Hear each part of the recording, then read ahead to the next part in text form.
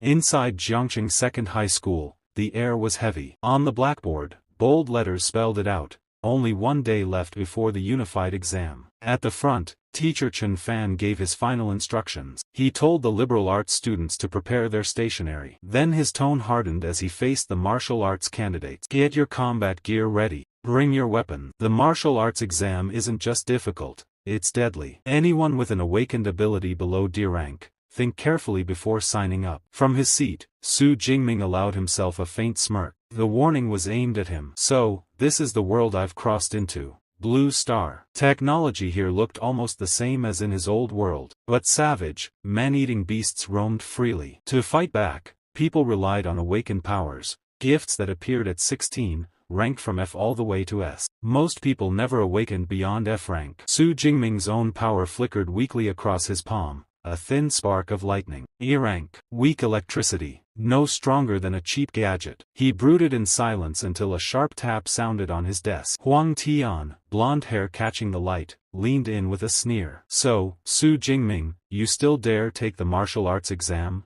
With trash like you, you'll only drag down the school's name. He smirked. Do yourself a favor. Stick with liberal art. Who knows? Maybe one day, you'll get lucky, be a clerk in my company. Before Jingming could answer, a chair scraped back. Lin Qinghuan stood, her voice clear. Mind your own business. Huang Tian scoffed, his confidence unshaken. Fine. During the exam, I'll show you all who really stands above. As he walks away, he throws one last vicious remark over his shoulder, predicting Su Jingming will die in the exam field. Once he's gone, Lin Qinghuan turns back to Su Jingming, her voice softer now. She tells him not to take Huang Tian's words to heart, suggesting that choosing liberal arts might not be such a bad path after all. Su Jingming stays quiet deep in his own thought. His eyes drop to his exam registration form. On it, his ability is clearly listed. E-rank elemental. In the Great Daxia Kingdom, the education system is split into two paths. Those with weaker powers can take the safer route of liberal art, living an ordinary life. But the martial path, it's a gamble with danger at every step. For the martial exam, students are sent into restricted zones where savage beasts await. Only by surviving can they earn entry into an ability user university. Inside those institutions, years of harsh training can turn even someone ordinary into a true powerhouse. Su Jingming understands why both teacher Chen Fan and Lin Qinhuan worry for him. They fear the outcome if he dares to step onto that battlefield. But he also knows the truth. Running won't save him. The beast won't stop coming. That thought pulls him back to a memory burned deep in his heart. A beast tied from years ago. A small boy kneeling on the ground,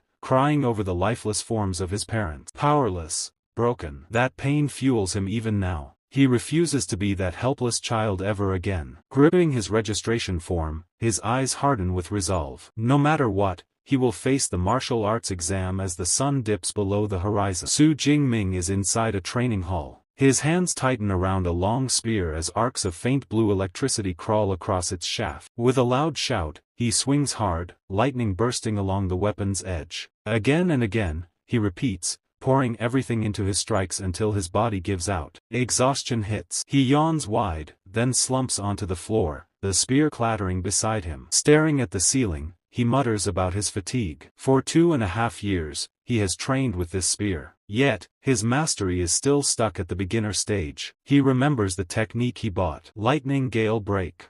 The price was steep, 300,000. But at least with it, he believes himself a little stronger than the average EI rank awakened. Still, the grim truth lingers. Year after year, the death toll for students below Dank grows higher. That knowledge only hardens his resolve. If he wants to survive, if he wants to step into an awakened university, he must fight with everything he has. Pulling himself off the ground, he walks toward a machine. His fist clenches as he reaches for its panel. Suddenly, a blue holographic screen flickers into existence before him. System activating. His eyes widen. Shock floods him as the display shifts again. Newbie gift package available. Claim. Lying there in disbelief, realization hits. Could this be it? The legendary cheat system that all transmigrators dream of? His shock quickly gives way to excitement. A grin stretches across his face as he thinks about what rewards might await. The system doesn't make him wait. The contents flash before his eyes. An S-rank super ability and 200 ability points. For a moment, he is completely speechless. An S-rank ability, the rarest of the rare. In a nation as powerful as Daxia,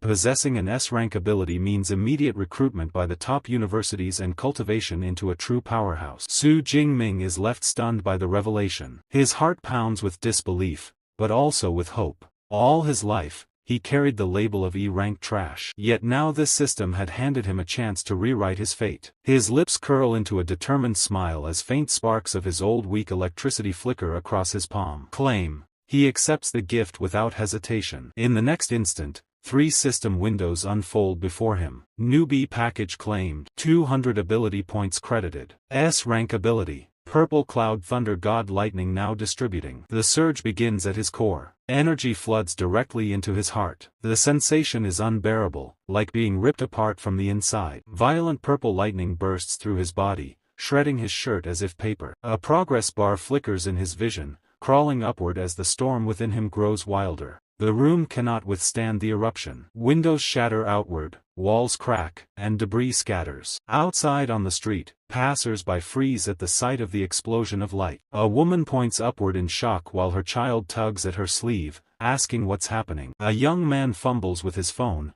frantically urging someone to call the fire department for the Su family son. Inside, Su Jingming thrashes as the process climbs past 50%. His cries are drowned out by the roar of thunder. On the streets below, people watch as the sky itself darkens. Clouds twist and churn, and from them emerges a colossal dragon woven entirely from lightning, its body stretching across the heaven. The sight draws the attention of powerful figures. In a high rise, one man wonders aloud if a terrifying beast has breached the city. Elsewhere, a military commander barks orders, mobilizing Jiangqing 3rd Legion in a high alert. The dragon above lets out a silent roar, then dives downward, its massive form collapsing into a torrent of energy that pours straight into Su Jingming's body. He screams one final time. Then the progress bar blazes to full. Ability transformation complete. The violent storm ends in an instant. The oppressive pressure vanishes, leaving the training hall in ruins. Su Jingming remains standing amid the wreckage, chest heaving, sweat dripping. Slowly, he lifts his hand. Blue and purple lightning coils tightly around his fist,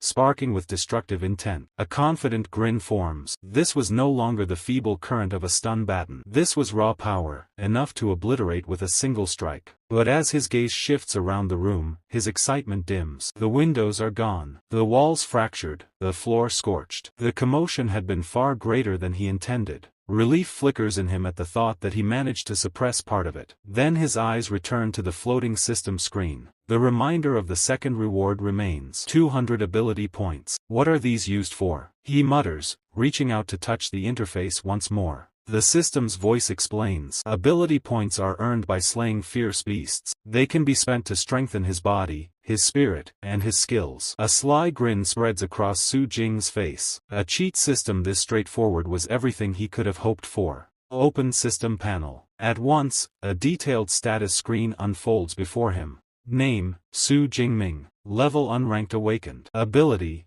S rank, Purple Heaven, Divine Thunder. Ability points 200. With a unified exam just one day away, his gaze sharpens. He knows these points must be used wisely if he's to maximize his strength. Blue sparks crackle across his fingertips as he commands. Allocate points. He thinks carefully. All abilities stem from the body and the spirit. Only by strengthening both can he unleash his full potential. He directs the system to divide the points between them. The upgrade begins instantly. His stats for physique and spirit skyrocket. A swirl of dark purple energy erupts around him, filling the room with violent pressure. His mind spins as he marvels at the change. The surge of vitality coursing through his veins, his thoughts clearer, sharper than ever before. Clenching his fist, he feels power gathering. He swings once. The air itself cracks apart as a vortex of blue and purple lightning blast from a strike, far beyond anything he could have produced before. Looking down at his sparking hand, he understands by elevating his raw attributes,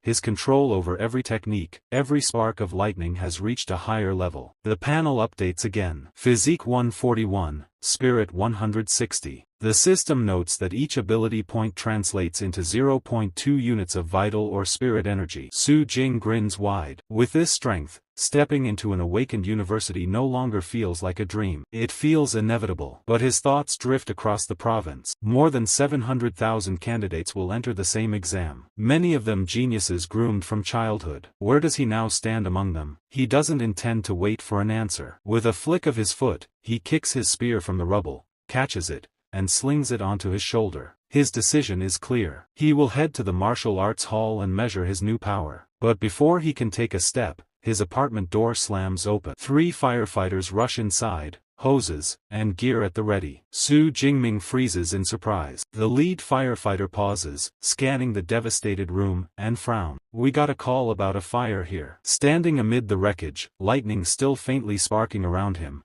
Su Jingming straightens and replies calmly. "It was just ability training. Everything's fine now." The lead firefighter accepts Su Jingming's explanation. Incidents involving awakened individuals aren't unusual, and he knows better than to press further. With a nod, he radios his team to withdraw. As they head out, he glances back one last time, a trace of admiration in his eyes. To think the younger generation could create such a disturbance simply by training. It was impressive. Soon, the fire truck pulls away, leaving the street quiet again. Now dressed in his school uniform with his spears slung over his back, Su Jingming walks down the road. His neighbor, Uncle Yang, waves him over with concern, asking if he's all right after the supposed fire. Su Jingming reassures him that everything is fine. Uncle Yang notices the spear and chuckles, praising him for his diligence, even training with the exam just a day away. The narration shifts, explaining the role of martial arts halls in this world. For awakened individuals, growth comes from developing both the body and the spirit. Martial halls are vital for this progress,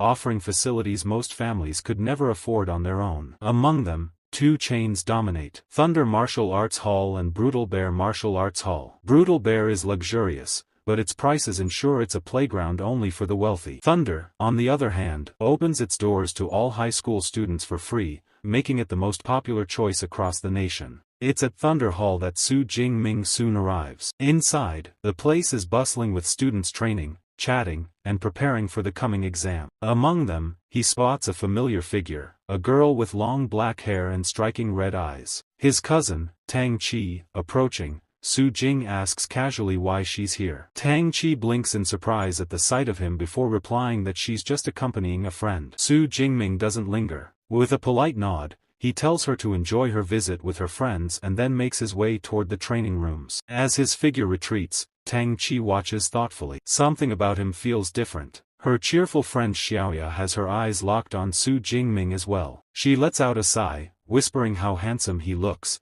and quickly asks Tang Qi who he is. Tang Qi replies that he's her cousin, a third year like them, also taking a martial arts exam tomorrow. Xiao practically glows with excitement, swooning that he'd make the perfect boyfriend. A male friend immediately teases her for falling in love at first sight, and she admits without hesitation that she is, but Tang Qi quickly grounds her. She reminds Xiao that Su Jingming's awaken ability is only E rank. The words hit hard. Xiaoya's fantasy shatters instantly and she groans in disappointment, lamenting, "What a pity." The male friend smirks, saying, "It's admirable that someone with such a low rank even dares to attempt the martial arts exam." Tang Qi, however, doesn't share his humor. Her expression darkens as she mutters, "Courage means nothing when the risk is so high." Deciding not to dwell on it further, she steers the group back to their purpose. They're here to tour the hall. Xiaoya nods, brushing aside her earlier heartbreak, and mentions that she spent her entire high school years training at the costly Brutal Bear Hall. With the exam tomorrow, she thinks it'll be nice to unwind here for a change. Meanwhile, Su Jing steps into an empty training room. In front of him stands a large round testing target. He grips his spear tightly, immediately, noticing how much lighter it feels in his hands. The weapon itself hasn't changed. His body has. His strength has grown to the point where this old spear almost feels like a toy. Still, with the exam looming tomorrow, there's no time to replace it. For now, it will have to do. He decides to start simple. No lightning, no abilities, just pure physical strength. Taking a deep breath, he steadies his stance, muscles coiled with power. Then with a sudden thrust, he drives the spear straight into the target center. The impact shakes the room, cracks spider across the advanced alloy surface, and the digital display above it blazes. The target slowly knits itself back together, memory metal restoring its form. Su Jingming stares in disbelief. His raw strength had more than doubled. For ordinary, unranked awakeners, 100 calories was considered peak output. He had tripled that baseline without even using his ability. Excitement surges through him. Now it's time to see the true extent of his new power. His eyes gleam with a faint blue glow. Sparks of purple and azure lightning crawl across his body, dancing wildly along the length of his spear. With a powerful leap, he raises it overhead and brings it crashing down. The room erupts in thunder. Arcs of lightning explode outward as the target absorbs the strike. The display above flickers before settling on an astonishing number, 3021. Su Jingming's heart pounds. Just one strike, and he's already reached the level of a mid-tier First Order Awakener. The official standard for breaking into First Order was 1000 calories. He wasn't even ranked yet, and he was already triple that, but he isn't satisfied. Lightning continues to crackle around him as he declares this isn't his limit. Drawing on everything, his new physique, his enhanced spirit, his devastating S-rank ability, and the spear skills he's honed for years, he begins to channel all of it into one decisive move. The spear glows, swallowed by searing purple lightning.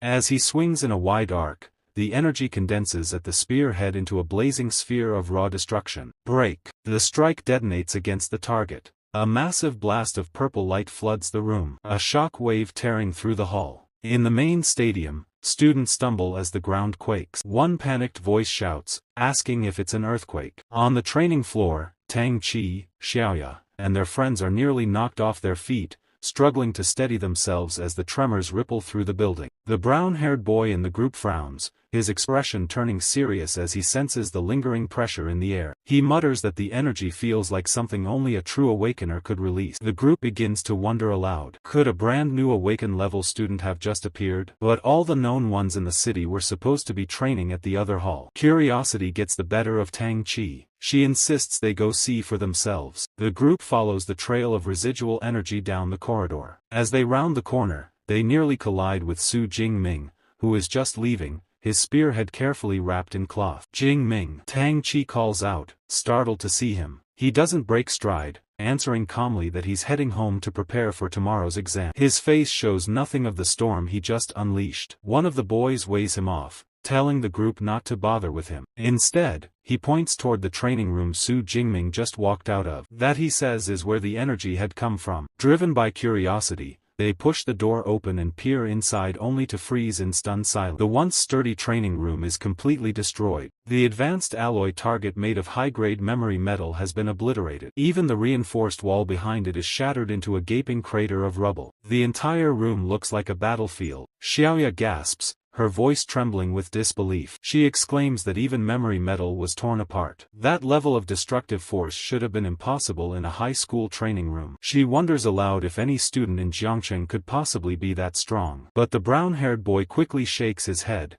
placing a hand against the crater's jagged edge. He says the residual energy is far too violent to belong to a student. His theory is simple. A powerful second-order ability user must have accidentally wandered onto the student floor. Another friend nods in agreement, adding that not even a genius from the provincial capital could cause this much damage, let alone someone from their small city. But Xiao refuses to let it go. Her eyes brighten with excitement as she blurts out her own theory that maybe, just maybe, Su Jingming is actually a hidden super genius. Her friends immediately burst into laughter. One teases her for reading too many novels, while another points out coldly that Su Jingming is a known ear rake. At best, his strikes would only hit 300, nowhere near this scale of destruction. The boy offers another explanation. Whoever caused the devastation must have left through another corridor. Then he turns to Tang Qi, who's been quiet the whole time, and asks what she thinks. Tang Qi doesn't argue. She only says one word. Maybe. Stepping past them, she runs her hand across the ruined wall. Her eyes narrow as she studies the marks embedded deep in the rubble. The grooves are unmistakable. They look exactly like the aftermath of a spear strike. The image of her cousin holding his spear flashes through Tang Qi's mind. A heavy doubt begins to settle in her chest. She silently wonders if Su Jingming taking the martial arts exam is really courage or just him overestimating himself. The next morning arrives bright and clear. The day of the martial arts exam. Dozens of buses roll up to a massive fortified testing ground, unloading waves of students, each carrying their chosen weapons. Among them is Su Jingming, walking with a calm, steady confidence,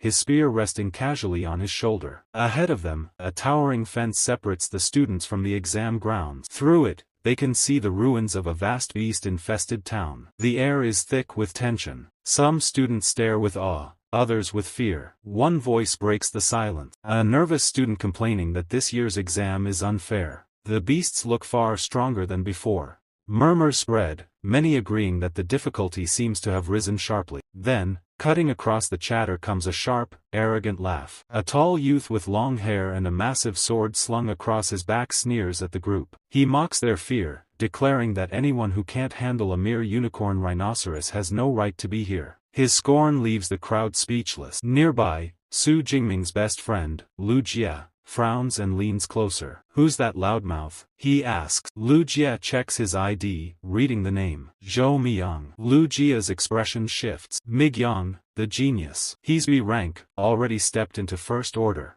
That's something only a handful of high schoolers have ever managed. Su Jingming's eyes linger on the prodigy. A confident smile touches his lips, a flicker of competitiveness shining within. Quietly, he wonders between them who is stronger. Before the thought can deepen, a booming voice echoes over the venue. Candidates' attention. All eyes snap toward a scar-faced man in a military uniform standing atop an armored vehicle. His presence alone silences the crowd. "I am Commander Wang Haiyang," he announces, chief overseer of this year's martial arts exam. "Before we begin, listen carefully to the rules." He gestures to the ruined town sprawling beyond the fence. The exam runs for 12 hours. 9 a.m. to 9 p.m. The battleground is divided into 4 zones: outer, central, inner, and core. Points are earned by slaying beasts. The stronger the beast, the higher the score. His voice hardens, his expression grave. The core area is a bonus section. Only the best should dare to step into it. Remember, your lives come first. Do not gamble with them for a higher score. As a commander's warning hangs in the air,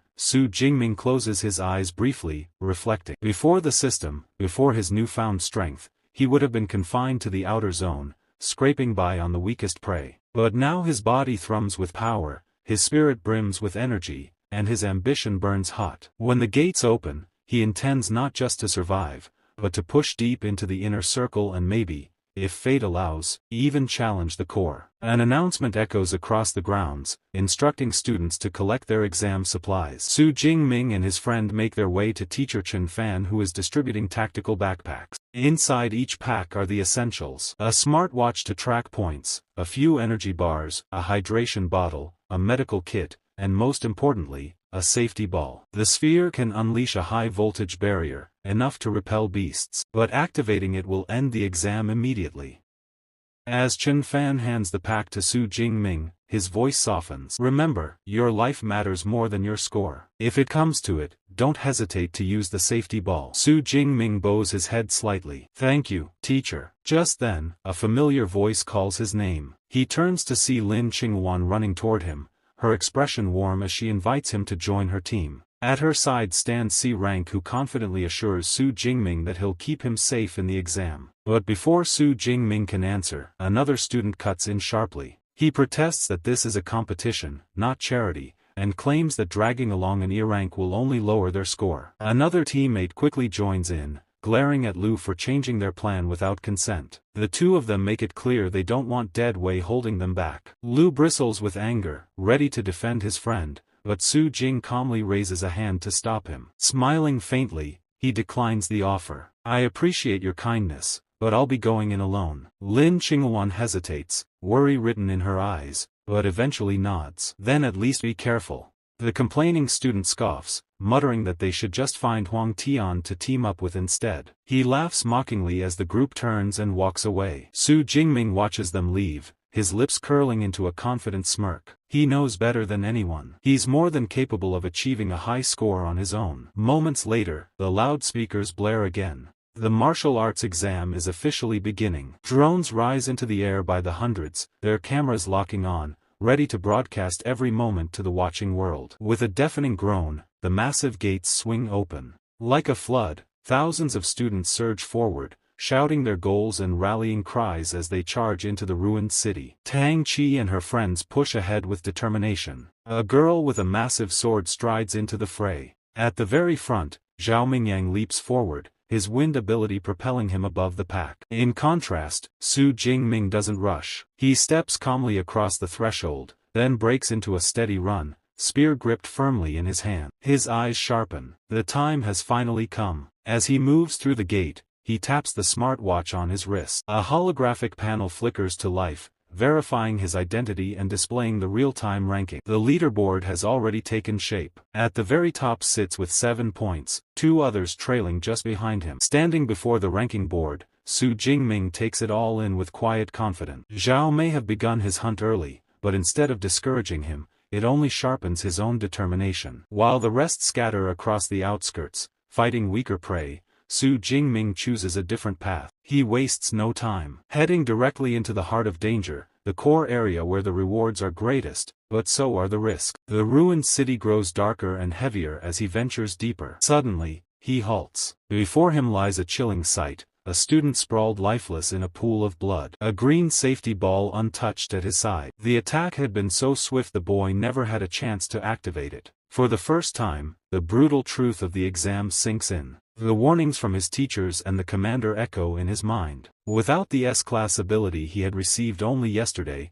he could just as easily have been that body on the ground. With a firm breath, he steadies himself. Kneeling down, he retrieves the fallen student's smartwatch, sending out the signal for recovery. Opportunity always comes hand in hand with danger. He reminds himself, but then movement. A faint sound from the shadows. Out of a crumbling building emerges a massive clawed paw. A moment later, glowing purple eyes pierce the gloom. A shadow cat steps forward. In an instant, Su Jingming grasped the trap. The beasts left the corpse here as bait, and now the predator strikes. The cat burst forward, a blur of claws and shadow, its speed almost too fast to follow. Su Jingming moved just as swiftly, body tilting aside with calm precision, letting the strike cut nothing but air. The beast landed light as smoke, twisting with predator's grace, golden eyes fixed on him like blades. This was no ordinary monster. Its very name carried the weight of blood and fear, a nightmare for those untested. Muscles coiled, fangs flashing,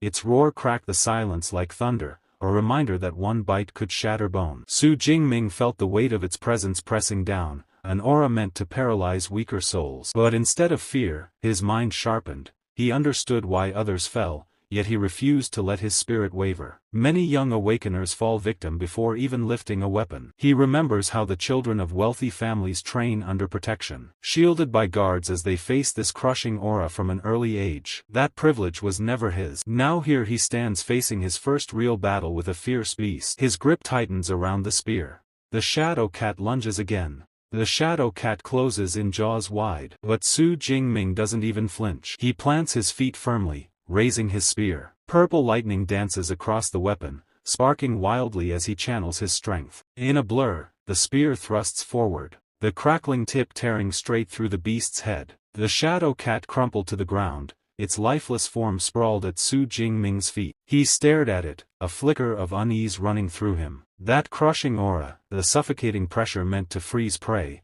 it hadn't touched him at all. Strange. Before the thought could settle, a blue holographic screen shimmered above his watch. Kill confirmed. Fierce beast eliminated. Target, shadow cat, unranked. Ability points +3. The text rolled on, reminding him of the system's cold order. Beasts ranked from 1 to 9. Anything beneath rank 1, just like human awakeners without rank, counted as unranked, weak on paper, deadly in reality. His gaze slid to the map glowing faintly on his wrist. 3 points. After all that, the reward felt painfully small. Unranked beasts are hardly worth his time. Now that he knows their aura has no effect on him, there's no reason to linger in the outer area. His goal is clear, the dangerous core of the battlefield. Without hesitation, he advances. Along the way, unranked beasts rush him. Shadow cats, iron-furred boars, wolf-like predators. Each one falls effortlessly, his spear cutting them down in a bloody trail. 3 points here, 5 points there. The numbers grow steadily, but something gnaws at him. This power of his, it's too overwhelming. Every strike ends a fight instantly. There's no real struggle, no chance to polish his technique. Worse, the energy drain is immense. He remembers his old E rank ability, one he could maintain for hours without worry. But this new S-class power at full strength, he couldn't last even a single hour. And the exam is 12. He clenches the spear tighter. A new plan forming. From here on, he'll fight without relying on that devastating lightning. He'll conserve his strength and, more importantly, gain the battle experience he needs. The spear alone will be his weapon. But before he can put this strategy to the test, the ground trembles. A massive shadow looms ahead. Bursting through the ruins, a towering bipedal unicorn rhinoceros stomps into view. Its roar shakes the air as it lowers its head, hurling a wrecked car aside like a toy. The beast charges. Su Jingming doesn't retreat. He braces himself, spear in hand. The horn smashes into him with bone-crushing force, sending him flying back. Yet in mid-air, he twists his body with impossible agility, turning the momentum into an advantage. He flips, spear raised high, descending like a thunderbolt. The rhino barely has time to react before the blade plunges deep into its skull. With a single precise strike, the massive beast collapses under him. The colossal rhinoceros crashes to the ground, lifeless. Su Jing exhales lightly, surprised at how effortlessly it had fallen. Even a beast of that size hadn't been much of a challenge. A thought flickers through his mind. Had his spear technique advanced without him noticing? He summons his system panel and the confirmation appears before him. His spear technique has reached the intermediate stage. His ability points is, now totaling 256, gleam on the display. The realization is clear. Relying on his spear mastery is the fastest way to grow stronger. Without hesitation, he invests his points into the technique once more. In an instant, his mind is flooded. Countless advanced movements, intricate footwork, and deadly thrusts surge through him, searing themselves into his muscle memory.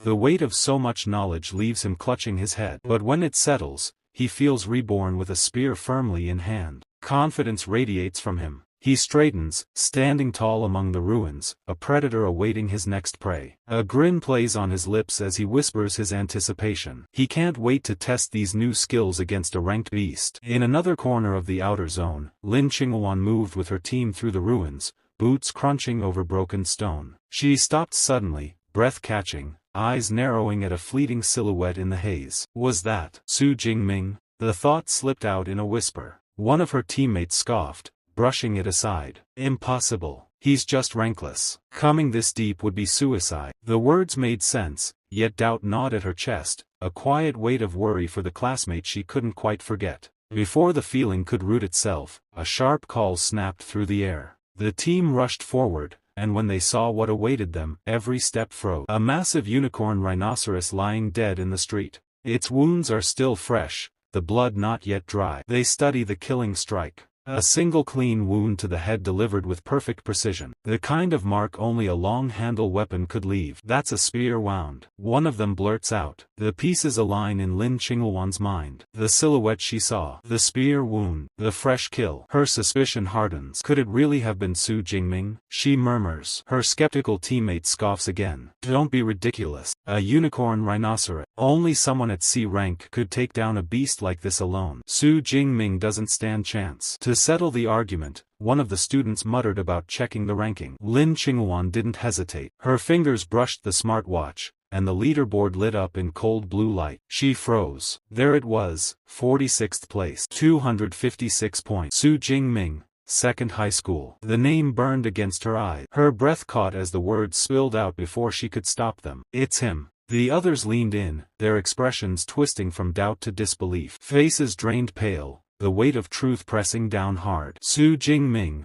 that Su Jingming, the one they mocked as useless, now standing in the top 50. No one wanted to believe it. Their voices stumbled over excuses, clinging to denial. A mistake, a coincidence, just someone with the same name. But their voices falter, doubt clouding their certainty. Far away from the battlefield, in a hall filled with massive viewing screens, officials and VIPs watch the rankings climb in real time. A spectator leans back with a satisfied tone. As expected, First High School is dominating. Look at the top 10. And Zhou Mingyang rank 1 with 412 points. At this rate, he'll surely be recognized as Jiangxing #1 student. Another official chimes in, eyes narrowing. If he keeps this pace, maybe, just maybe, he could even break into the provincial top 100. Our city hasn't had that kind of talent in years. At the center of the group sits Zhang Wenshan, director of the Jiangxing Education Bureau. A smug smile spreads across his face. Zhou Mingyang is indeed the pride of our city. He will reach the provincial top 100. Mark my words. He turns with praise toward the principals of 1st and 3rd High,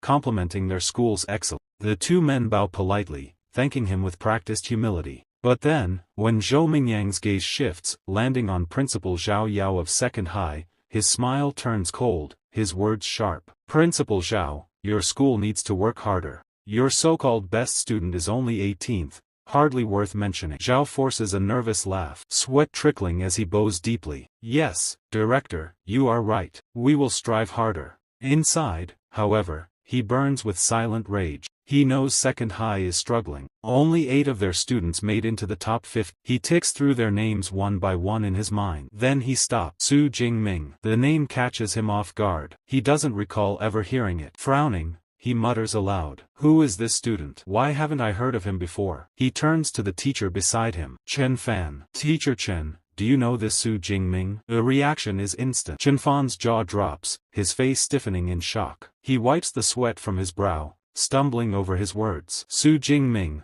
that's the weakest rank in my class. The room falls silent. Chen Fan shakes his head furiously, struggling to process it. Could Su Jingming have been hiding his true power all along? No. Impossible. It makes no sense. Frustration boils inside him as he looks at the monitors. Only the top 10 students have cameras trained on them. And Su Jingming's name is far below that threshold, which means for now, nobody has any idea what he's doing or how an E-rank is tearing his way up the ranks so fast. Back inside the exam venue, Su Jingming has already broken through the outer area and stepped into the central zone where danger thickens with every step. The ruined streets are quiet, almost unnervingly so. A glass bottle crunches under his boot as he walks, pausing only to unwrap an energy bar and take a few steady bites. He notes the change immediately. Fewer beasts prowl here. That only means one thing. Ranked creatures. Beasts with intelligence, instincts, and territory of their own. The kind of opponents who truly test strength. Suddenly, he freezes. His senses sharpen, locking onto something ahead. His gaze narrows. Finally, my target arrives. A thunderous crash erupts as a striped monster bursts through a heap of wrecked cars. Muscles rippling,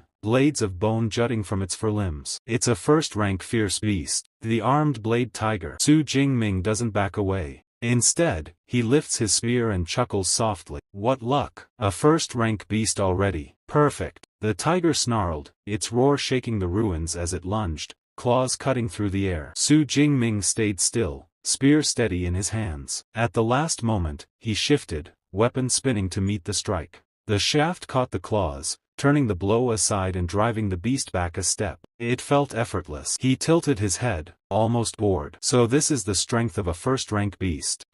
If it were Tiger King, maybe I'd bother to take it seriously. The mockery struck deep, and the arm-blade tiger's roar grew harsher. Fury burned in the tiger's eyes. Su Jingming lowered his stance, voice steady and cold. Enough. I'll send you on your way. In a flash, he surged forward, spear cutting the air before driving deep into the beast's shoulder. Blood burst out as the tiger roared in pain, but Su Jingming gave it no chance to recover. His grip stayed calm, his advance unyielding, every step forcing the attack deeper. The wound only twisted the beast further, pushing it into wild madness. The tiger's eyes flared with a teal glow as it rose onto its hind legs, towering like a mountain. With a roar that split the air, its bladed claws crashed down, aiming to tear Su Jingming apart. But he was faster. His body bent, pivoted, hands snapping to a nearby lamp post as he swung around it with flawless control. The claws ripped through empty space where he had been a heartbeat before. In the same motion, his swing carried him into perfect position, landing light and steady, spear poised. Su Jingming drew in a calm breath, ready for the counter. His eyes fix on the arm-blade tiger, bleeding, battered, but still unwilling to back down. Its stubborn fight earns a brief nod of acknowledgement from him. But then his voice cuts through the air, cold and final. Enough. Any further resistance is meaningless. He raises his spear, channeling energy into the weapon. A swirling gale of blue lightning coils around the shaft, humming with raw power. Lightning gale break. His body blurs into motion. With a fierce cry, he spins, the spears slicing through the air again and again. Brilliant arcs of light streak outward, forming a storm of slashing energy. The devastating strike crashes into the beast. The arm-blade tiger roars one last time, a sound of pain and defiance before its body is shredded by the violent vortex. With a thunderous crash, it collapses to the ground, life. Almost instantly, his smartwatch chime. Kill confirmed. Target. First rank Armblade Tiger. Ability points plus 14. Su Jingming glances at the notification with quiet satisfaction. 14 point. Nearly double the reward of an unranked kill. A thought crystallizes in his mind. While this exam is a battlefield of life and death for others, for him it's a treasure ground, an opportunity to grow stronger at an incredible pace. His grip tightens on the spear. Determination burns within him. He vows to claim as many points as possible, hunting the most powerful beast this arena can throw at. Far away in the audience stands, the tension thickens. Every eye is fixed on the leaderboard. Su Jingming's name now glows at 32nd place, 328 points. An official leans forward, turning sharply toward teacher Chen Fan. This student, he's from your class, isn't he? Suddenly, Chen Fan is the center of attention. Colleagues turn to him with admiration. Incredible. Only students from your class have broken into the top 50 from second high. Another nods approvingly. Your teaching methods must be remarkable. Flustered, Chen Fan forces a modest smile, waving off their praise. Ah, it's not me. The students worked hard for this. That's all. Before the conversation can continue, a shout erupts from the crowd. Look, the rankings again. Heads snap toward the massive screen. Su Jingming's name leaps upward now at 25th place. Gasps ripple through the hall. Impossible. His score just jumped by 44 points at once. Director Jiang Wenshan narrows his eyes, quickly running the number. A peak unranked beast gives at most 6 points. A low-grade first rank yields 14 to 16. For someone's score to spike that sharply, multiple high-tier kills must have been made almost simultaneously. Principal Xiao continues the calculation aloud, his voice trembling. The rankings refresh every 4 seconds, which means he stops, face pale. The implication is staggering. An E-ranked student from his own school might be mowing down ranked beasts in the central zone with terrifying speed. Director Zhang Wenshan quickly finishes the math. In just 4 seconds, Su Jingming had to have slain either 5 peak unranked beasts or 3 low-grade first rank. A rare smile tugs at his lips. Such performance. It's been years since we've seen anything like that. He turns toward Principal Xiao, his tone almost curious. Tell me, why have I never heard of this student before? He seems to be quite the prospect. Principal Xiao swallows hard, still reeling. I only just learned of him myself. We'll have to ask his homeroom teacher. He snaps his fingers, summoning Chen Fan forward. All eyes turn to the nervous teacher. Beads of sweat trickle down his forehead as he bows before the city's top official. Su Jingming. He awakened only an E-grade ability. Weak electricity. The words hang in the air like a thunderclap. The principal's jaw tightened. Are you certain? Could you be mistaken? Chen Fan shakes his head rapidly. No mistake. I was there. I even warned him not to join this exam. His ability was far too weak. A hush falls over the room. Director Zhang Wenshan leans back, eyes gleaming with intrigue. An E-grade, yet he's climbed this high. That means his strength comes from elsewhere. Interesting. Very interesting. He steeples his fingers, voice steady, but firm. We'll soon have our answer. With this momentum, he's bound to break into the top 10. Once he does, the cameras will be on him, and we'll see exactly how he's achieving this. His smile fades into a sharp edge. But if he's cheating, there will be consequences. No sooner do the words leave his mouth and gasps erupt. Principal Xiao and teacher Chen Fan stare wide-eyed at the leaderboard. Rank 9, Su Jingming. He has done the impossible, forcing his way into the top 10. And sitting just beneath him at number 12, his cousin Tang Qi. Elsewhere in the exam hall, Tang Qi, now bearing cat-like ears and a sleek tail,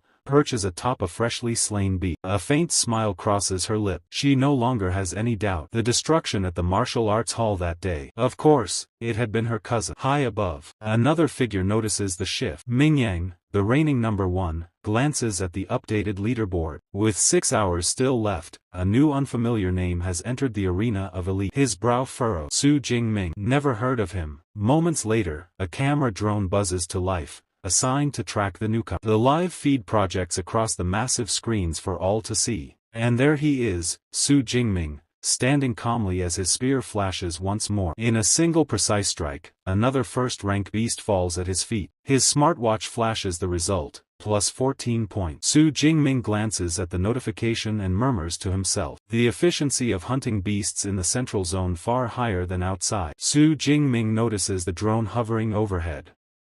A faint smile tugs at his lip. He must have entered the top 10. Standing over the corpse of his latest kill, he reflects briefly. This exam is more than survival. It's a trial of strength and potential. Those who shine brightest will earn recognition. With that in mind, he sees no reason to conceal his power any longer. Breaking into the top 10, he mutters, eyes sharp. This is only the beginning. Before moving on, he calls up his system panel. His spear technique gleams at the advanced stage. His total points 312. Yet, disappointment flickers across his face. Despite all this, his rank still reads awake. No automatic promotion. He thinks it through quickly. To ascend to a true ability user, he'll need a proper cultivation method, something far beyond reach in this exam. Fine. If he can't advance rank, then he'll sharpen his foundation. He spent his points without hesitation. Physique plus 40, spirit plus 22. A rush of strength surges through his body. Muscles tighten, senses sharpen. He clenches his fist, eager for the battles ahead. Soon, the ruins open into the entrance of the core area, the deadliest zone of all. And there, the sight before him is savage. 9 armored tigers feast on the carcass of a fallen rhinoceros, their metallic hides glinting under the dim light. But it's the one in the center that holds his focus. Larger, stronger, radiating a crushing aura. The armored tiger king. Su Jingming's lips curl into a grin. What a harvest. He's about to step forward when his instincts flare. Someone else is near. Without turning his head, he calls out, enough hiding. Come out. Footsteps echo and from the shadows emerges, the number 1 ranked student. His eyes gleam with interest. Impressive to sense me so quickly. I didn't expect the mysterious newcomer in the top 10 to be you. Su Jingming. Recognition clicks immediately. Su Jingming narrows his eyes. The top-ranked student. How did you know who I was? Mingyang chuckles, drawing closer. He had watched every strong candidate who could reach the core zone, but this name had climbed fast and felt unfamiliar. Who else could it be? He nodded toward the tigers feeding, hand resting on his sword hilt. I've been watching them, he said. The armored tiger king was a mid-grade first-rank beast with 9 at its side. No one person could face them all alone. Su Jingming tightened his grip on his spear, suspicion threading his voice. What, you want to steal my prey? Mingyang shook his head. Not at all. I do not need to. But that pack, no matter how strong you are, going alone is reckless. Join me and we will bring them down together. Zhao Mingyang's offer met 2 cold words from Su Jingming. No need. The tone left no room for argument. I'm more than enough by myself. He sounded calm, sure, and strangely distant. Without hesitation, he stepped into the open. Boots crunched over the shattered pavement, and every armored tiger turned its gaze toward him. A low chorus of growls rolled through the ruins. Atop the rhino carcass, the tiger king threw back its head, roaring, its authority shaking the air. Su Jingming's eyes narrowed, taking in the scene. As expected from a king-led pack, they had formed a crude formation, stronger ones at the front, weaker flanking behind. They weren't mindless, they were disciplined. The tension snapped when one tiger broke from its rank, charging him with lethal speed from a hidden angle. Zhao Mingyang froze, eyes wide with disbelief and awe. Was Su Jingming rushing toward certain death, or was his confidence real? Su Jingming stayed still, spear held low, calm radiating from him. The tiger closed in, claws aimed to kill, until in a heartbeat the spear sprang to life. It spun so fast the shaft became a whirling circle, energy crackling in violent waves. Then, boom, a sweeping strike ripped through the air, a crescent of raw force wide enough to hit multiple targets. The first tiger didn't stand a chance, and the one beside it fell just as easily. Flesh and bones split cleanly as the spinning sweep rips through them. Blood erupts across the ruined street as 3-4 tigers collapse instantly. Notifications flare across his smartwatch. Ability points increased by 25. The pavement runs red as the broken bodies slump to the ground. In an instant, half the pack has been erased. The Tiger King's furious roar splits the sky, the air trembling with rage. Su Jingming glances at the carnage with only mild dissatisfaction. TCH, my body's still not strong enough. Could have ended them all in one strike. The surviving tigers regroup, circling him like predators, cornering prey. The king steps forward, its teal eyes burning with fury. Then it opens its jaws wide. The roar that follows isn't just sound. It's a sonic weapon vibrating with lethal force. The shockwave shatters every nearby window, sending glass raining down like a storm. The ground itself seems to tremble under the beast's fury.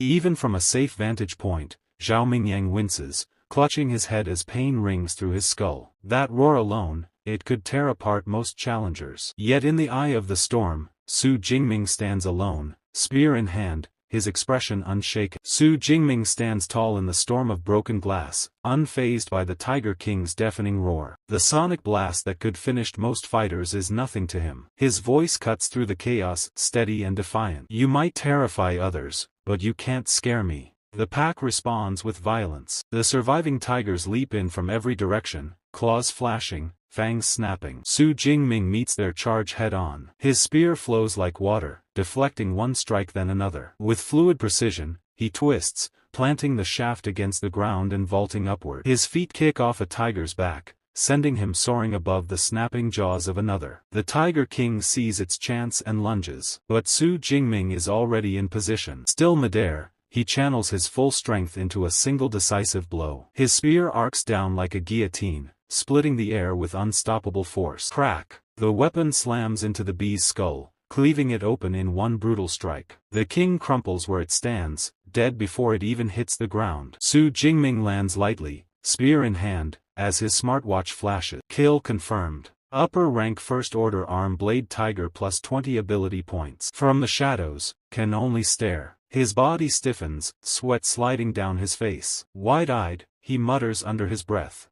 Impossible. He wiped out the entire pack by himself. What kind of monster is he? Su Jingming meanwhile is exhilarated. His points have surged. The tiger pack slaughter granting him a massive harvest. He grins, thoughts racing. If I keep this pace, how many points can I rack up before the 12 hours are over? The more I gain, the stronger I become. He turns to leave, ready to hunt again. But before he can take another step, Zhao Mingyang bursts from his hiding place. Wait, Zhao demands, his voice sharp. How did you do it? Crushing an entire pack like that with just a spear? Your ability? Is it some kind of reinforcement type? Su Jingming barely glances his way. With a powerful leap, he pushes off into the distance, calling back casually, lightning type. Zhao Mingyang freezes, rage boiling beneath his skin. He clenches his fist, teeth grinding. Lightning type. TCH. Does he think I'm a fool? He's mocking me. The thought burns deeper as realization hits him. If Su Jingming is killing this many beasts, his score must be skyrocketing.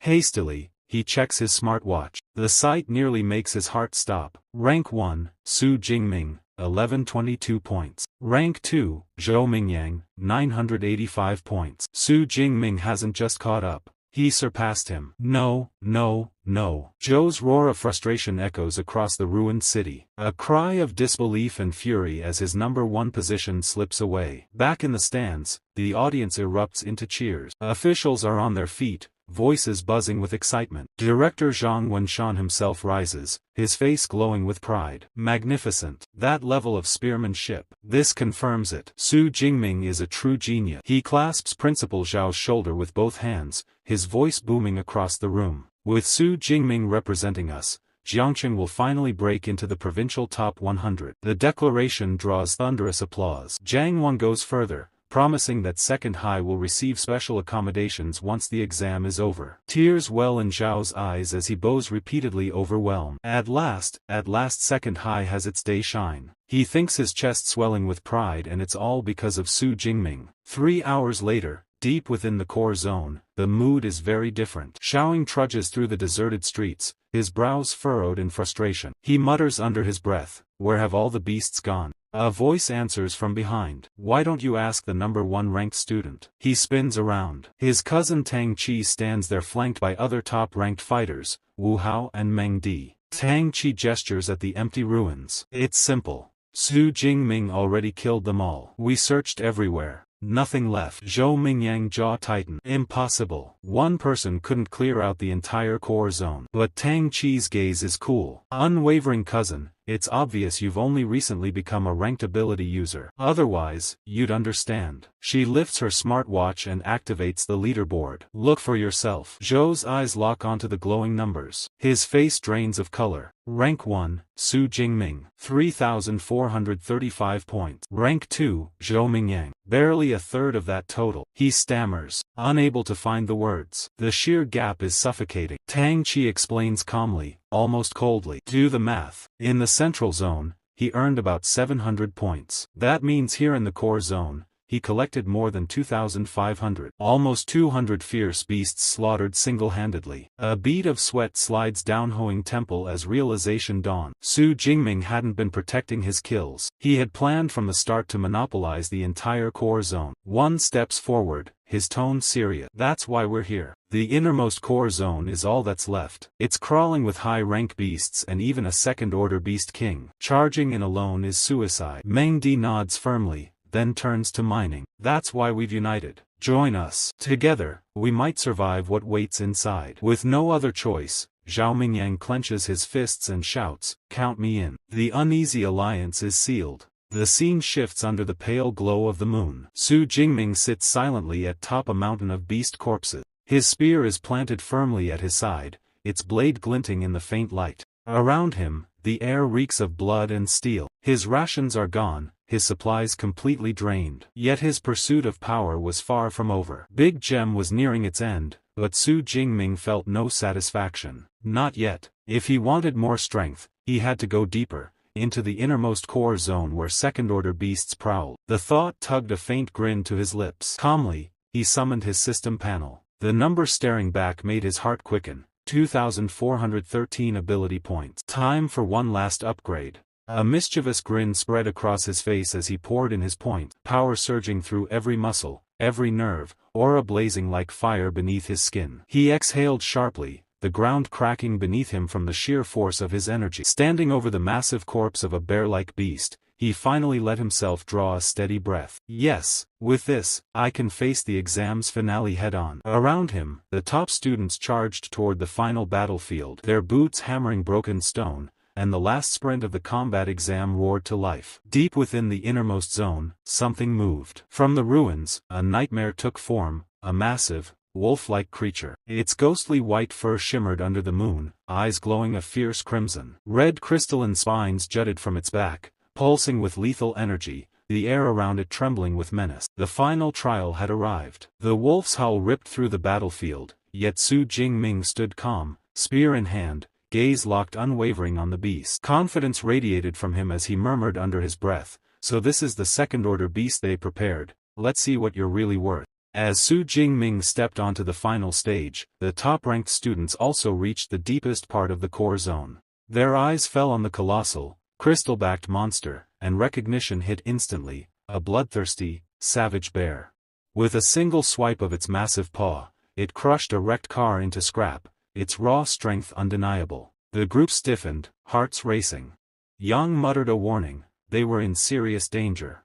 Meng Di added grimly that this rare beast's hide was tougher than E-grade alloy, strong enough to shrug off even missiles. Worse still, a single strike from its massive paw could annihilate them all in an instant. Tang Chi, eyes wide with fear, urged abandoning the mission, knowing the odds were brutally stacked against them. But the nightmare wasn't over yet. The Bear King wasn't alone, an entire pack of elite first-rank beasts circled it, deadly, disciplined, and ready to strike. One student grimly noted that charging in would get them slaughtered by the horde before the bear even lifted a claw. Tension finally snapped when another gave up, voice trembling, declaring there was no point risking their lives just for a higher score. Still, the team spirit is shattered beyond repair. Everyone's eyes snap in that direction. A lone figure is walking straight into the danger zone. Tang Chi's eyes widen in shock. She recognizes him. It's Su Jingming stepping fearlessly into the heart of the beast horde. With a fluid leap, Jingming lands inside the compound. The others watch in disbelief. Meng Di fall in love with the handsomeness of Jingming at the first sight. Zhou Mingyang curses the difficulty of the test while another student panics, crying out that Jingming's entrance has enraged the entire pack. The beasts roar in unison and rush him from all directions. Standing tall in the middle of the street, Jingming doesn't flinch. Within moments, the wave of snarling creatures swallows him whole.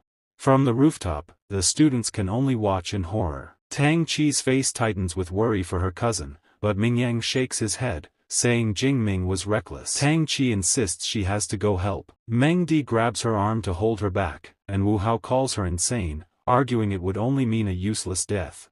But Tang Chi refuses to back down, shouting that Jingming is her cousin. She can't just stand by and watch him die. Before she can act, a massive surge of purple and blue lightning explodes from the center of the beast horde. The raw energy tears through the battlefield. Its brilliance so blinding the rooftop group is forced to shield their eyes. Mingyang stares wide-eyed, asking if this is the lightning power Su Jingming once spoke of. As the blinding storm fades, the aftermath becomes clear. The battlefield is littered with scorched corpses. The entire horde of first-level beasts has been annihilated. At the center of the destruction stands Su Jingming. Untouched. His body still wrapped in crackling purple lightning. He admits that raw strength alone wouldn't have been enough. So he unleashed his hidden trump card, his superpower. Feeling the surge of his street-grade ability, he allows a confident smile to spread across his face. With the lesser threats erased, his eyes turn to the real challenge. The bloodthirsty savage bear towering above the corpses of its fallen pack. The monstrous beast unleashes a roar that shakes the air, but Jingming stays composed. He studies his foe carefully, noting its massive frame and lack of agility.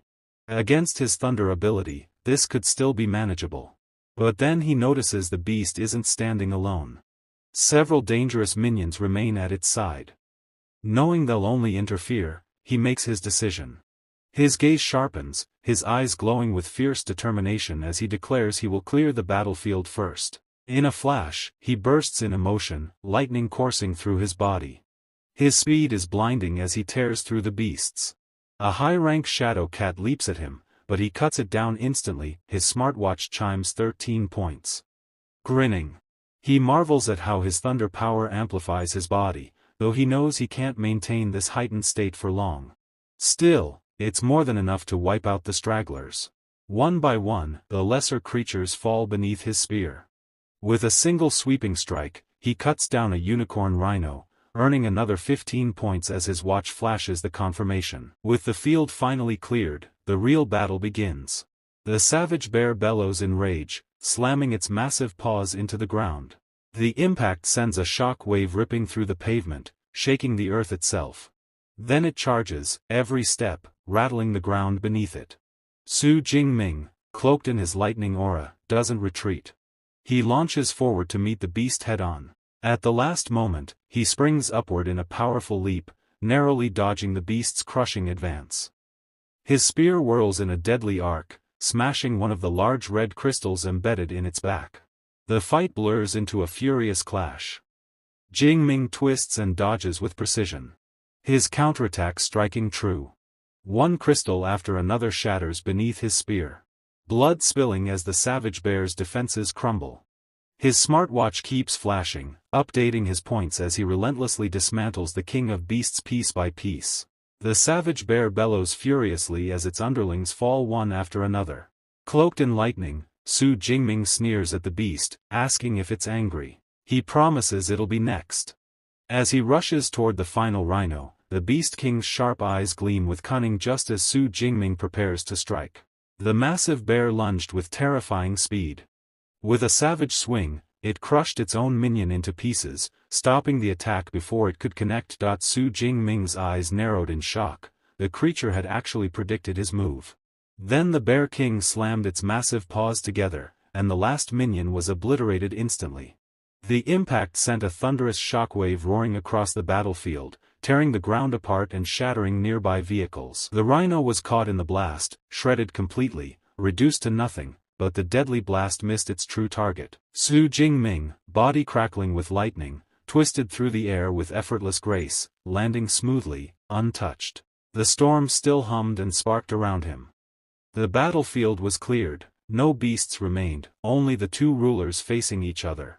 His grin sharpened, electricity surging violently through his veins, eyes glinting with fierce anticipation. With fierce resolve he declared that with the minions gone it was time to see if the savage bear's armored hide could withstand the full force of his thunder. Su Jingming lifted his spear high and attacked the beast with all his strength, aiming straight for its massive head. The moment his spear touched the creature, a deafening thunder blast exploded across the battlefield, shaking the ground beneath everyone's feet.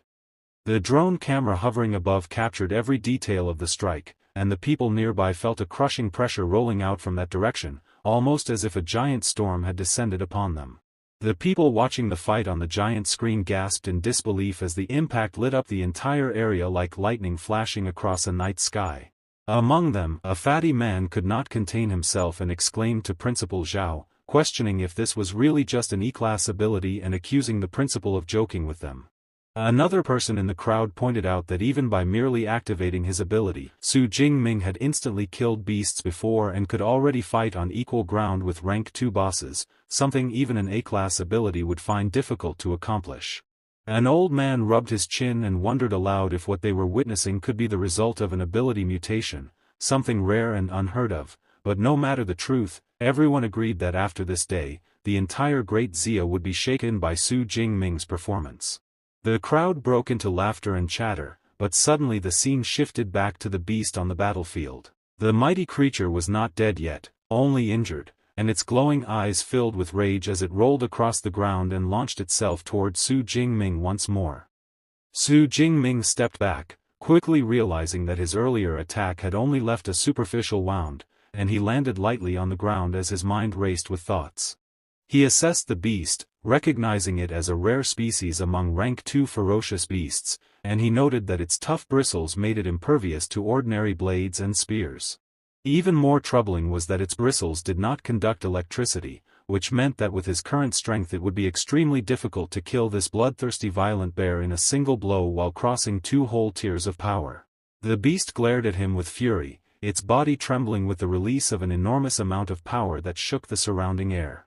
At that instant, the beast's power surged higher, and it suddenly charged toward Su Jingming in a fit of rage, its heavy body tearing across the battlefield like a landslide. Su Jingming quickly twisted his body and dodged its strike, blocking another attack with his spear as he observed its movements. He realized that the beast had entered its berserk skill state so early in the fight, which proved that it truly hated him with every ounce of its existence.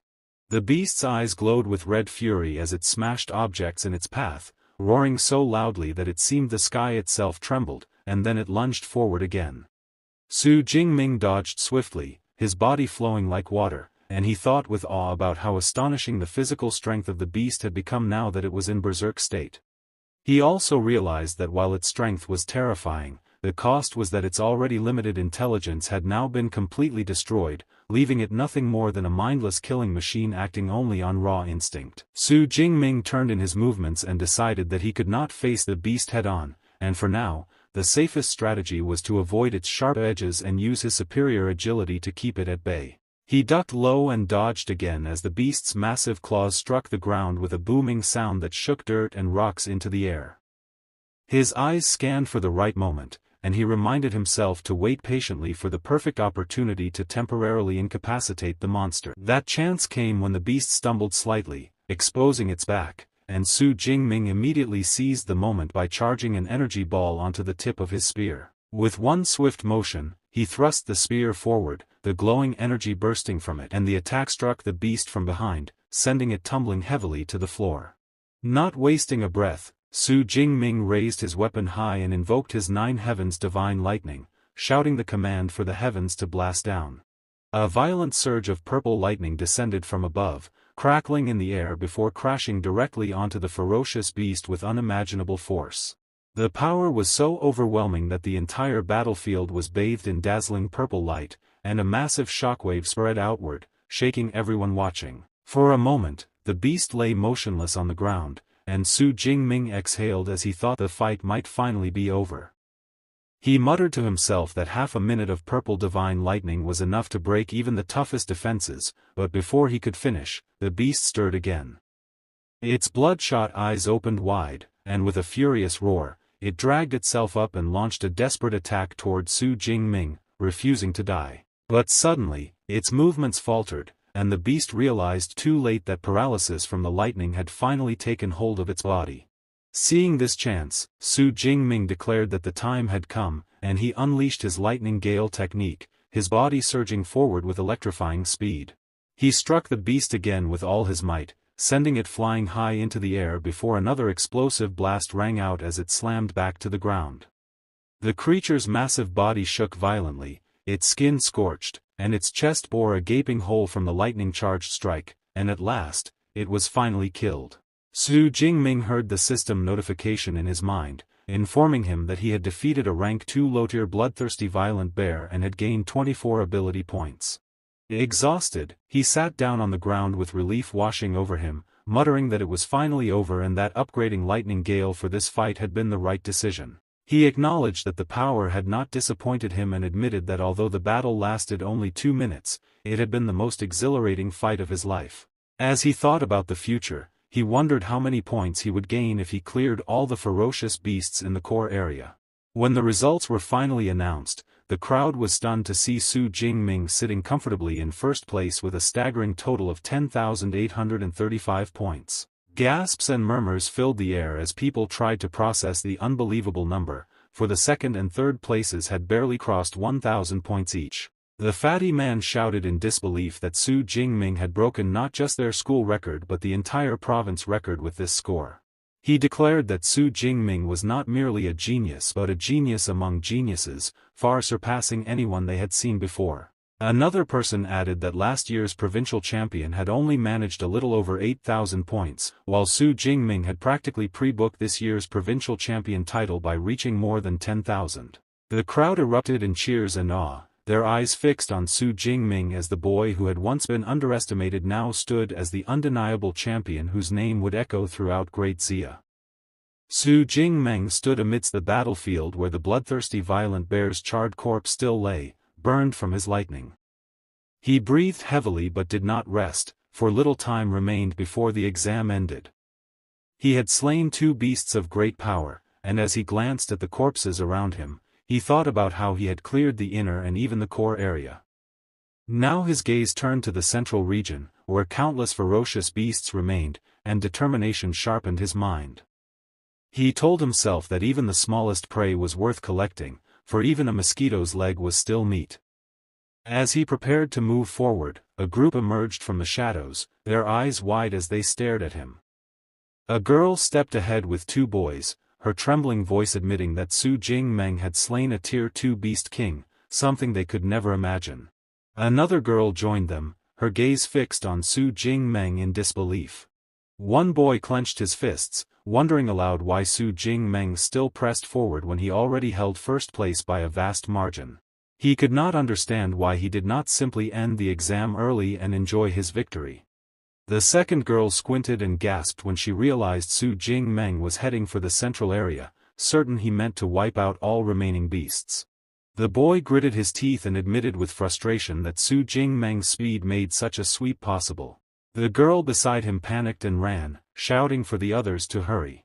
The second girl hesitated only a moment before crying out for them to leave her some beasts too, then dashed away.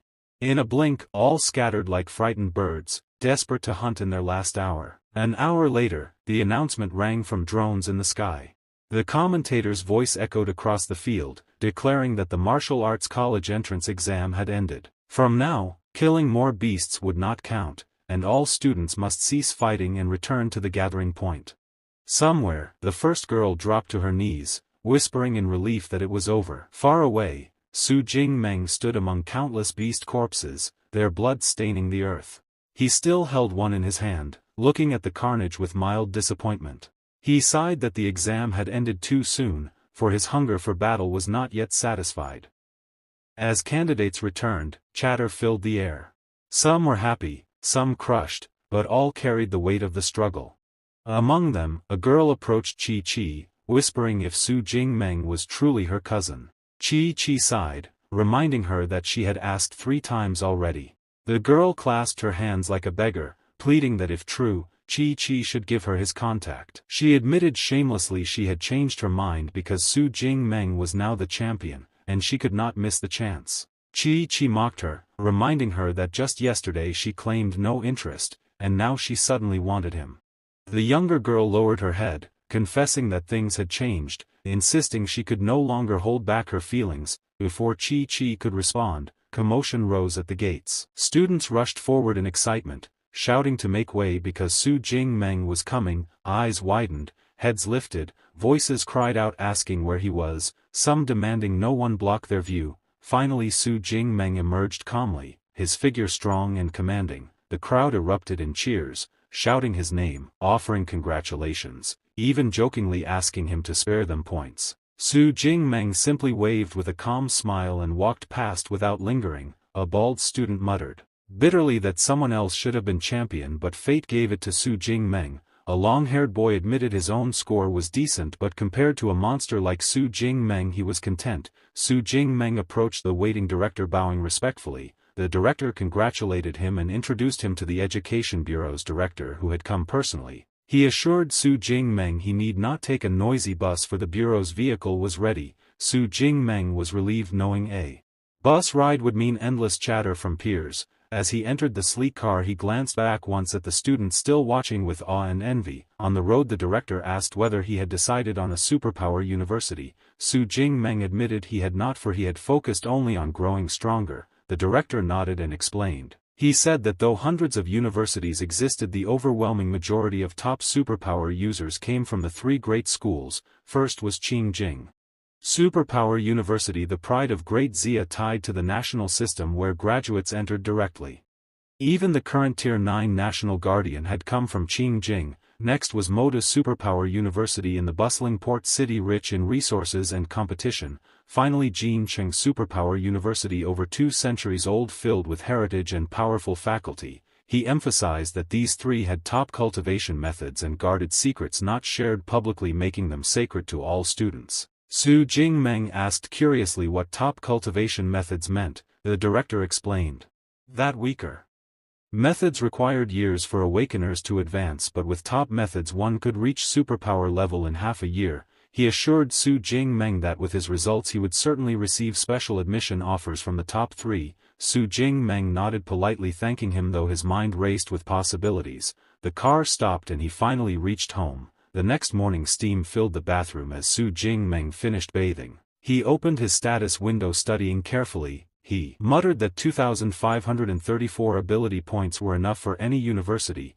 He wondered whether there would be more beast-killing competitions at university or if he would need to venture into the wilderness. Just then 2 girls arrived at his house, whispering by the broken door. One grinned, saying it was the perfect chance to sneak in and surprise him. They rushed inside calling his name but stopped at the sight before them. Su Jingmeng stood in only a towel, freshly bathed, water dripping from his hair. He froze in embarrassment while one girl clapped her hands over her eyes, scolding him. Su Jingmeng turned red, thinking it was not his fault they barged in. He remembered how his parents had died this year, leaving him grieving. Through those days his aunt had cared for him tirelessly, giving him the warmth of home. She cooked simple dishes like stir-fried bamboo shoots with pork, each bite filled with love. Now his aunt approached, worry etched on her face. She admitted she knew little about the exam but had feared for him, saying she was relieved to see him safe. She added that his score did not matter, for she would love him even if he failed. Su Jingmeng lowered his gaze, then asked if his cousin had told her the truth. His cousin chuckled nervously, saying it was better if he explained. Su Jingmeng lifted his head and said calmly that he had scored over 10,000 points. His aunt, sipping juice, choked and spilled it in shock, staring wide-eyed. She asked if he lied, trembling so badly she could barely hold the glass. Her daughter reassured her that it was true. Cousin Su Jingmeng had indeed scored 10,000. The aunt's hands shook as she whispered that their family finally had a successor to make ancestors proud. Her eyes filled with tears as she hugged him tightly, imagining his late parent smiling from heaven. Meanwhile, far away in a hall, a girl replayed Su Jingmeng's battle footage before influential figures. She explained that he was only 18, had awakened a natural type E-class weak electricity ability, and was technically just an awakener. An old man stroked his beard, saying that if his score was real they must recruit him at once. A bald man shook his head, insisting such a result was impossible for his rank. A younger person argued that judging by his battle his ability could not be E-class but at least A-class, maybe even S-class. A golden-haired elder sneered, doubting a remote corner of Great Xia could produce such a monster, suggesting cheating. The debate grew heated until the girl slammed her hand on the table, silencing them. She declared firmly that they would list Su Jingmeng as an S-class special recruit. As for whether his score was genuine, she promised she would personally travel to Jiangcheng to investigate the truth. In her mind, Jingming thought, not only does Magic City Superpower University provide the best conditions, but according to my private understanding, the school's combat training level is also the highest in history, and many champions of the Alliance tournament have come from Magic University. Director Wu Yuan listened with appreciation. while director Kai remained silent. Jing Ming bowed respectfully to both of them and said gratefully, "Thank you both for your kind consideration." A moment later, Zhang Xiaoyue spoke in a calm tone that student Su Jingming, "We will look forward to your arrival. The enrollment date for new students is September 1st. This is your official admission letter to Magic City Superpower University. Since you are a specially recruited student, you may register in advance. We will also provide you with accommodation." Su Jingming's eyes lit up and he asked if he could consult the library's superpower training methods and combat techniques ahead of time. She smiled and assured him that it was no problem. The school library would provide him with an independent study room, free from disturbance. Then she handed him her contact information and told him to reach her as soon as he arrived in Magic City. Su Jingming held the admission letter tightly, his heart burning with excitement as he thought of going to register at Magic City Superpower University. Sometime later at the station, the announcement echoed that the G97 train to Magic City would begin boarding soon. Su Jingming packed his bags, bid farewell to his family and friends, and walked forward with determination. His parents smiled with teary eyes, filled with pride, and his mother whispered that their child had finally grown up. His uncle's expression softened as he said that Su Jingming leaving this time was truly a sign that he was going to soar to the heavens. Then he turned to his daughter and reminded her that it was time to start planning her university choice as well, suggesting that since her cousin Jingming was going to Magic City Superpower University, she should also choose a university in Magic City so they could look after each other. Tang Chi hesitated, nervous under her parents' gaze, and lowered her voice to say she understood what they meant. The scene then shifted back to Jingming, leaning against the train window flipping through a thick book and glancing at the clock, realizing there were still 6 hours until arrival and deciding he might as well review the superpower training method. Among the rewards for his college entrance exam, the most precious was the superpower training method known as the ABC method. Unlike ordinary explanations, this method was systematic and detailed, introducing various approaches focusing on speed, strength, and direction divided into beginner, intermediate, advanced, and top-tier levels, with higher levels granting faster progress. He muttered softly that the one he had right now was only an intermediate-level method, but with his spiritual power of 180, it had taken him only half a day to memorize all the details. According to its contents, there existed a mysterious energy between heaven and earth, and by following the instructions he had managed to sense the flow of special energy particles on the very first day. He closed the book with determination, grabbed his luggage, and stepped off the train, his jaw dropping at the sight of the enormous university gates, more than 100 meters wide, making him wonder what it must look like inside.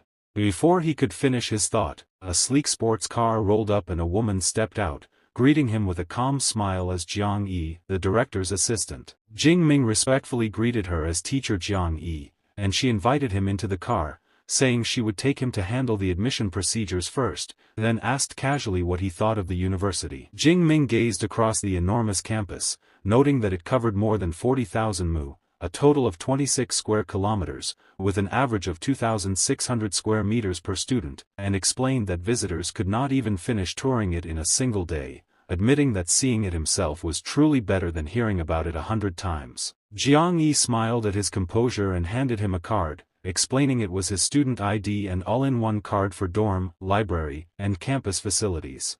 Jingming noticed the futuristic drones hovering above and compared them to those in his past life, recalling that during his PhD he had seen dorms ranging from 4-person rooms to single apartments, but never luxury villas for students. Reading his thoughts, Jiang Yi explained that every student lived in a villa, with luxury depending on performance, and since he was a provincial top scorer he had been allocated the most luxurious villa of over 800 square meters. She added that villas were assigned to 2 people, 1 per floor, so he need not worry about being lonely. Jingming widened his eyes in disbelief at such luxury, though in his heart he felt that while a double dorm wasn't bad, he still preferred the warm harmony of a 4-person dorm, having been an orphan before and after his transmigration. When they entered the dormitory, Jiang told him that all admission procedures were complete and she would now explain important things to note at the school.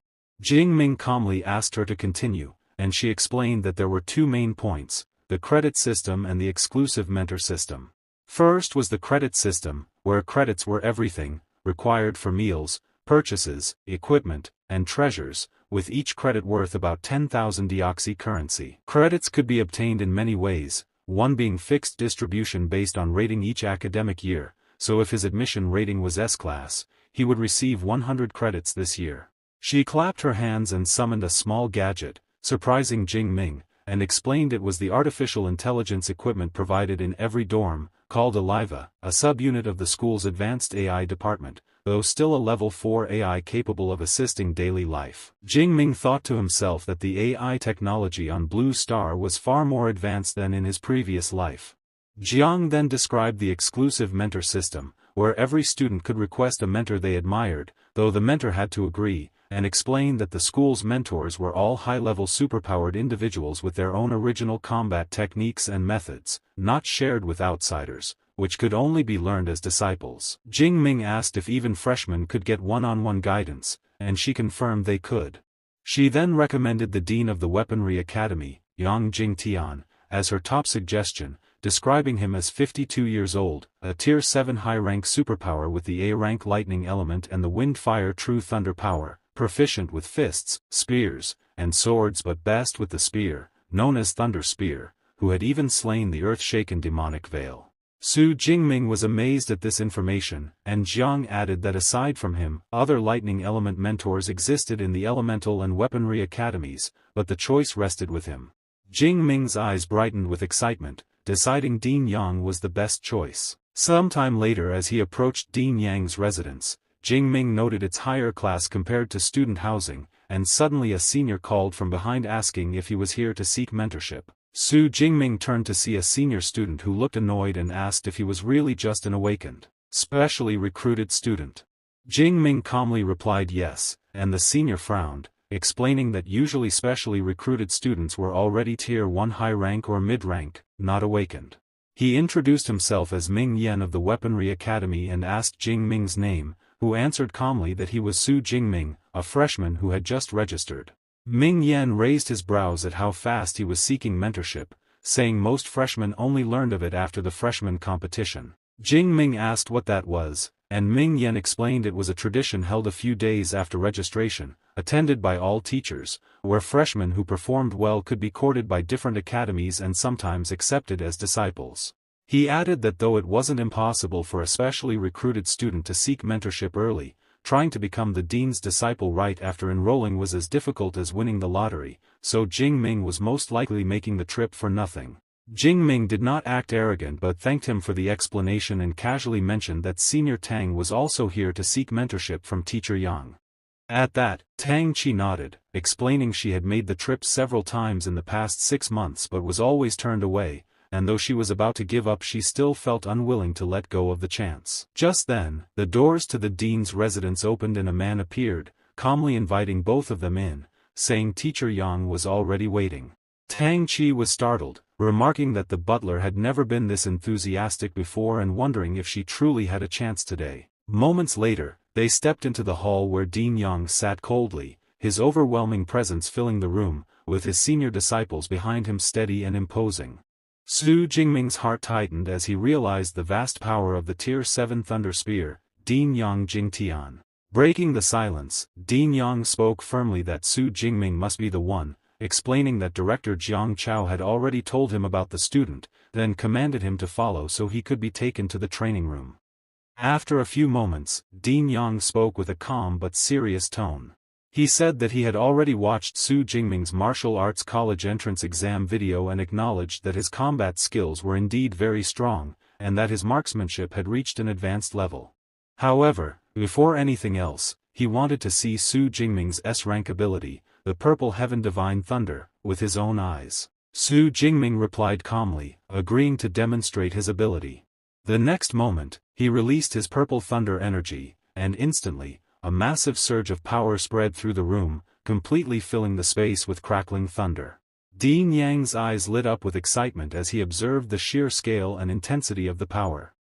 He confirmed that this was indeed the S-rank ability, Purple Heaven Divine Thunder. Even though he himself also possessed the lightning element ability, the Wind Fire True Thunder, he noted that the gap between an A-rank and an S-rank ability was one that could never be bridged. He studied Su Jingming carefully, recognizing the potential in him. If this child diligently polished his skills, his future achievements might not be below Dean Yang's own. With great satisfaction, Dean Yang commanded that Su Jingming, given his talent and potential, naturally become his disciple. Jingming turned toward Dean Yang, surprised by the direct offer, but Yang Jingtian's expression then grew solemn. He warned that he had walked through half his life, gaining many friends but also countless enemies, and if Su Jingming became his disciple, it would be difficult to guarantee that he wouldn't be implicated, as some enemies might come after him, trying to kill him. Despite the warning, Su Jingming kneeled down before him without hesitation, expressing his willingness to become his disciple. He respectfully bowed and stated with firm conviction that what he admired most were high-level ability users who rose amidst bloody struggles, and that the more enemies one surpassed and defeated, the more it proved their combat ability. This was the master he wanted to follow. Dean Yang laughed heartily, welcoming him as his 32nd disciple and noting that he was also his first S-rank disciple.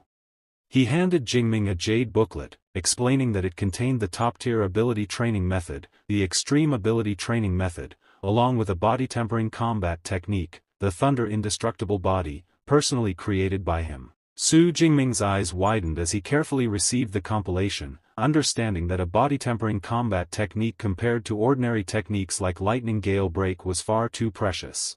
Yang Jingtian nodded, emphasizing that the ability training method was one of only 3 top-tier methods in the entire school, and that the Thunder Indestructible Body embodied his lifelong efforts. It had already been certified by both the Thunder Martial Art Hall and the Tyrant Bear Martial Art, and was rated as an S-rank combat technique. Jingming froze, stunned at the magnitude of what he had received. Dean Yang explained that, just like abilities, combat techniques also had rankings, and the higher the rank, the more difficult they were to cultivate, but the greater the final strength once mastered. For most 7th-level masters, creating an A-rank combat technique was already remarkable, but he had managed to create an S-rank body-tempering combat technique, the most complex type, as it involved unlocking the profound mysteries of the human body. That was why others called his martial arts talent terrifying. He looked Jingming in the eye and added that the Thunder Indestructible Body was only suitable for lightning element ability users, consisting of 13 levels, and with each advancement, the physique would undergo a corresponding transformation. However, to cultivate it, Jingming must first break through to become a true ability user by advancing with the extreme ability training method, and when that time came, he would personally help lay the foundation for this technique. Su Jingming bowed respectfully, thanking his teacher for the guidance, and inwardly reflected that having a mentor's guidance was far better than relying only on himself, as he did not know how many detours he might take alone. His heart stirred as he recalled memories from his past life, remembering that he had once cultivated the Thunder Indestructible Body to the 10th level, but the remaining 3 levels were painfully slow to progress, and if he could reach the peak of the 13th level in this life, he might truly prove this technique to be unrivaled. Dean Yang's voice echoed firmly, stating that if he cultivated it to the final level, his physique would truly achieve an internal and indestructible body. After leaving Dean Yang's residence, Jingming politely greeted the gatekeeper with a simple goodbye. Not far from the gate, he noticed Senior Teng sitting on the floor, his expression filled with frustration and despair. Surprised, Jingming asked what was wrong. Senior Teng sighed bitterly, explaining that he had just come out of the living room and seen Senior Lu, Dean Yang's disciple, and that his assessment was to defeat him while he used only 1/10 of his combat power. He lamented that he could not even hope to accomplish that in his lifetime, describing the situation as hopeless. He glanced at Jingming and added that he assumed he had failed too, and offered to share some of his experience to help him be more prepared next time. Jingming smiled faintly and shook his head, explaining that there was no need, as he had already passed. Senior Teng's eyes widened, jaw clenched in disbelief, asking who he really was, noting that he had never heard of a dean-level mentor accepting a disciple before the freshman competition and wondering if Jingming was the principal's son, though he did not appear to be. While Senior Teng was still filled with doubt, Jingming simply bid farewell and returned to his dormitory. Inside, he entered the 2nd floor of his training room, sat cross-legged, and took out the Jade Manual, reflecting that as expected of a top-tier ability training method, the primordial energy it provided was far greater than a medium-level one. Without hesitation, he began cultivating, deciding that since he had already mastered the fundamentals of the training method, there was no need to go step by step and he could add points and advance directly. He checked his status panel, selected Add Points, and began channeling energy. His body trembled violently as waves of power surged within him. Unable to fully control it, thunderous energy burst from his body, filling the entire dormitory with crackling purple lightning. Clenching his teeth, he endured the pain and guided the energy with unyielding will. After what felt like an eternity, the surging energy finally stabilized, and he let out a long breath, smiling as he realized he had broken through and officially awakened his ability. The system notification confirmed that he had become a first-tier ability user. To test it, he summoned his purple heaven divine thunder, with sparks of purple lightning dancing across his fists. He marveled at the tremendous improvement, noting that his vitality and spirit had at least quadrupled, and that if he encountered a Tier 2 bloodthirsty tyrant bear again, he probably would not even need his spear, as his thunder alone could destroy it. He checked his stats, muttering that no wonder higher-ranked cultivators craved superior ability training methods, as ordinary methods would have only increased his vitality and spirit by 30 or 40 points, while the top-tier method had nearly raised them by 100 points in one go. Afterwards, he planned carefully, deciding to save the remaining ability points for future combat techniques, especially for the Thunder Indestructible body, noting that its comprehension would consume a huge amount of points, and he wondered how long it would take to fully master it. The next day, Jingning visited Dean Yang again. The dean was stunned when he sensed Jingning's aura, half-nervously commenting that he had taught at the Martial University for over 20 years, witnessed countless geniuses, and that even the best among them needed time to transform into ability users, yet Jingning had advanced so quickly, in less than 24 hours. Jingning gave a modest smile, claiming that perhaps the only thing worth being proud of was his speed of advancement, though he noted that even the introductory step of forging the foundation for the Thunder Indestructible body was not easy and that he was prepared to challenge it. Dean Yang nodded and explained that forging the foundation involved using the blood essence of a lightning element ferocious beast as a guide to temper muscles and bones, and that the final strength of the Thunder Indestructible body was directly tied to the grade of the beast blood used. He paused solemnly, stating that since Jingning had successfully advanced, he would help forge the foundation that day. Originally, he had planned to use the essence blood of a 7th-tier storm giant bear that he killed years ago, but hearing from Yang Chaui that Jingning could receive one S-rank resource per year, he petitioned the principal on his behalf, and together they secured the essence blood of an 8th-tier ferocious beast, the Thunder Transsource Aura Beast. Jingning's heart surged with excitement at the lengths his teacher and the principal had gone for him, vowing to repay their kindness in the future. Dean Yang placed a hand on his shoulder, encouraging him to begin immediately. On the second floor of the training room, the essence blood was prepared. As soon as it entered his body, Jingning screamed in agony, feeling his muscles tear, bones shatter, and every nerve set ablaze by thunderous pain. Dean Yang's face remained solemn, urging him to endure, explaining that the essence blood of the Thunder Transsource Aura Beast was extremely toxic to low-level ability users and that the pain was normal. He then used his Wind Fire True Thunder to help forge Jingning's foundation, with the wind, fire, and thunder interweaving and channeling into his body. The pain grew unbearable, as though his body was being torn apart piece by piece, and Jingning let out a desperate, guttural cry as his body was enveloped in thunder essence and destructive lightning, feeling every fiber of his being pushed to the limits. The combination of extreme energy, top-tier essence blood, and the guidance of a Dean-level mentor created a crucible of development, one that would define his growth, power, and mastery in the days to come. The next day, inside Dean Yang Jingtian's residence, one of his senior disciples approached the butler. He remarked that it was already the 5th day and expressed disbelief at how resilient junior disciple Su Jingming was. Uncle Fu nodded calmly, while the disciple sighed with mixed emotions, acknowledging that comparing oneself to others only led to jealousy. He recalled that back then, he could only endure 2 days while using the essence blood of a 7th-tier lower-ranked furious beast, yet junior brother Su Jingming had persisted for 5 days, absorbing the essence blood of an 8th-tier dragon-type furious beast.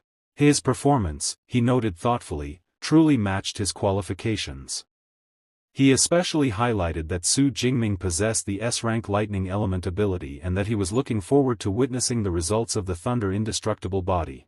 Before Uncle Fu could respond, a sudden violent rush of energy burst from the training room, making the walls tremble faintly and sending a heavy thunderous echo shaking through the air. Both men's expressions changed instantly. Without hesitation, the disciple rushed forward and pushed the door open, and what he saw left him frozen in shock. Su Jingming was suspended in the middle of the training chamber, his entire body shrouded in arcs of blazing purple lightning, his aura completely transformed, wild, violent, and suffocating. Even unconscious, the sheer pressure emanating from him made the disciple's scalp tingle. He muttered in disbelief that the sense of threat was like facing a top-tier furious beast and that it made one shudder just to stand near him. But before he could regain his composure, Su Jingming's eyes snapped open, filled with violent, feral light. A surge of killing intent erupted, and without conscious thought, he lashed out with his power toward his senior brother. The disciple stiffened in horror, realizing he had no way to withstand this uncontrolled strike. At that instant, Yang Jingtian's voice thundered through the room, commanding Su Jingming to wake up. The word struck like a whip. Su Jingming froze mid-strike, his body trembling violently, and slowly clarity returned to his gaze. The raging thunder around him dispersed, leaving him staggering and breathing heavily, his face filled with confusion. He muttered in disbelief, asking teacher what had just happened to him and why he had felt such an overwhelming urge to destroy everything. Yang Jingtian stepped forward, his expression steady yet grave, and explained that the essence blood of the thunder trinos had likely influenced his mind, as the beast was infamous for its ferocity. Because his absorption capacity was abnormally high, he had experienced this side effect, but there was no need to worry.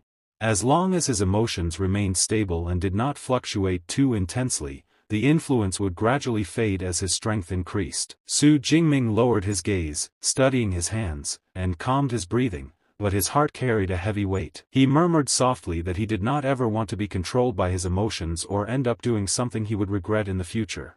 When the thunder light finally faded, Dean Yang's face broke into a rare smile. He stepped forward with evident pride and declared that the forging was perfect, and that Su Jingming's absorption rate had reached 98%. A murmur spread through the room as Yang Jingtian noted that among the more than 20 disciples who had practiced the thunder indestructible body under him, the highest absorption had been only 92%, meaning Su Jingming had broken a record that had stood for years. The senior disciple who had observed the trial clapped him on the shoulder, congratulating him for successfully forging the foundation of the thunder indestructible body, noting that his path in martial arts would now be much smoother.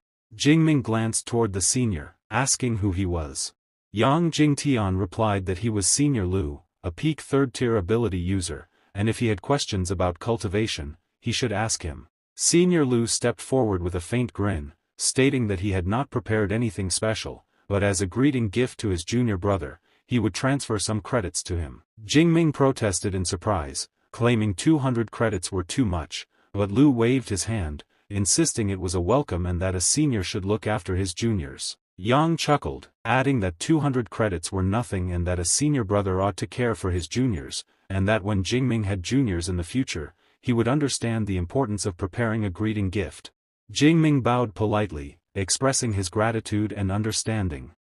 Yang Jingtian then shifted to a business-like tone, explaining that the foundation forging had succeeded after 5 days without food or water, and that he should rest well today, as tomorrow morning he would begin fist and spear techniques with Senior Lu. Jingming responded calmly, acknowledging the instructions. That evening, Jingming returned to his villa, where his new roommate burst out with excitement, introducing himself as Luo Wentao. Jingming responded with a modest nod as Wentao's eyes glittered, checking him carefully and noting that he was really Su Jingming, the top scorer from Jiangnan province, and calling him a dark horse. Wentao clapped Jingming on the shoulder like an old friend, expressing disbelief and excitement that they would be roommates. Jingming found the boy overwhelmingly talkative but warm, a chatterbox and oddly friendly, which pleased him as he had always hated loneliness. Memories of his past life in an orphanage surfaced, and he felt that if he were an orphan again, this roommate would make the experience bearable. Wentao boasted cheerfully that he was top 20 in Sichuan, an A-rank spiritual ability user at first-tier middle rank, planning to study tactics and one day command armies to slaughter furious beasts across Blue Star, laughing loudly, full of bluster and good humor. Jingming only smiled and stated that he was heading to the martial arts hall, keeping the conversation light while focusing on the task ahead. They walked together toward the martial arts hall, specifically the Thunder Martial Hall branch at the university. When they arrived, both paused at the sight of the hall, which was alive with energy and history, the air thrumming with controlled power. An orange-haired student released a burst of fire energy, shouting that his C-rank combat technique, Extreme Young Blazing Flame, was finally mastered. Observing beside Jingming, whispered that this was excellent for practice. Alaba stepped closer, explaining that the public training room could accommodate up to 300 students simultaneously and that the entire hall was infused with a C-rank LOD mixture and mental safeguards, so there was no need to worry about damage from abilities or combat techniques. She added that private training rooms were also available, but Jingming shook his head calmly, saying the public area would suffice. Wang Tao's eyes sparkled, amazed at the competitive environment. Jingming frowned slightly, thinking that the students were too caught up in themselves. Alaba pointed toward a set of pillars, explaining that they were punch power challenge boards corresponding to the 5 tiers of ability users, with rewards for the top 30,000 participants. Wang Tao puffed out his chest, claiming that top 3,000 was easy, and swiped his ID card. An artificial voice welcomed him and began the challenge. Students nearby turned, intrigued, and a yellow-haired boy snickered while a giant student noted Wang Tao's first-tier middle-rank aura. The crowd laughed, teasing him, and Wang Tao gritted his teeth, striking the pillar with his fists. He recorded a punching power of 476 kilograms, feeling relieved and confident that top 3,000 should be easy. Suddenly, his expression froze as the pillar flashed a notification, shocking him with the realization that his score surpassed 100,000. Alaba explained that the board recorded all students from the university's founding, not just the current classes. Wang Tao's face flushed, realizing everyone was waiting to see him fail, while other students laughed at his reaction, and the orange-haired student added that surpassing 100,000 was ridiculous compared to his own freshman score. A giant student jeered at Wang Tao, mocking his red face but acknowledging that he was definitely a freshman. Jingming arrived quietly, observing Wang Tao's frustration, and calmly advised him that as a spiritual element user, physical punch power was not his strong suit. Wang Tao blinked, slightly embarrassed, and asked if Jingming wanted to try the challenge, suggesting he would be stronger. Jingming agreed, wanting to test himself. Wang Tao handed him the ID card, telling him that the honor of their dorm depended on him. The card was swiped, and an artificial voice welcomed Su Jingming, announcing the start of the punch power challenge. The students turned their attention to him, with the orange-haired boy muttering that he looked weak and mocking him for being first-year lower rank, claiming he would not even reach 400 kilograms. Jingming ignored the words, smiling confidently, knowing that he had already advanced to a first-tier ability user and tempered his body for 5 days and nights during foundation forging. He checked his stats, then deliberately raised his fist. With a deep breath, he struck the pillar, sending a shockwave rippling through the hall, echoing off the walls as energy surged outward. Meanwhile, all students froze as they witnessed Su Jingming's display of power, silence filling the training hall, broken only by the mechanical voice of the system.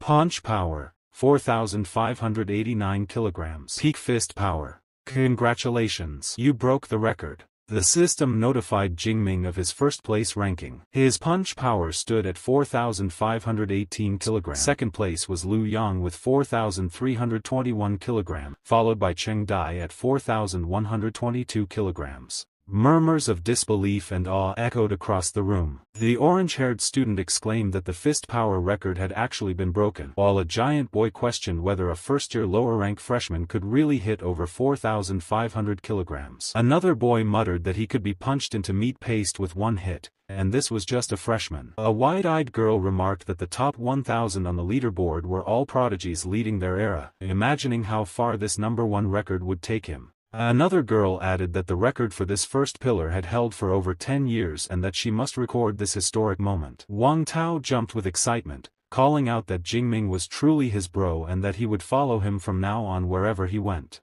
Jingming responded calmly, telling him not to exaggerate so much. In his mind, he analyzed his own performance, realizing the result was better than expected. The Thunder Tyrannosaurus technique and he were truly compatible, the improvement effect immediate. Aliva appeared, congratulating Su Jingming for breaking the record and noting that 400 credits had been issued to his student account.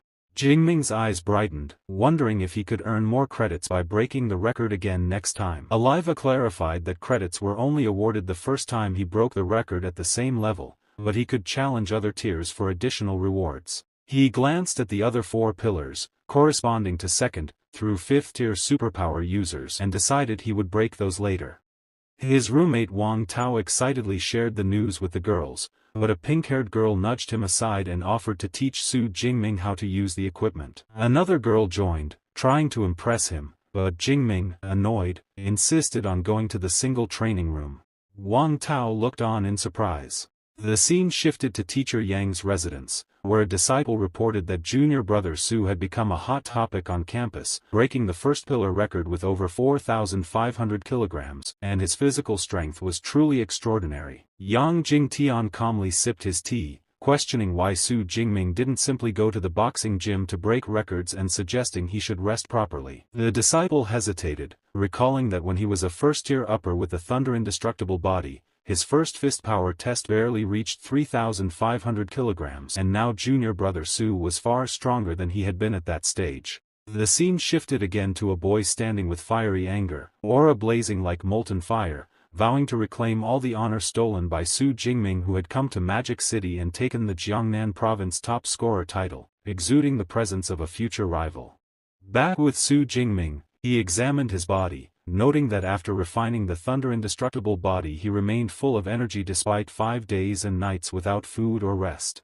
He flexed his palm and tested it against a knife tip, realizing this body refinement made his skin as resilient as E-grade alloy, invulnerable to blades and spears to an ordinary person, truly worthy of S-rank body refinement technique. Suddenly, Wang Tao rushed over to inform him that news of his record-breaking performance had exploded on the campus forum, with numerous students wanting to challenge him. Jingming's eyes narrowed, a confident glare forming as he acknowledged the reality that the martial spirit of Magic City Superpower University was indeed strong. Wang Tao tensed, offering to help crush the overconfident challengers, but Su Jingming shook his head calmly, telling him to forget it and not to waste energy, as he still needed to go to the battle technique library. He changed course and headed toward the library, which was rumored to be protected by a wise principal and a spiritual superpowered user, even a 9th-tier martial sense unable to seize the treasures inside. Su Jingming felt amazed as he swiped his student ID to enter. 3 girls stood before him, one stepping forward gracefully to welcome F-rank student Su Jingming to the battle technique library and asking how she might assist him. Jingming blinked in surprise at how she seemed to know him. She explained that students with S-grade authority could browse all battle techniques and that the system notified them when such students scanned their IDs. In her mind, she mused that S-grade authority indicated boundless potential and that this student was destined for at least Grandmaster-level superpower, and that she must befriend him. Jingming smiled politely and asked to look at lightning element superpower battle techniques, inquiring which floor he should go to. She explained that B-grade and below were in the public reading room, the 2nd and 3rd floors contained more valuable techniques, and the 4th floor was the special reading room accessible by swiping his card. Jingming thanked her for the guidance, and Aliva appeared beside him, explaining that after selecting battle techniques online, the original secret manuals would be delivered and that B-grade and above manuals were extremely valuable and should be handled with care. Jingming commanded the system to display all lightning element B-grade and above battle techniques, and the system responded with numerous techniques. He began reading 10,000 present heavenly thunder guidance. Triple F grade, using lightning element superpower to create a thunderstorm domain up to 80 kilometers in diameter, and Wrath of Thunder God, double F grade, summoning thunder with immense destructive power. A notice highlighted that these techniques were restricted to lightning element B grade and above users and that only students of 4th tier level or higher could learn them.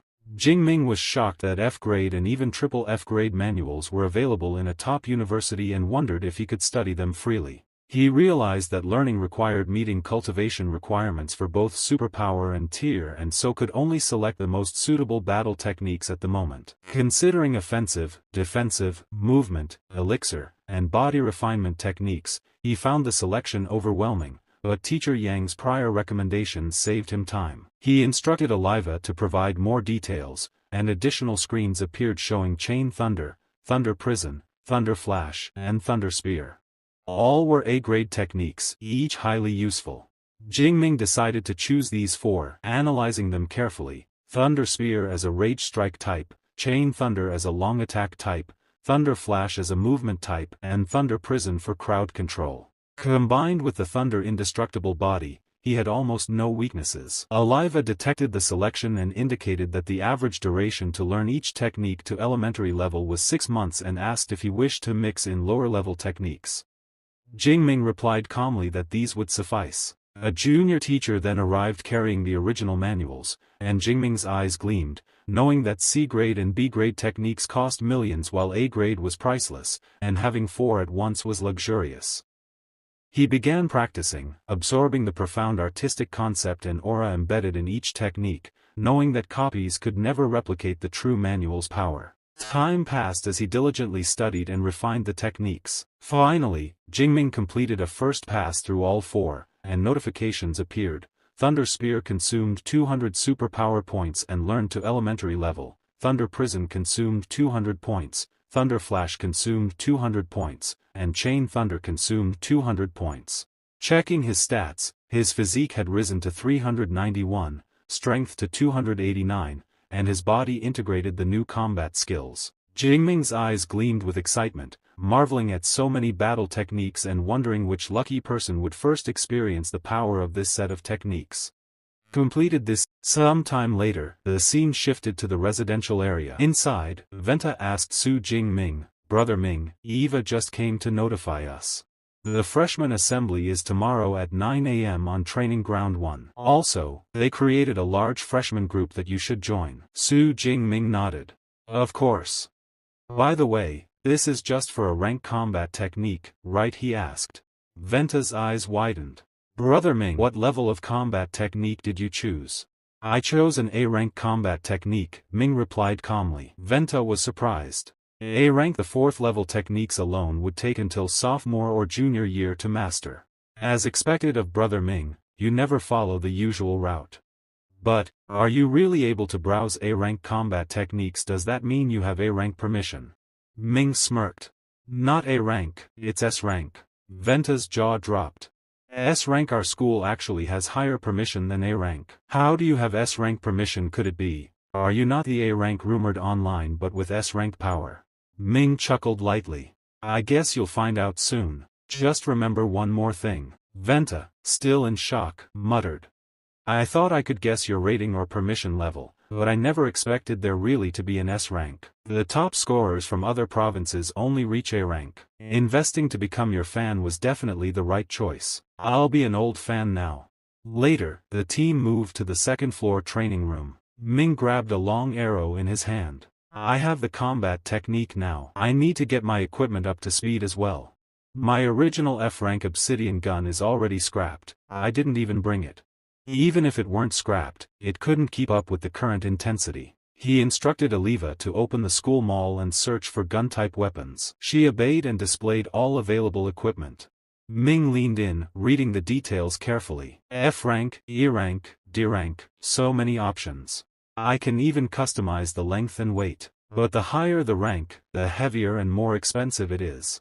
I'll choose an E-rank 210 kilograms gun, along with an E-rank combat suit and combat boots. Checking his phone, he saw he had 237 credit points. Ming purchased the E-rank long gun, combat suit, and boots, spending the full 237 points, leaving him with 382 points remaining. Ming muttered. Credit really doesn't last long. It shrunk by nearly half in an instant. Excited, he stood and looked at his spear. Until my new gun arrives, I'll have to rely on this to hold up. Tonight, practice the 4 new rank combat techniques with me. The next day, the freshman assembly was held in the grand hall. Su Jingming walked in, scanning the crowd. His eyes caught a familiar figure. "Look at Zhu Xinglian," someone whispered nearby. "Isn't he the one who broke the school record yesterday?" At that moment, a girl noticed Ming and whispered. "That's Su Jingming, the top scorer from Jiang province. His strength is said to be incredible." Another girl chuckled softly. "I thought he'd be some bulky, rough type, but he's unexpectedly handsome." Suddenly, a loud voice echoed through the hall. "Su Jingming, Li Xiao, challenge you." Everyone turned in surprise. Someone gasped. "That's Li Xiao, the second-place scorer in the Jiangnan Province Martial Arts exam, with a score of over 9,300. The students began whispering among themselves. I heard he was born with a silver spoon. Both his parents are tiered superpower users. Su Jingming looked calmly at Li Xiao. Sorry, he said, I'm not interested in a duel with you. Li Xiao narrowed his eyes. Don't be in such a hurry to refuse. I remember your aunt's family runs a business selling rare flowers and exotic plants, right? He stepped closer and whispered. Coincidentally, my family happens to be their biggest buyer. Your aunt also owes us a large loan. If that payment isn't made on time, your aunt's family might face some trouble. Ming's expression darkened instantly. His aura surged, filling the hall with immense pressure. Are you threatening me? He said coldly.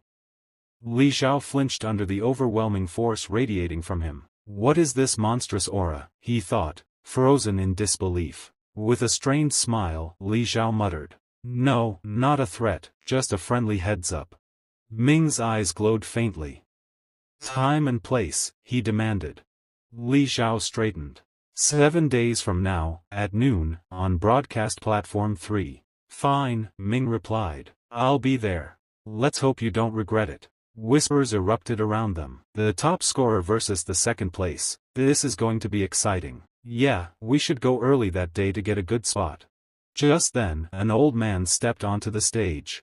He was one of the senior instructors. After the announcement, the instructor continued. We've gathered everyone here to answer a few questions regarding the credit system and the exclusive mentor program. However, before that, I want to introduce something new, the school combat power ranking. He paused for a moment and smiled. You will be using the virtual dev pod to battle in a hyper-realistic simulation. Your rank will be determined by the number of opponents you defeat. So, give it your best. The higher your rank, the greater the rewards. Then he raised his voice. Now, are you ready? The students started whispering excitedly among themselves. Everyone was curious about the new ranking system. Su Jingming, however, sat silently in his seat, bored. Finally, it's over, he thought to himself. The only interesting thing in this entire hour-long meeting was that virtual dev pod. I should give it a try sometime. For the next few days, Ming continued his daily training under his mentor's supervision and with the help of his senior brother, Luo Ming.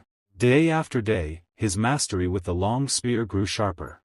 7 days later, Ming and Luo Ming were training together once again. The sound of clashing metal echoed through the air. Luo Ming lowered his spear and smiled. Junior brother Ming, you've already advanced to Tier 1, mid-level. How long has it been since your breakthrough? Ming gave a calm smile. Just luck, senior brother. But deep down, he thought, I deliberately waited a few days before advancing. That way, it only cost 386 credits per PowerPoint to go from Tier 1 low to mid-level. If I hadn't waited, I probably would have scared senior brother Luo half to death. Luo Ming chuckled. By the way, I remember you have a challenge match with another freshman this noon, right? Of course, Ming replied.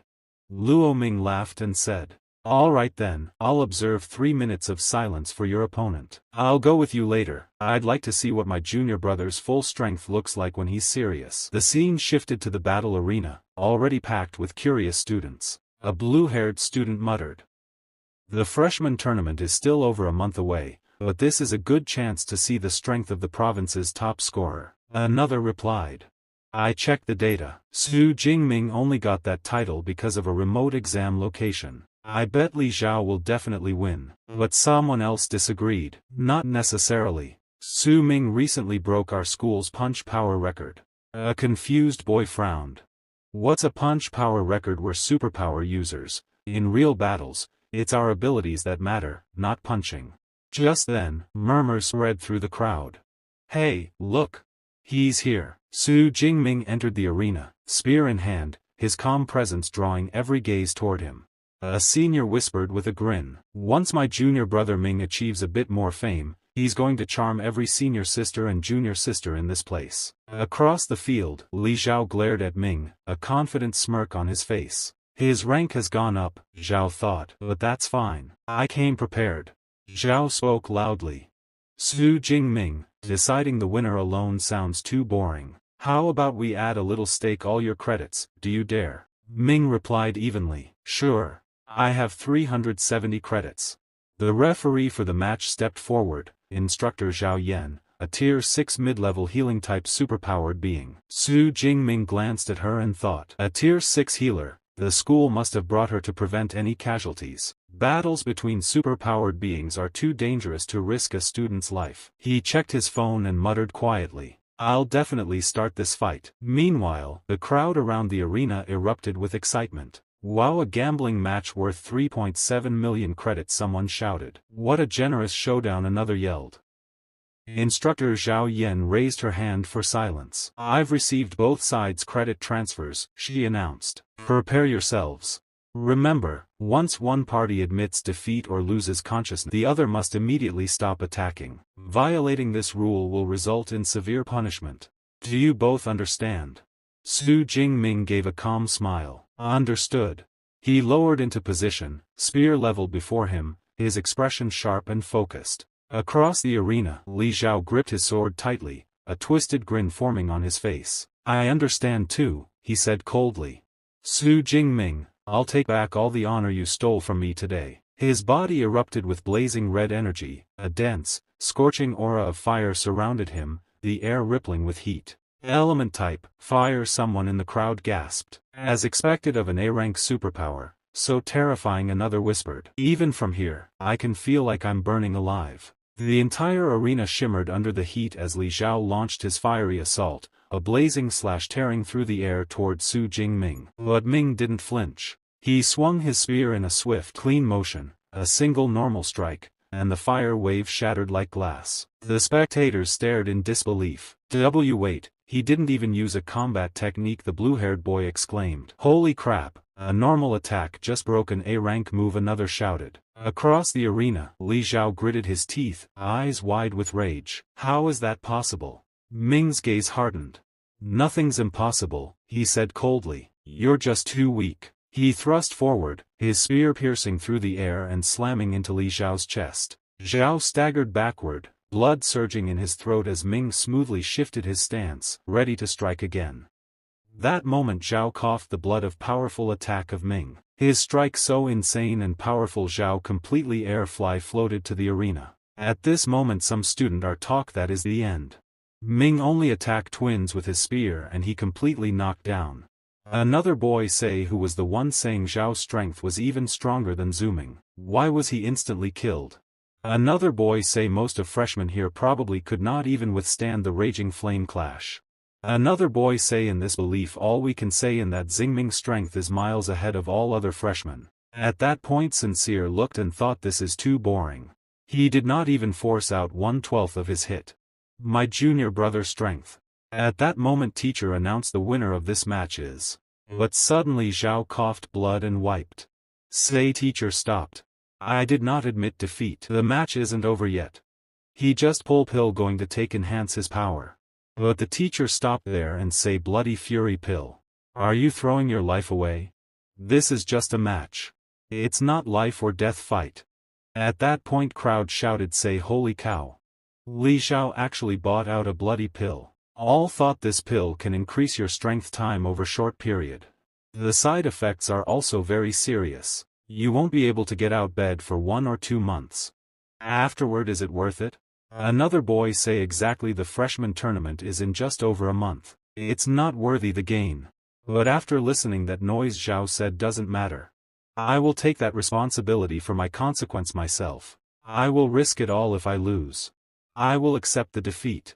But again the white-hair boy say hey you bastard. Are you allowed to take a pill during a match? How is this different from cheating on an exam? Another boy also shout on her and say exactly that is a fool. But teacher glare and say this is unofficial duel. There are no strict rules limiting it, just like an open book exam. She say weapon combat suits and medicines. It's allowed to use all available martial support. If assuming and pill on him he will be allowed to take it too. At that point Xiao release his fiery aura after consuming that pill. Teacher think the rate of this pill fury isn't low. It directly raised Li Xiao to tier 2 low rank. Now Zhu Jingming is in trouble. But he surprised to see Ming with his purple thunder who looked so serious. He amazed and say his fighting spirit seem even more various now. Ming's mindset is truly great like a general. Ming grab his spear look fiery. And think finally it's not a rhythm of an adult beating a child anymore. He just run take a chance to using his purple thunder technique on Xiao. His speed so fast. Xiao attack on her but Ming strike so immense and powerful. He completely overpowered Xiao attack. At that moment Xiao could not withstand with his sword. He completely disable and going to back with his immense power. He completely push back and he hold his hand and feel pain. He clench his teeth and say my strength has already reached tier 2. Yet I still can't compete with Zhu Jingming in raw power. What kind of monster is he? He again charge and say head on won't work. So I will create a distance and attack. But in the next Zhu Ming take a charge and says that all you have got. But Xiao say damn it what kind of lightning type superpower does Jingming have is it? Impeachable but he can't get close to me now. Either if I drain his lightning before the medicine wear off I still have a chance. He just make fireball and attack charge on Zhu Jingming. At that point Ming prepare his attack. And he take a distance and throw a strike on Xiao. He shout with pain because attack connected with her. His hand are injured and Xiao say watch out he has long range attack method too. But suddenly he surprised to see upper side purple thunder gather energy erupted on his head. He tremble and say what kind of combat technique is this? Zhu Ming say with his child thunder prison. Xiao flaunt and say drain it. It's a restriction type combat technique. He also use his technique and say I can't get out but you won't be able to come in either. Let's see who can outlast the other.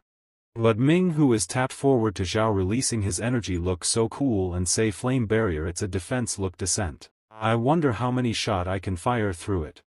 He just take a charge attack on her with his multiple thunder spear attack hit on Xiao. At that point Xiao feel fear and say I am going to die. If I get preaching by that I will absolutely die here. At that time he close his eye and shout I admit defeat please leave me. At that point his eyes open with tremble. The Ming spear nearly stop close his eyes. That spear so close if he did not want to stop so definitely that spear chop his head. At that point Ming spear his shoulder. He completely injured and kneel down in front of Ming. Teacher announced the winner of this match is Juexing Ming. Arena erupted. One senior say domination is really insane. Another guy say in just 4 or 5 seconds he consecutively execute for combat technique. Isn't that too exaggerated? Another man say the connection between the combat technique is also very smooth. This is simplifying not the level a freshman should be at. Another boy say speak of which the power of Juexing Ming few combat technique look like pretty good. I feel like each one is B rank. Another boy reply for B rank combat technique amazing the best combat technique I have master is only C rank. At this point senior Luo completely annoyed and grab his head and say B rank you are underestimating my junior brother. For A rank combat technique he really dare to choose them. What's even more outrageous is that they are all the at level ready to be used in real combat. He tense and say I only dare to choose only one A rank combat technique Thunder Flash. Even so it took me over 4 months just to learn it. Having a junior brother like this put an immense pressure on me. But suddenly Xiao say Zhu Ming thank you for diverting your spare point and sparing my life just now. I accept this defeat wholeheartedly. And the credits are all yours also I will make the payment to your aunt's side on time. But teacher arrived and say 50 credit and 3.2 million Dixie currency have been deposited into your student account. Ming smile and say good gambling duel truly bring in money quickly. At that point Wang Tao arrived and say awesome brother Ming you are become rich guy now. Want to go wander around the Medeo city center tonight to relax. Ming reply maybe not I still have training with my senior brother later. Senior say go on a balance of work and rest is the key to longevity. But Ming say you have been training for such a long time. Brother I also want to do more training. But senior Lu say no just you need to relax first. Ming smile and say then I will listen to my senior brother words. Wang Tao stunt and say JD prevent True Thunder a lightning type a rank superpower. Lu Ming the vice president of Ash Society. He stunt and say the person look even more charismatic than in the photo. Wang Tao asks so it's settled for tonight brother Ming just follow me and I will arrange the rest of program. But Ming turn his face and say a program. Wang Tao excitedly say a program you absolutely cannot miss after entering university. That is male dormitory mixer event. The scene shifts to a cozy restaurant where Su Jingming enjoys his meal. Across from him, Wudong leans forward with a bright grin. Brother Ming, you've really made a lot of money from this wave of popularity, he says. I even posted a social gathering invitation on the campus forum. Guess how many people signed up? Jingming looks up, curious and slightly amused. Are you serious about this kind of thing? He asks, a bit skeptical but interested. Inwardly, he thinks, Wudong sure gets excited about these kinds of things. Wudong chuckles proudly. Now, aren't you curious about who I picked in the end? You'll see in a moment. Just then, a cheerful female voice breaks through their conversation. Hey, speak of the devil, look who's here, Wudong says excitedly, turning to the entrance. Coco appears, followed closely by Tang Qi, Jingming's cousin. Good evening, everyone, Coco greets with a warm smile. I'm Wudong Coco, here at your invitation. Tang Qi adds with a friendly nod, and I'm her roommate. Wudong introduces them proudly. These two are talented girls and A-rank supernaturals. Tang Qi has the ability to strengthen the beast system, and Tang Qi's not just powerful, she was the top scorer in Sichuan province last year. Jingming smiles politely. Nice to meet you both. I'm Su Jingming. So you're the Su Jingming, huh? Are you interested in joining our little discussion? Tang Qi folds her arms with a confident smirk. You can decide the time and place. Coco laughs. Hey Qi, you battle maniac, why do you want to fight the moment we meet? We're here to socialize. Tang Qi shrugs innocently. This is a social gathering. I thought I could learn something from him today. Jingming chuckles lightly. Please have a seat and join the gathering. Wudong waves his hand with a grin. Alright, enough about battles. We're here to relax and have fun. Let's eat first, then maybe go shopping later. The view shifts to the lively Hua Hin commercial street, glowing under the city lights. The area is bustling, filled with color, laughter, and luxury. Jingming gazes around, clearly impressed. This place is really something, he murmurs, eyes widening at the sight. It's amazing, right? So prosperous and full of energy. Jingming nods. As they walk through the area, he spots various treasures and weapons displayed in the shops. His eyes light up in awe. So this is one of the top commercial centers in the country. He thinks, the battle gear, weapons, even elixirs, everything here outshines what we have back in Jiangcheng. Wudong and the others are equally amazed. Suddenly, Tang Qi grabs Jingming's hand and pulls him toward a shop. The group pauses in surprise. She points at a sleek outfit. What do you think of this dress? Would it suit me? Jingming glances at her, momentarily caught off guard by how close she is. Yeah, it looks good, he manages. They spend hours exploring, trying on clothes, and enjoying the lively streets. By the end of the night, Jingming is holding a pile of shopping bags, sighing with a small smile. In just one evening, we've spent several million. He glances at Tang Qi, who looks simple and calm as ever, but her expensive taste says otherwise. As they step out into the cool evening air, Wudong laughs and says, Brother Ming, you don't know, she's not just rich. Tang Qi also has a very impressive background. Jingming raises a brow, surprised. Really? He asks curiously. Before Wudong can say more, Coco waves her hand and says, Gentlemen, could you please help me carry one more bag? It's almost time to head back to the dorm. Jingming nods politely, taking the bag from her.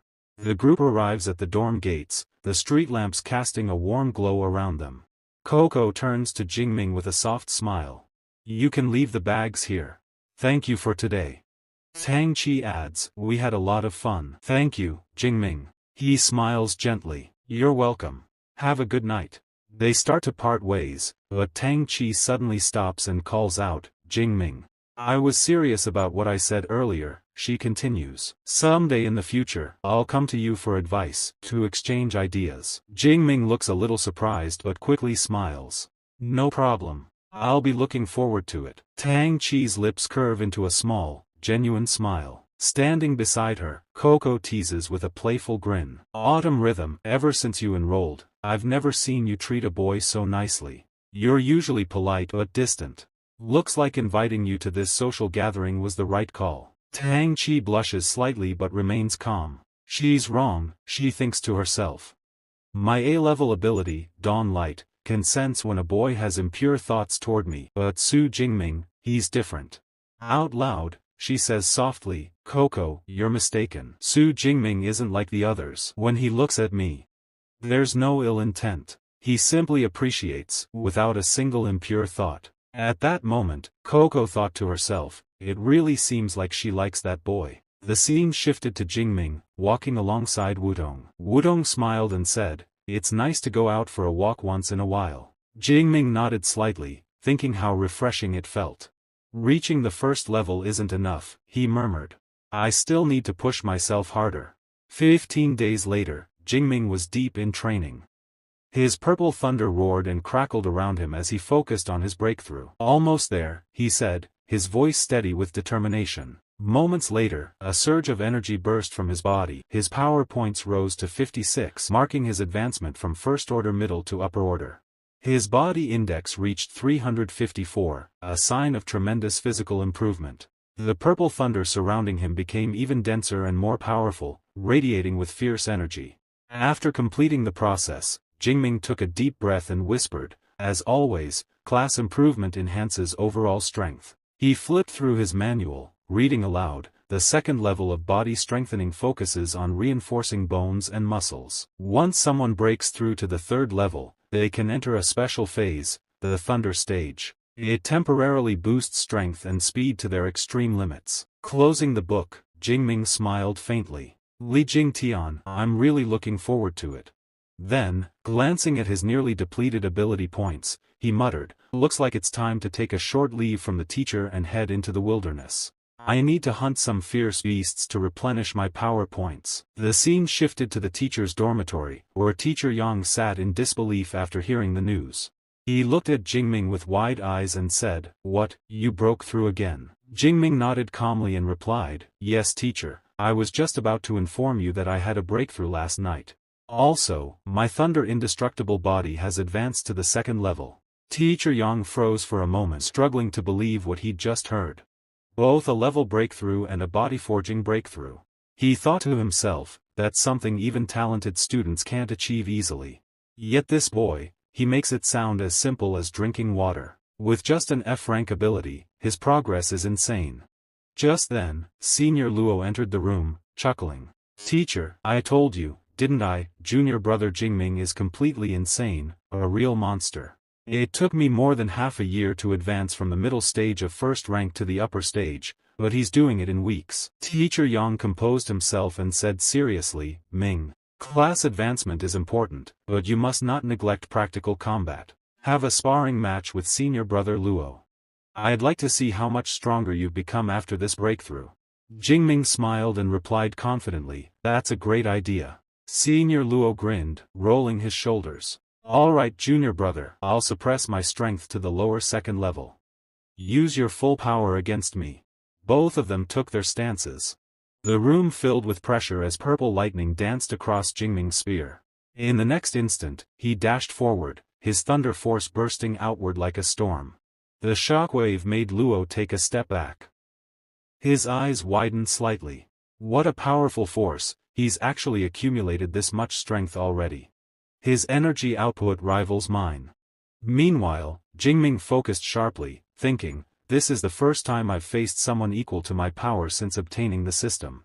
He thrust his spear forward and activated Thunder Prison, the same technique he had once used in battle. Arcs of lightning formed multiple spears, all descending toward Luo.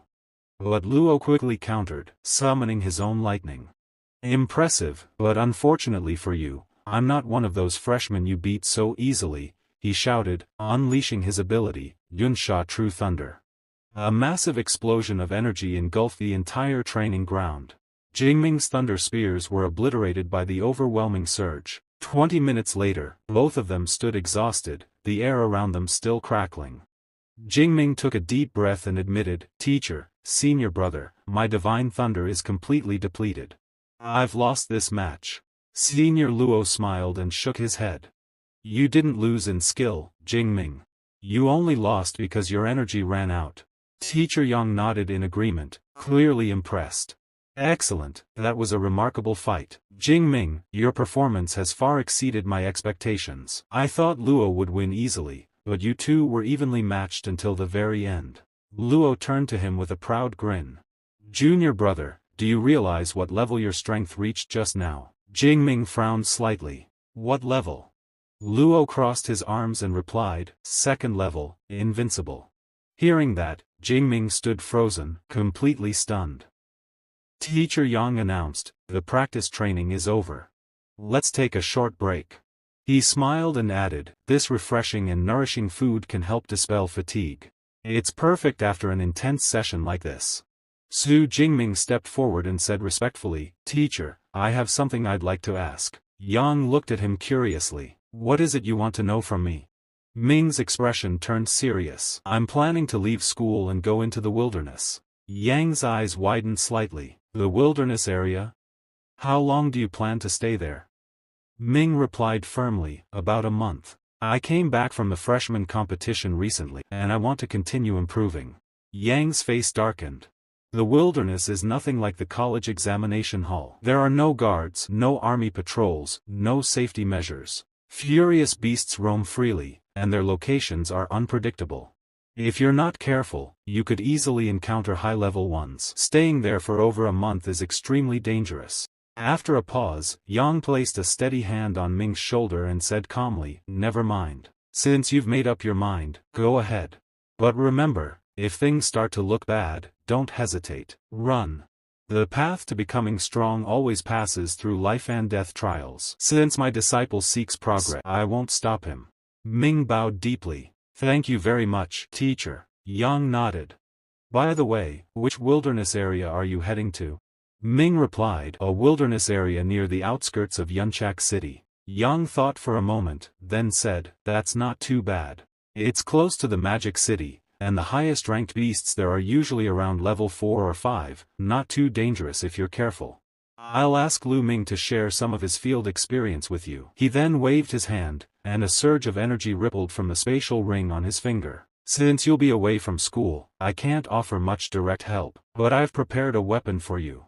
Ming's eyes widened as a long spear appeared, gleaming with a faint spiritual aura. Later, back in his dormitory, Ming admired the weapon and thought, this is truly a great gift. Time to make my preparations. He then called out, Eva, open the school task system. The AI interface appeared, and Ming said, according to the experience shared by my seniors, it's best to take on some field missions to earn credits before leaving campus. He scrolled through the list, carefully examining the options, determined to select the right mission to gain both experience and rewards. Su Jingming carefully reviewed the list of available missions displayed on his task panel. Task 1. Collect materials from a level 32 arm knife tiger. Its tendons were the target. Difficulty C level. Reward 60 credits. Task 2. Collect 20-year-old medicinal plants from the outer forest. Reward 43 credits. Task 3. Head southwest to practice combat against middle-level rank 2 and rank 3 beasts. Reward 600 credits. Difficulty S level. Task 4. Assist the Magic City Public Security Bureau in capturing a rank 3 fugitive named Qin Hong. Reward 200 credits. Difficulty H level. Ming sighed softly and thought, collecting beast materials, gathering rare flowers, capturing fugitives. These high-reward missions all involve real combat. It's basically pushing students straight into the fire pit. He gave a small smile and said, well, that's exactly the kind of harsh training model Magic City Supernatural University is known for. After organizing his supplies, Ming said to himself, preparations complete. Time to move. Eva, his AI assistant, responded cheerfully, good luck, master. A few hours later, Ming arrived at the Yunsha City Supply Base, a bustling hub for adventurers.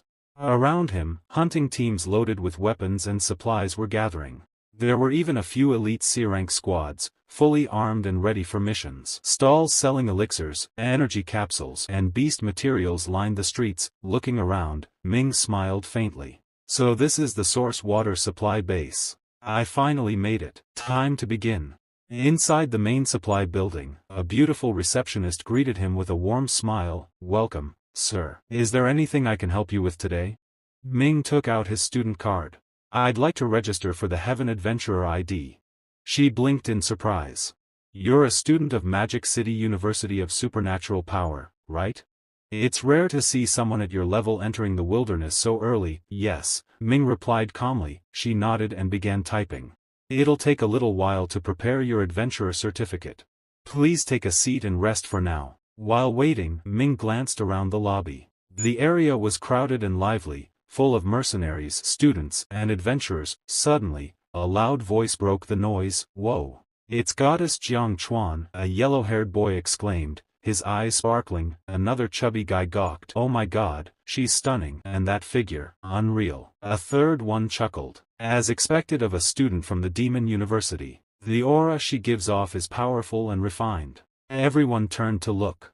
Walking through the crowd was a tall, elegant girl with long flowing hair and a calm yet dominant aura. Her every step carried grace, like a model on a runway. The men couldn't help but stare and whisper to each other, mesmerized. At that moment, the girl, Jiang Chuan, one of the top students from Magic City University of Supernatural Power, stopped and turned her gaze towards something, her expression sharpening slightly as if she had noticed someone familiar. At that moment, a few people nearby whispered among themselves, "She looks so beautiful, like a goddess." One of them murmured. Another boy said, "Jiang is heading to the wilderness to shoot materials again. I used to think all her videos were made by a big team. The quality is amazing, I've watched every one of them." A yellow-haired man added, "By the way, Goddess Jiang has over 10 million fans online, right?" Someone corrected him immediately. "No, it's more than 50 million. If she were my girlfriend, I wouldn't mind living 10 years less." Hearing their talk, Ming frowned slightly and said in a serious tone, "You call her a goddess, but even her looks can't compare to Tang Qi." Just then, the receptionist arrived and called his name. "This is your adventurer card," she said with a polite smile, handing him a small device. "And here's your satellite smartwatch. It includes a built-in map of the wilderness area. The activity and danger levels of the ferocious beasts in each zone are marked in detail." Ming accepted it carefully. "Thank you, kind lady," he replied politely. As he turned away, a suspicious-looking man overheard their conversation and approached with a sly smile. "First time entering the wilderness area, huh?" the man asked casually. "You won't last long without elixirs. How about it? Want to buy some?" Ming looked at him calmly. "What's the price?" The man smirked. "A first-grade healing pill costs 20,000 yuan per piece, and a first-grade detoxification pill is 50,000. The second-grade ones are even better, 40,000 and 30,000 respectively." Ming frowned. "That's way too expensive." The man chuckled. "You know what you're talking about? My pills are famous, cheap and effective." But Ming's eyes narrowed slightly. He smiled faintly, thinking to himself, even a first-grade pill costs at least 30 to 40,000 yuan each. This guy's prices are way off, something's not right. He must be a scammer targeting newcomers who don't know the market. He looked at the man and said calmly, "You fooled a lot of newcomers with this trick, haven't you?" The man's smile stiffened. He jabbed a finger at Ming's chest. "So, you saw through me from the start? Are you playing games with me?" Ming smiled back. "What do you think?" The man's expression darkened. "Very good. You're the first one to ever mock me at the supply base." Before things escalated, a short-haired girl shouted from nearby, "Zhao Chunling. You're deceiving newcomers again." The man, Zhao Chunling, turned to glare at her, then shot Ming a cold look. "You're lucky, kid," he muttered. But his gaze turned sinister as he sneered, "You'd better not leave the supply base today, or you'll regret it." Around them, whispers broke out that newcomer's in trouble now. Someone said, "Yeah, why provoke Zhao Chunling? I heard he's already advanced to the middle stage of the second level. That kid's just at the upper stage of the first level, he doesn't stand a chance." A moment later, the short-haired girl walked up to Ming and said softly, "You should be careful. Zhao Chunling is vindictive. Don't leave the supply base for now." Ming was taken aback but nodded. "Thanks for the warning. But, isn't there anyone to deal with him when he cheats people like this?" The short-haired girl warned Su Jingming again. "Don't leave this area. Zhao has connections in the black market. Who would dare control him? If you need supplies, buy them through the official channels." Su Jingming took in her warning. She was warm-hearted, the advice had weight. He nodded inwardly, then pushed the worry aside. "Forget it for now. First buy what I need for the month. He moved through the supply area and scanned the EVA terminal. Healing pills, detoxification pills, blood-blasting pills, and several other remedies. He checked the details, opened his bag, took out the pills he already had and prepared to head for the forest. Suddenly a thug stepped in front of him. "Did you forget me?" the man sneered. It was Xiao. "I told you not to leave the supply base. How dare you come out?" Xiao chuckled and braced for a fight. Su Jingming kept his voice calm. "What do you want?" Xiao's eyes flashed with anger. "You offended me. I'll break both your legs right now, make you spend the rest of your life in a wheelchair. That'll ease the hatred in my heart." He laughed cruelly. Wang Chunling, the short-haired girl, intervened, worried. "I told him not to leave the supply base. Why are you disobeying?" she cried. One of Xiao's comrades tried to pull her back. "Don't interfere," he warned. "Let him learn his lesson so he won't act on his own next time." Wang Chunling hesitated, but she pressed forward. Su Jingming watched her, noting the concern in her eyes. Xiao's arm flared as he released a dark, unfamiliar energy. His body shimmered with power, a metallic, sea-level aura that turned his skin hard and shining. He sneered, "With metallic skin and my D-class suit, your attacks can't break my defense." Su Jingming's tone hardened.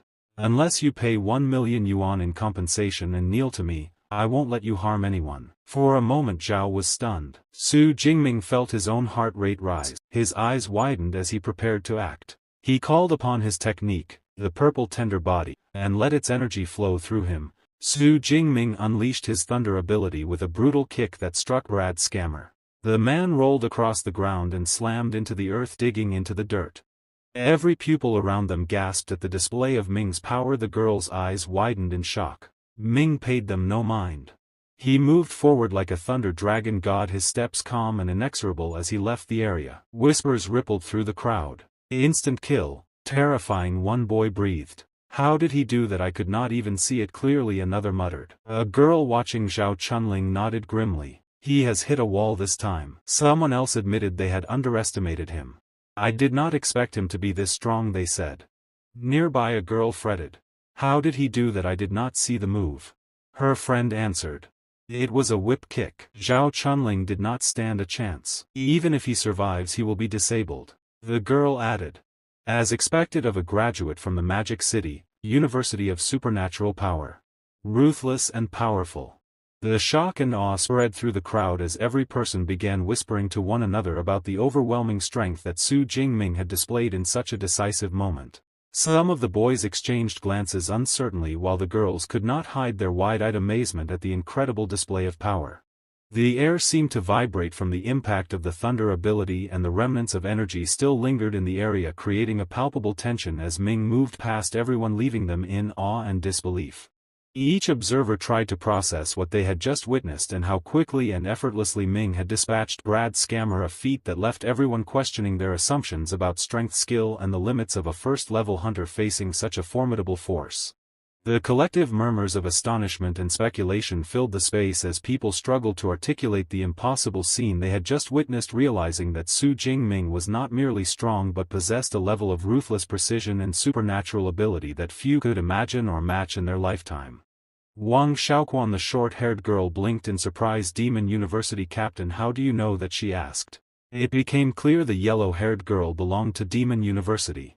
The captain replied. "I recognize the battle suit. It is developed by the Magic University's equipment department." Wang smiled. Only their university could produce something like that. "Should we recruit him? Our team still lacks a strong attacker." The captain reminded her. "Wang Xiaoquan, didn't we agree that our team would be all female?" a girl teased Wang. Then another chimed in. "He's handsome, no objection from me." The girl blushed, embarrassed. The scene shifted back to Su Jingming. He activated his card. The adventure information was confirmed and they were authorized to enter the wilderness area. Ming stepped into Headwaters Wilderness, where a thick dark aura pressed in from all sides. Strange roars echoed, warnings that the beasts here were at least 4th level. Ming studied a small approaching creature and dismissed it. "You're not my target today," he thought. The Headwaters split roughly into 2 zones: the ruined town and the mountain forest. The beasts in the ruined town were weaker, ideal for earning power points first. Ming checked his smartwatch for location data and scanned the map. "Pink Yarn country ahead looks good," he noted. Mostly second-level beasts, a few first-level and no third or fourth-level threats. The area was vast with at least 500 to 600 furious beasts. Ming grinned and sprinted toward it. Pink Yarn Country, here I come. A monster suddenly crossed his path, a two-shadow cat that did not appear especially strong. Ming gripped his spear. Two-shadow cat, your power points are mine, he said with a cold smile.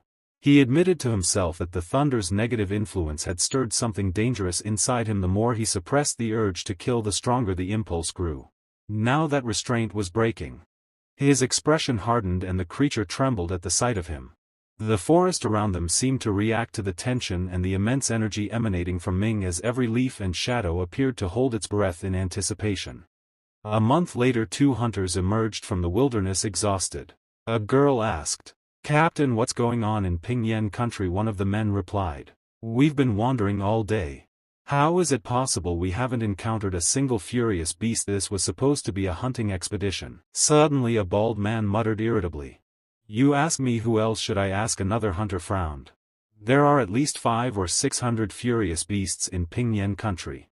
Even if they were migrating, there's no way they could all move so cleanly without leaving a trace." Just then a massive monster appeared, the armed saber tiger. The hunter's eyes lit up.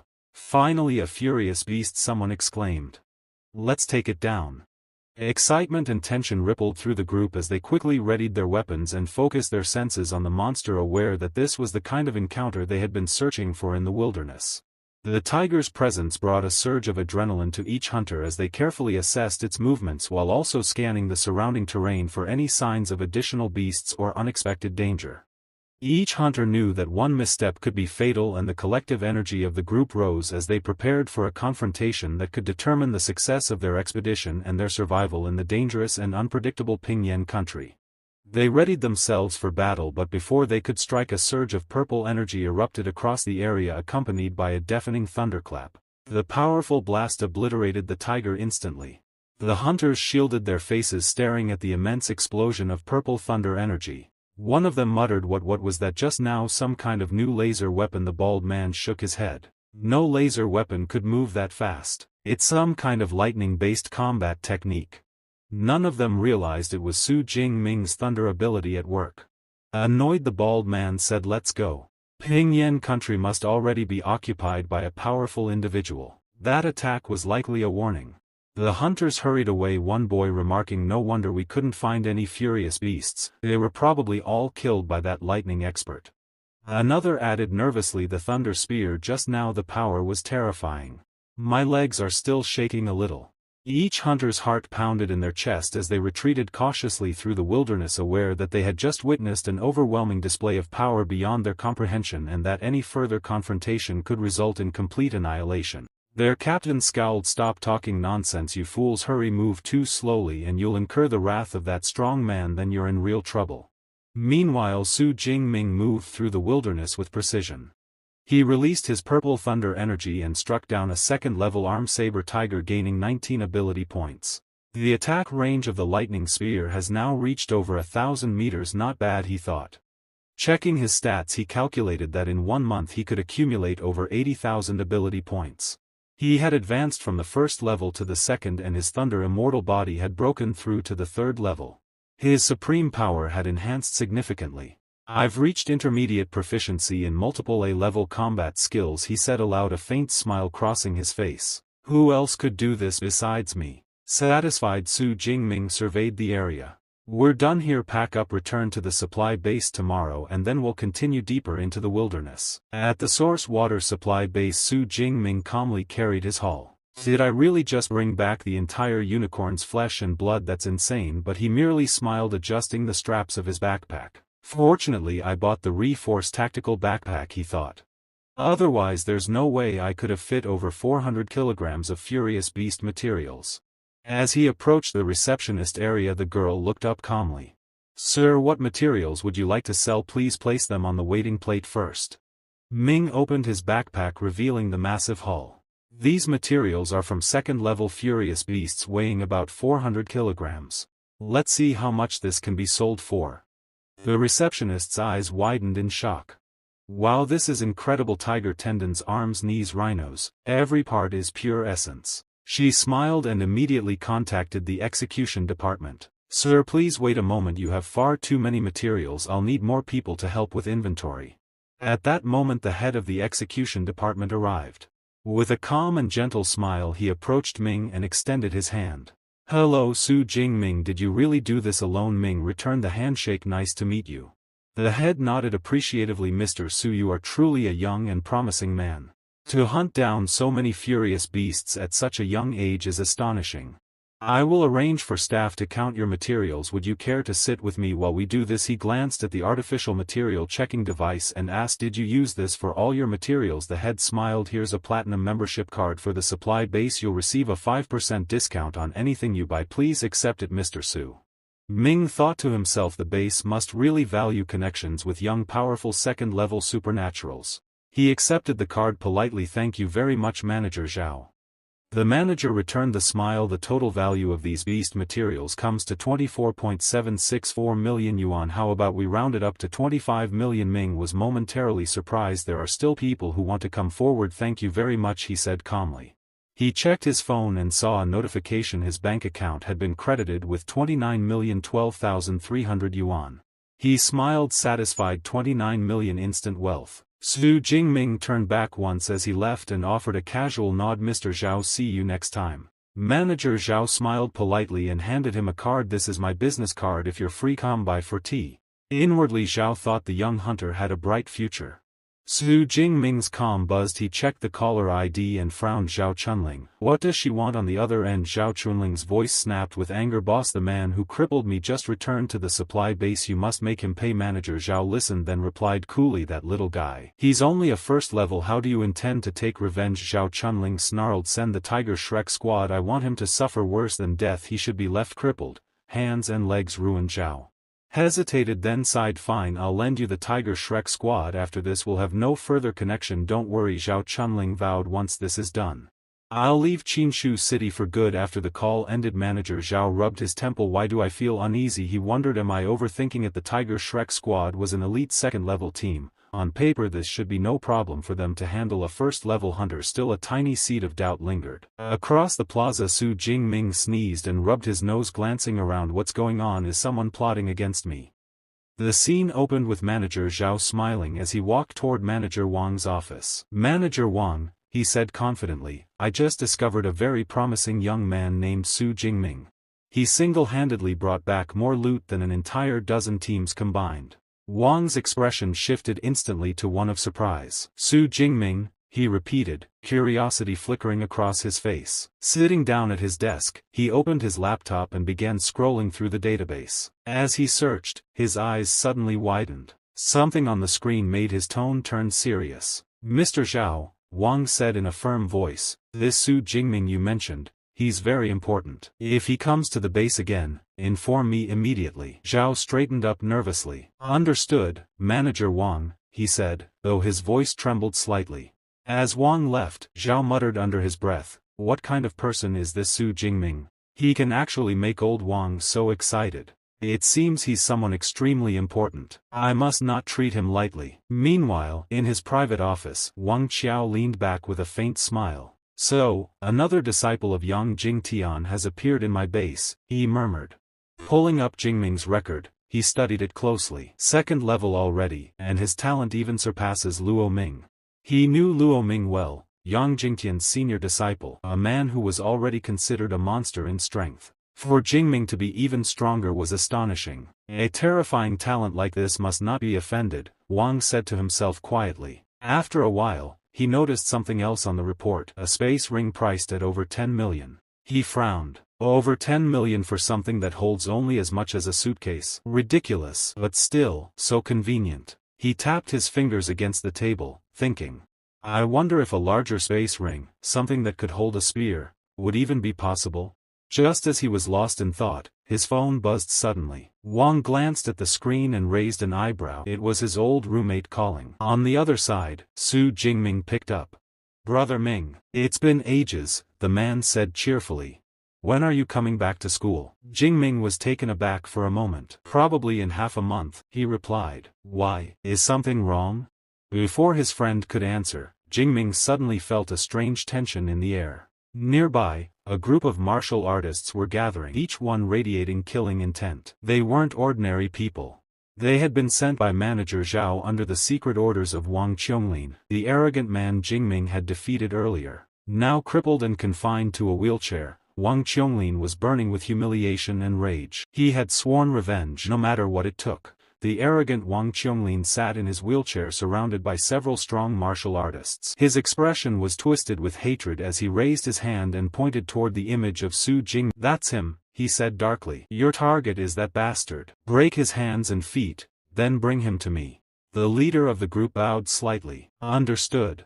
Meanwhile, Su Jingming had no idea that danger was quietly approaching. He was still on the call with his old friend Wang Tao, who said, "By the way, during the month you were gone, a new student enrolled at the academy. He's pretty famous already." Before he could finish, Wang Tao sensed something off. "Hey, what's wrong? You're quiet all of a sudden." Jingming shook his head slightly. "It's nothing," he said calmly, "go on." But at the same time, several men in black were already waiting nearby. They hid in the shadows of a narrow alley. Their leader raised his hand and said in a low voice, "Everyone, get ready. The target has entered the alley. He Jing, analyze his strength." The girl nodded and activated her scanner, feeding information to the captain. A masked man beside her chuckled.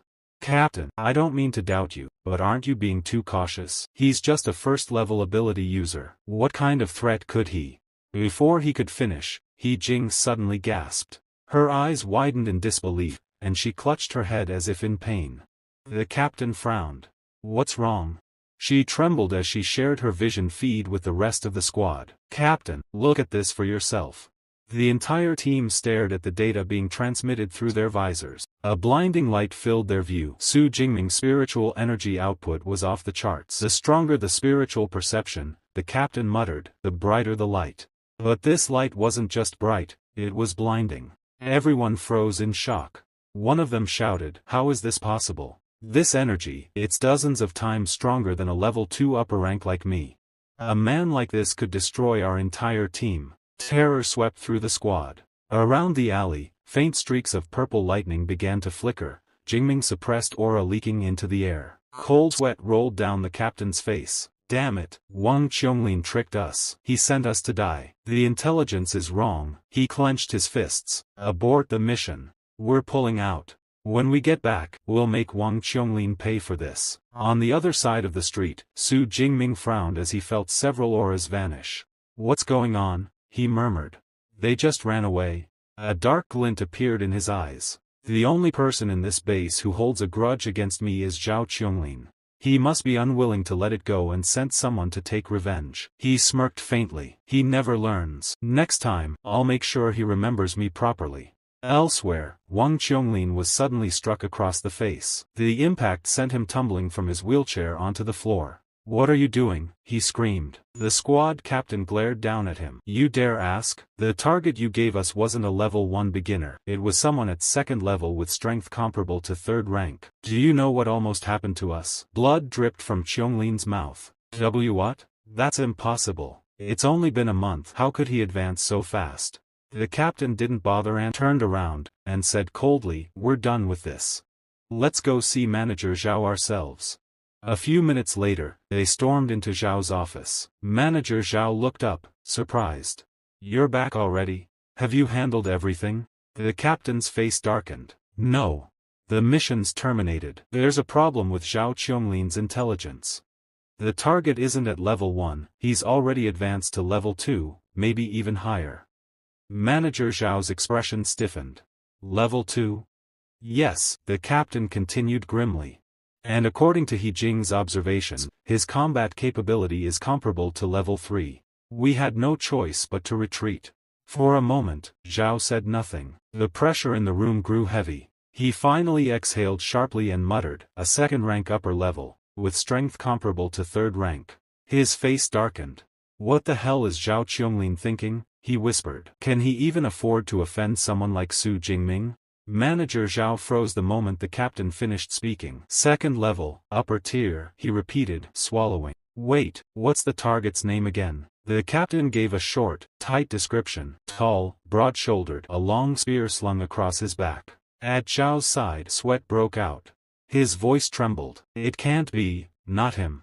Across the table, Manager Wang's face had already gone stone hard. How dare you send men to take down Su Jingming, he snapped, slamming his fist down so the cups rattled. Rage coiled through him like a live thing. Xiao tried to explain, panic making his words rush. Manager Wang, he's only a small-time second level. There's no need. Wang cut him off. Don't lie to me. He grabbed the tablet Xiao had been using and scrolled through the file, each detail landing like a blow. Jiangnan Province number 1 scorer. Magic City University of Supernatural Power. Exclusive mentor, Yang Jingtian. An upper second level at 18, are you insane? Xiao's face went white. I didn't realize. Wang's jaw clenched. Do you understand now? This isn't some street thug you can threaten with hired strongmen. This is someone a master-level figure would notice. You've made a huge mistake. His tone left no room for bargaining. Xiao bowed so low his back creaked. I understand. It won't happen again. Don't make promise, Wang snapped. He turned to the captain. Everyone involved in this incident will be punished. Not only you, but the entire Tiger team. No one is to be left who can be used as an excuse for more trouble. Clear. The captain nodded, grim. Xiao tried to protest, pleaded for lenience, but Wang's gaze cut him off. Begging won't help you. Prepare the personnel files. I want every name. Outside the office, whispers rippled through the supply base. Students and low-level staff peered toward the main administrative wing. That's where Wang Chunling sits, someone murmured, half in awe, half in fear. I heard Manager Wang came down himself. Su Jingming, who had been halfway to the mess hall, paused. He hadn't seen the whole confrontation, only felt the sudden shift in atmosphere, the way several squads abruptly aborted their patrols, the clipped voices, the urgency. He folded his fingers around the strap of his bag and let the tension register like static along his skin. Nothing here for him warranted concern, yet the base had a way of magnifying small things into crises. Inside, the fallout was immediate and brutal. Wang Qianglin, still sputtering from the blow that had sent him sprawling, tried to stammer excuses, to claim mistaken identity, to wriggle free. The captain shoved him back down, rage bright in his eyes. Your intelligence almost cost lives, he said. You put us in the path of a second level with third-rank capability. That's not a mistake. That's negligence. Xiao's shoulders shook. He'd never expected this to escalate to Manager Wang's office. He certainly hadn't meant to target someone of Su Jingming's caliber. Now the base's reputations and Xiao's career hung in the balance. Wang's men would not tolerate embarrassment. They would find scapegoats and they would make an example. Su Jingming watched from the margin long enough to see the men file back to their stations. Chastened, let them punish the pawn. He had his own path to follow, training, equipment, the quiet plan he'd promised himself, and none of this managerial theater would change that. Still, as he walked on, the name Manager Wang lingered in his mind. If the supply base's leadership had chosen to take this personally, reprisals might be messy. Su adjusted the spear on his back a fraction and kept his steps steady. Trouble made noise, he preferred to let his actions speak. At that moment, Manager Wang arrived, his presence commanding instant attention. Chu, you're finally back, he said warmly. I am Wang Chuang, the chief supervisor of this base. The crowd fell silent. Even the captain straightened unconsciously. Su Jingming looked up, faintly puzzled. He hadn't expected to meet the chief himself. Across the hall, the short-haired girl's eyes widened. Wait, did the supervisor just greet him personally? She whispered. The captain nodded slowly, a hint of awe in his tone. Seems this guy's identity isn't just that of a student from Magic City University. Manager Wang stepped forward with a respectful expression and bowed slightly. Mr. Su, our base bears an unshakable responsibility for Zhao Chunling's offense against you. He has already been executed on the spot. As for the others involved, they have been stripped of their ranks and imprisoned. Gasps echoed through the crowd. The punishment was swift, almost too swift, but no one dared question it. To express our deepest apologies, Wang continued, our base has prepared a small gift for you. He gestured, and a woman beside him stepped forward, carrying a sleek, black card placed on a silver tray. Su Jingming's eyes narrowed slightly.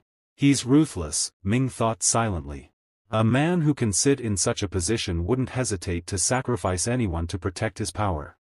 Manager Wang smiled faintly. This, he said, is the highest level black gold membership card of our base. From now on, your accommodation here will be completely free and you'll receive a minimum 20% discount on any item you purchase. He raised another object, a small, silver ring that gleamed with faint light. In addition, he said, this is a space ring, with a storage volume of 1 cubic meter. Consider it part of our apology. Su Jingming's eyes widened in surprise. A space ring with a cubic meter of storage. That kind of item was worth a fortune, far beyond what ordinary second-level awakeners could ever afford. Even he couldn't help but feel impressed. Meanwhile, Su Jingming sat quietly, his gaze fixed on the space ring in his hand. He thought to himself, a space ring with a 1 cubic meter capacity costs at least 50 million great Z coins. This Wang Chao, he's really sincere. And to even mention it openly in front of Manager Wang. Manager Wang smiled faintly at him and said, as expected of Mr. Yang's student, you truly act with forthrightness. Come to think of it, your senior brother Ling Ming also trained at the water supply base back then. Su Jingming was slightly surprised. That's really good to hear. You already know my master and my senior, he replied respectfully. And your kindness, it's more than enough for me. Manager Wang's expression remained calm but warm. Please, accept it. That gift is truly meant for you. If you feel tired, rest in the guest room. Don't go anywhere for now, it will be good for you. Sometime later, Su Jingming stood inside the guest room that Manager Wang had arranged for him. The black gold card had granted him access to one of the best suites, far more luxurious than even the dormitory villas. He looked around, noticing the fine decor and a chilled bottle of champagne waiting on the table. He exhaled softly. After a month of training, I finally get a day to rest, he murmured. Just then, he recalled Manager Wang's words before leaving. Next time you encounter any problem, just contact me directly. My word carries weight in Yunshao City. Su Jingming clenched the space ring in his hand, his eyes glinting slightly. So this is the power of background, he thought. If I were just an ordinary second-level or upper-level genius, Manager Wang would never treat me like this. Su Jingming closed his eyes, focusing his mind. The space ring must be imprinted with spiritual power and recognized by its owner before it can be used, he thought.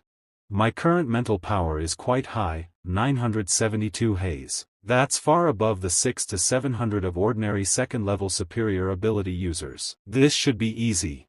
He took a deep breath and concentrated. A faint glow shimmered between his brows as his spiritual power flowed into the ring. Moments later, a connection was formed. A delighted smile appeared on his face. All right, he murmured with excitement. It seems I can take items out just by thinking, and store them simply by touching them with my body. His eyes gleamed with satisfaction. Apart from the fact that living beings can't be stored inside, this thing is incredibly convenient. Just then, his communicator buzzed. Su Jingming quickly answered. Yes, teacher, he said, I just came out of the wilderness. There's another thing I need to report to you. On the other side, his teacher, Mr. Yang, sounded shocked. What? They actually dared to send someone to kill you? A heavy silence followed before his tone turned cold with fury. And now they think compensating you with a space ring will make it right? That's far too light. Mr. Yang's voice grew sharp, carrying suppressed rage. If anything had happened to you, Su Jingming would have destroyed their entire supply base myself. At that moment, Su Jingming felt a bit awkward and spoke nervously. Master, please don't be angry. But his teacher, Mr. Yang, continued in a firm tone. By the way, you mentioned that elite team from the second tier, those upper-level players who followed you all the way into the wilderness. Why did they give up in the end? Su Jingming hesitated for a second before replying. Maybe they discovered that I was also an upper-level second-rank ability user. It probably didn't match their expectations, so they went back to reconfirm. Mr. Yang's eyes widened slightly on the other end. You've already reached the second level? It's only been a month since we entered the wilderness for training. Su Jingming answered calmly. Yes, master. I got promoted just a few days ago. A hearty laugh burst out from Mr. Yang. Ha ha ha. As expected of my student. I am Yang Gontai and my disciple truly does me proud. Your cultivation speed is even faster than mine back then. His voice was filled with pride and joy. When do you plan to come back? I'll personally congratulate you when you return. Su Jingming smiled faintly. Let's head back before school starts. I should use this time to prepare for the advanced area. My lightning flash proficiency has reached the advanced stage, so even a level 14 beast shouldn't be able to catch me. And if I really encounter a level 5 beast, I can still use a bloodthirsty pill to survive. Mr. Yang nodded approvingly, his tone softening as he gave further instructions. Good. Always stay cautious, Ming. You're talented, but don't let arrogance cloud your judgment. Su Jingming smiled gently. I understand, Master. I'll remember your teachings. With that, the call ended. Not long after, one of Mr. Yang's subordinates walked into the room. Seeing the calm joy on his teacher's face, the man smiled. Sir, I haven't seen you this happy in a long time. Mr. Yang chuckled proudly. Jingming isn't just an outstanding student in training, he's also a capable fighter in real combat. His promotion speed is unheard of. They say life and death crises temper the strong, but for Jingming, it's almost like a cheat. Meanwhile, the scene shifted deep within the wilderness area, a forest surrounded by mist and towering mountains. Su Jingming walked calmly through the dense foliage, his hand gripping his spear. Suddenly, energy surged violently around him. His instincts flared.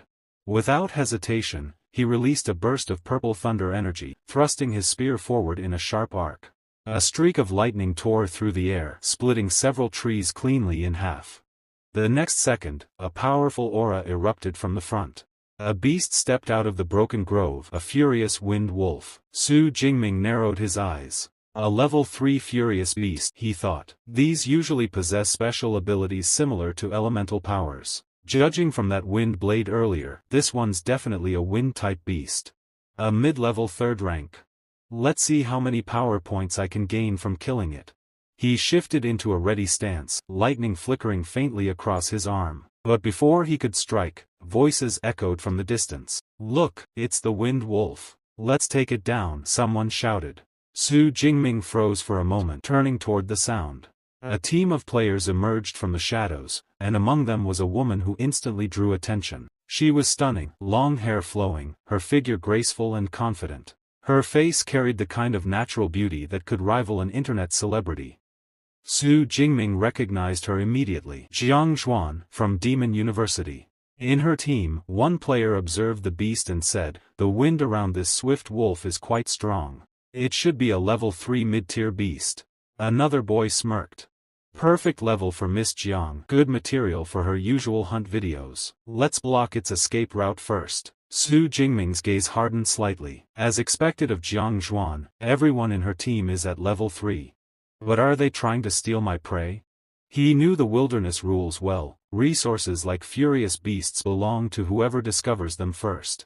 If someone tries to take it, that's a direct provocation. From the other side, one of Jiang Zhuan's teammates laughed nervously. Miss Jiang, don't say it like that. This isn't robbery, it's helping someone. A second-level adventurer encounters a third-level furious beast, and then gets rescued by a goddess. That'll bring great attention online. But Jiang Zhuan glared sharply and snapped, I don't need this kind of fake photo shoot. Her tone cut through the air like a blade, silencing her team. Jiang Zhuan glanced at Su Jingming, her voice calm but firm. Besides, this guy looks calm and composed. He clearly doesn't need any help. One of her team members clenched his teeth tightly, frustration flashing in his eyes. That damn woman, he cursed inwardly. Another boy stretched his shoulders and said with a smirk, it's Miss Jiang's call anyway, she's the one with the big name and money. What a pity, Su Jingming thought, watching the tension unfold. That boy clearly wanted to use this moment to gain attention, yet Jiang Zhuan's words had shut him down completely. The team captain forced a smile and said, since you're not satisfied, Miss Jiang, let's find another furious beast instead. With that, the group turned around and left the area. Su Jingming quietly watched them disappear into the forest. Jiang Zhuan, she actually has a good personality, he thought. Being an internet celebrity with millions of fans, she still acts straightforward and decent. That's rare. Huh, so what do you all think? Could she really become our MC's future waifu? If you had someone like that in front of you, would you want her as your girlfriend? Su Jingming shook his head at his wandering thoughts and focused again. Never mind, whatever happens with her has nothing to do with me. His eyes turned serious. That captain earlier looked furious. Seems like he doesn't have strong control over his team. He gripped his spear and exhaled slowly. Well, enough distractions. Time to hunt. Just then, the wind wolf lunged at him again from the side, its claws slicing through the air. Su Jingming stepped back swiftly, his cheek grazed by the wind blade. He frowned. You were so quiet when they were here, but now that they've left, you attack like a mad beast. What kind of nonsense is that? The wolf growled deeply as if mocking him. Su Jingming smirked faintly. You really look down on me, don't you? You think I'm not worth taking seriously? And I'm just saying, our MC really talks too much sometimes. But hey, that's the charm of Su Jingming. The beast clearly didn't care about words. It roared furiously and charged again. In the next moment, Su Jingming's expression hardened. Fury flared through him like a live current and he unleashed a concentrated thunder strike straight at the monster's head. Energy rippled through the clearing, scattering leaves and sending a spray of blood into the air. A system notification chimed in his mind. Level 3 Viridium Wolf defeated, plus 34 power points. Su Jingming's lips curled into a wild, satisfied smirk. Gaining more than 30 points from a third-level Furious Beast, not bad at all. He let out a low, delighted laugh. The last 10 days, this is incredible. The beast's body convulsed as residual energy flickered along its fur, then collapsed. Before he could relax, another creature, ape-like and ferocious, sprang from the undergrowth. Su Jingming tightened his grip on the spear and struck again, channeling his strongest thunder attacks in a furious barrage. One by one, the monsters fell, bodies thudding to the forest floor. Pain flashed across him from a grazing wound, but he pressed on. When the largest ape leader finally lay defeated, Su Jingming stepped forward and surveyed the field. He observed the fallen leader coolly, the corner of his mouth pulling into a cold smirk. The lightning spear alone couldn't finish you instantly, he murmured. Truly befitting the leader of a band of third-rank giant apes. He raised his spear and spoke with quiet menace, his voice low and steady. The rest of your small fry, don't make a sound. I'll make sure every last one of you dies by my hand. At that moment, it became clear, Su Jingming's personality had shifted. Whenever his body entered its thunder state and absorbed the blood energy of a furious beast, something inside him darkened. Kindness and mercy seemed to vanish, replaced by cold, ruthless instinct. His eyes glowed faintly violet as he moved without hesitation. One by one, he slaughtered the remaining apes right before their leader's dying eyes. The forest echoed with the crack of thunder and the sound of tearing flesh. Su Jingming smiled, but it was not the smile of a hero. It was sharp, twisted, and filled with madness. For that brief moment, he looked less like a man and more like a monster born of lightning and rage. Within minutes, the entire ape troop lay dead. Blood steamed against the ground, the air thick with the metallic scent of death. Breathing heavily, Su Jingming lowered his spear and looked around with grim satisfaction. He exhaled slowly. More than 3,000 ability points, he murmured, glancing at his stat display. That should be enough for me to return and learn an S-level combat skill. I've been waiting for this moment for a long time. Checking his wristwatch, he noticed a flashing alert. A distress signal was being transmitted nearby. What's this? He muttered, scanning the signal source. But before he could move further, a sudden noise broke through the rustling forest. From the opposite side, Jiang Zhuan appeared, her movements swift and precise. Her figure leapt through the trees, hair fluttering in the wind, eyes sharp with resolve. In that instant, Su Jingming froze in mild surprise. She wasn't here for glory or video footage, she was jumping straight into danger. She was trying to save someone's life. From the other side of the forest, a loud roar shattered the silence. A massive beast burst through the trees, scales flashing like metal under sunlight, its tail smashing through trunks with each step. Jiang Zhuan's face turned pale as she ran desperately through the dense woods. My whole team disappeared after encountering a fourth-level furious beast, she gasped, fear tightening her chest. Behind her, the creature closed in, a digging dragon, one of the most dangerous third-tier beasts. Her voice trembled. Any beast with dragon in its name is always terrifying. I'm only a mid-level second rank. Even with a bloodthirst pill, I can't beat this thing. Branches tore past her as she sprinted, eyes filled with panic. I hope someone strong anyone receives my distress signal. Little did she know, the one who received it was Su Jingming.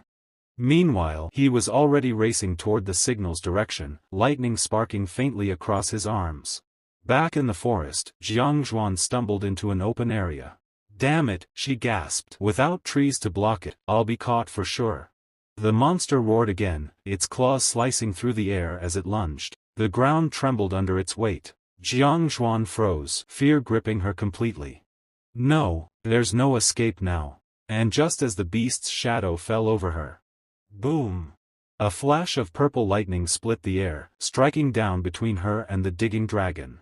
Energy exploded outward, throwing up dirt and sparks. When the light faded, a tall figure stood between her and death. Purple thunder flickered around his body, his eyes calm and unshaken. Su Jingming had arrived. Jiangzhuan's breath caught in her throat as recognition flashed in her eyes. It's him, that boy from the cave, the one who fought the wind wolf, she whispered, her voice trembling between shock and relief. She didn't know much about him, but meeting Su Jingming again, in this moment of life and death, felt almost like fate.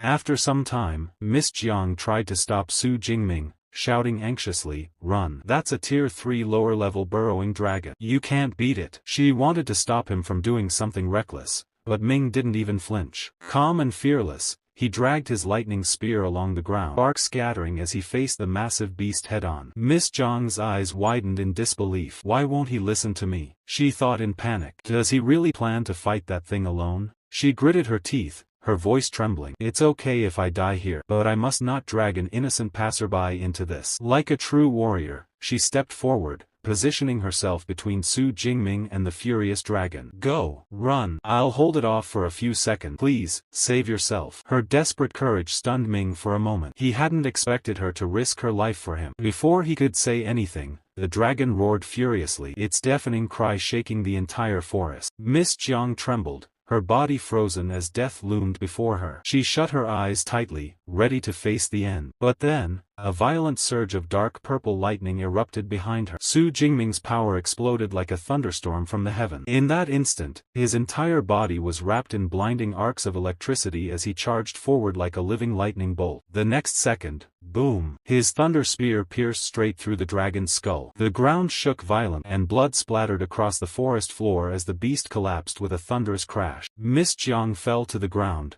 her body trembling uncontrollably. Her eyes widened in shock and fear as she watched the mighty creature's corpse burn under the flickering purple thunder. He killed a dragon, instantly. She stared at Su Jingming, speechless, her heart pounding uncontrollably. The man before her was no ordinary Awaken. At that moment, Jiang Chuan turned toward Su Jingming, her face pale and eyes wide with disbelief. She looked at him carefully, her voice trembling. This power, it's too terrifying. The sonic boom I just heard wasn't an illusion. But, how? Isn't this person only at the upper level of the second rank? How can he possess such strength? Meanwhile, Ming stood calmly amid the fading storm of purple light. A faint smile curved his lips as he looked at the remains of the slain dragon. As expected, he murmured, "Any furious beast with the word dragon in its name gives more ability points than ordinary third-level upper beast." A soft notification echoed in his device. Plus 36 power points gained. Ming nodded in satisfaction, the corners of his mouth lifting slightly. Then he turned to Jiang Chuan and asked in a gentle tone, "It doesn't matter now. How's your health?" Startled by his calmness, Jiang Chuan's heart skipped a beat. She tried to compose herself and gave a small, nervous smile. "I'm fine. My legs are just a little weak. Thank you for saving me from that dragon." Ming simply shrugged. It was just a small favor. Anyone else passing by would have helped too. Yet, his confident smile and composed posture made him look every bit like a hero from a storybook. He extended his hand toward her, his voice soft but firm. "Take my hand. Try to stand on your own." In that instant, Su Jingming looked like a true savior, lightning fading behind him, the forest breeze brushing through his hair, his eyes calm and steady. Jiang Chuan hesitated for a second, then slowly placed her hand in his. Her voice was gentle, almost shy. "That's not necessarily true. My name is Jiang Chuan." She introduced herself properly, meeting his gaze. "I have no way to repay you for saving my life, but if you ever need anything in the future, just tell me." Ming gently grasped her hand, a faint smile forming on his lip. "My name is Su Jingming," he said casually. "I can't really say I'm giving you an order, but it'd be great if you could give me an autograph photo of yourself. Look at this guy. He really knows how to flirt with a beautiful lady." However, Ming wasn't doing it for himself. In his mind, he thought silently, Wen Tao's been a huge fan of Miss Jiang for so long. He's been longing for an autograph photo forever. At that moment, it became clear, Ming wasn't falling for her yet. But perhaps in the future, she might just become his fated one. Jiang Chuan blinked in surprise, then smiled softly. I don't have any photos with me right now, she replied. But I can give you one when we get back to the supply base. Ming nodded, accepting her words calmly. Suddenly, Jiang Chuan lifted her hand and pointed toward his weapon. Wait, that gun, she said, her tone curious. Are you from the Magic Supernatural University? Ming was slightly surprised. It's a gift from my teacher. You recognize it? She smiled confidently. Of course. That model is too heavy for most first and second level physiques. Even many third level users can't handle it. Equipment like that usually belongs to upper third level or higher elite. She extended her hand again, formally introducing herself. Let me reintroduce myself. I'm Jiang Chuan, from Class 2 of the Department I, Elemental Academy. Ming reached out and shook her hand politely. Hello, Senior, he said with a calm smile. Jiang Chuan's eyes brightened. She wasn't expecting him to address her so naturally. Ming, however, was slightly amused in his thoughts. So she's a senior. That means she's probably an ordinary student from Demon University. Most of them don't reach the upper second level until their third year. He smirked inwardly. But seeing how much she admires me, there's no need to spoil her excitement. He said softly, well, I'm glad to meet you too. Jiang Chuan's eyes sparkled with excitement. Senior, you're truly powerful. Even though the digging dragon was a lower third level beast, it's as strong as an ordinary upper third level one. I can't believe you killed it in a single strike. Before Ming could say anything, he turned slightly, his expression calm again. It's getting late. I should head back. He started to walk away, but Jiang Chuan called out, her tone flustered. Wait, why are you leaving so suddenly? Ming stopped and turned his head slightly. Because it's already been too much time, he said flatly. And staying longer isn't necessary. Jiang Chuan hesitated, her face turning faintly red. Then, with a hint of nervousness, she stepped closer and whispered, Senior, can I stay with you for a while? Her cheeks flushed pink, her voice soft as the forest breeze. Miss Jiang brushed the dust from her sleeves and looked a little embarrassed. I got separated from my escort team, she said softly. I can't handle this area alone. Su Jingming glanced around the forest, then nodded. All right, he said calmly. I'll take you to the city ruin. From there, you can make your way back yourself. She smiled gratefully, her expression filled with appreciation. Thank you, Senior. You're really kind. But after a moment's pause, curiosity flashed in her eyes. By the way, Senior, do you want to take a look inside the Earth Digger's cave? There might be something valuable in there. Otherwise, that dragon wouldn't have come out to chase me. Ming didn't hesitate. Let's go and have a look, he replied, tightening his grip on his spear. They began walking together through the dense forest. The air was heavy with the scent of soil and fresh rain. As they moved, Jiang Chuan glanced at him again. Senior, which college are you from? I think I know your dean, young Jin Tai. He's known as Young King, right? He's very fearless. Ming turned his head slightly, surprised. Weapon Academy, he said. He's my teacher. Jiang Chuan's eyes widened in shock. Ah, I'm so sorry. She stammered, her face turning bright red as she waved her hands nervously. For a moment, Ming couldn't help but notice how adorable she looked, like a flustered little girl. But then, his expression turned flat again. He thought silently, didn't people call her the cool, frosty goddess of Demon University? Turns out, she's more like a chatterbox. He sighed inwardly, slightly annoyed by her endless talking. After a short walk, they finally arrived at the entrance of the cave. Jiang Chuan pointed ahead. Senior, this is it. Are you really going inside? Ming stepped closer, scanning the dark entrance. I'm not sure what's inside, he said cautiously. If there's danger, stay behind me. He raised his weapon, the faint hum of thunder flickering around him. Jiang Chuan stood close, her eyes wide as she peered into the glowing depths. A faint, sweet fragrance drifted out of the cave. It smells so good, she whispered, captivated. Ming's eyes narrowed as he recognized the source. V-level Qinling grass, A-level flame flower, C-level hypnotic grass. He frowned. How can so many rare and exotic plants be growing in one place? He stepped forward, the purple glow of his thunder energy lighting the cave walls. This is amazing. Suddenly, Jiang Chuan's eyes widened in excitement. This is the spring liquid that condenses the essence of the earth, she said breathlessly. It's a healing medicine below the 4th level, and this one is even rarer, an S-grade earth spirit spring. Su Jingming froze, his expression turning serious. "Are you sure?" he asked. "That kind of medicine herb is extremely rare." Jiang Chuan quickly knelt beside the shimmering pool, her face glowing under the soft golden light. "I'm certain," she said with confidence. "The earth spirit spring nourishes the surrounding plants and transforms them into exotic flowers and rare herbs." Her excitement was pure and bright, like a child who had found treasure. She looked radiant, holding the luminous petals in her delicate hand. Ming scanned the cave around them. The flowing water glimmered like liquid crystal, and the entire cavern was filled with vibrant herbs and fragrant blossoms. "There's no doubt about it," he murmured. "This is truly the Earth Spirit Spring." He turned to Jiang Chuan and smiled faintly. "I didn't expect you to have such in-depth knowledge about natural treasures." She smiled proudly. "I passed the second-grade medicine exam at my school." Ming raised his brow in mild surprise. "You're a second-grade pharmacist? I've heard that exam is extremely difficult to pass." Jiang Chuan's cheeks turned slightly pink. "Thank you for your kind words, senior. With this Earth Spirit Spring, we can prepare at least 5 portions of S-grade healing spring fluid." She paused, then added sincerely, "All of these spiritual resources should belong to you." Ming shook his head. "4 portions for me, 1 for you," he said firmly. "And we'll each take half of the exotic flowers and herbs." Her eyes sparkled with gratitude. "Thank you, senior." But just as they finished dividing the spoil, the faint echo of footsteps reached them from the mouth of the cave. "Captain," a voice called, "there isn't a single monster in here. What good stuff could possibly be hidden inside?" Ming instantly tensed, his hand tightening around his weapon. He glanced at Jiang Chuan, his sharp instincts alert. More figures entered the cave, their torches flickering against the stone wall. "Judging from the traces," one of them said, "this must have been the nest of a third-level dragon." Jiang Chuan turned in surprise. "Captain Wang, you scared me," she exclaimed, her tone mixed with relief and confusion. "How did you find this place?" The man at the front smiled slightly. "Miss Jiang, we've been searching for you everywhere," he said politely. "We didn't expect to meet you here of all places." But Ming's eyes darkened. He could sense something off about this group.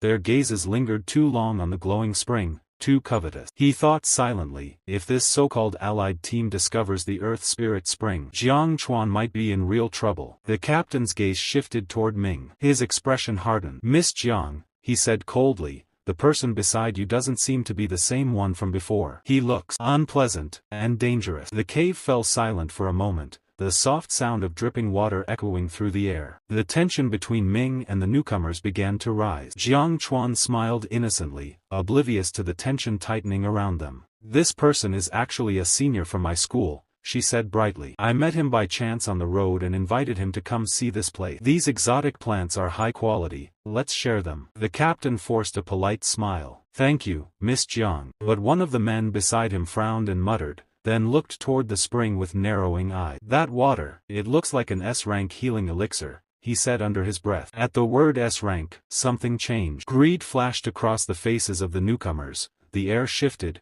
heavy and cold. Their polite masks dropped. The captain's expression grew dark as he stepped forward, eyes glowing with avarice. "F-level natural treasures, all of it belongs to us," he said, voice low and dangerous. Jiang Chuan's smile froze. "What's happening?" she whispered, clutching Su Jingming's hand more tightly. The captain's smile turned cruel. "Miss Jiang, you've been hiding things from us," he said. "And since you invited others here, well, that makes it easy." Jiang Chuan squeezed Ming's hand and tried to steady him. "Everyone can share. The spring and the herbs are yours too. Senior, let's go." Her attempt to defuse the situation failed. Ming did not move. He stood very still, the purple energy coiling faintly around his arm. "Why are you just standing there?" Jiang Chuan asked in panic. "Captain Wang and the others are peak 3rd level. They'll crush us." Su Jingming's voice was cold and steady. "I am a peak 3rd level as well. I don't think I'm worse than them." His eyes were unreadable. "Even if we hand over every treasure in the world, they won't let us leave. They'll kill us the moment they get the chance." The captain barked out a laugh, cruel and bright. "Arrogant brat. You were right. Miss Jiang here has brought us to something valuable. If we let you live and she goes back to report us, none of our group will survive in Jin City. Better to silence you now." He drew his weapon with a slow, menacing motion. "I'll dig out this cave with my own hands." Silence fell before the cave,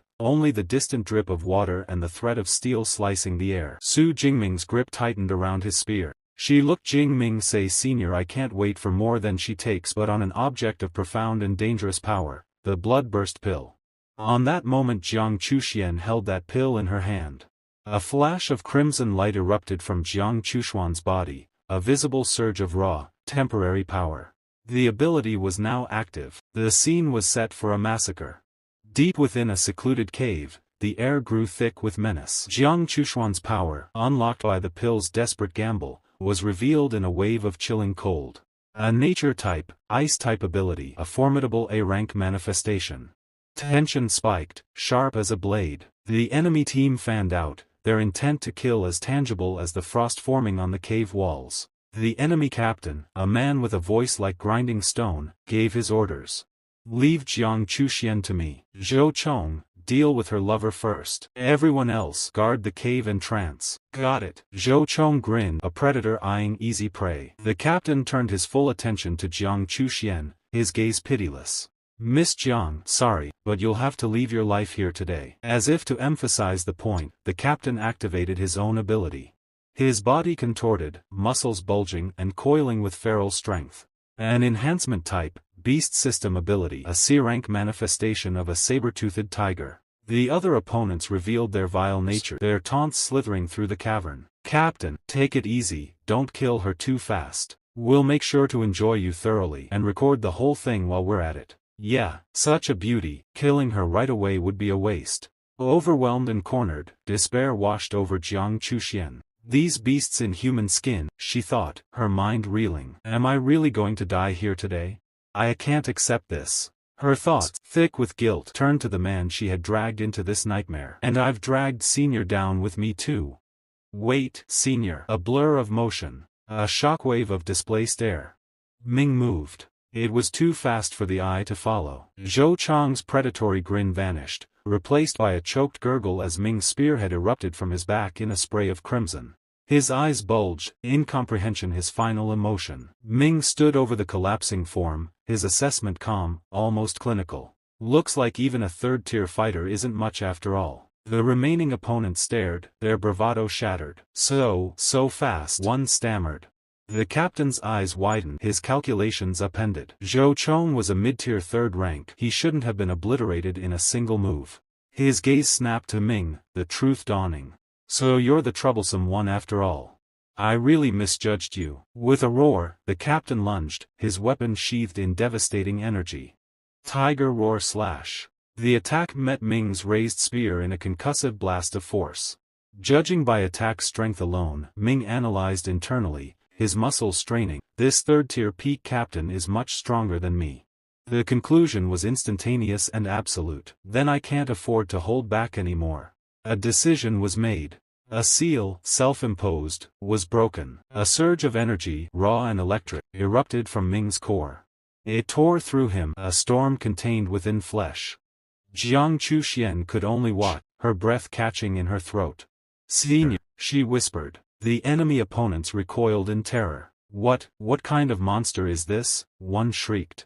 Ming's new form was revealed, crackling with arcs of blue-white lightning. His aura intensified, pressing down on them like a physical weight.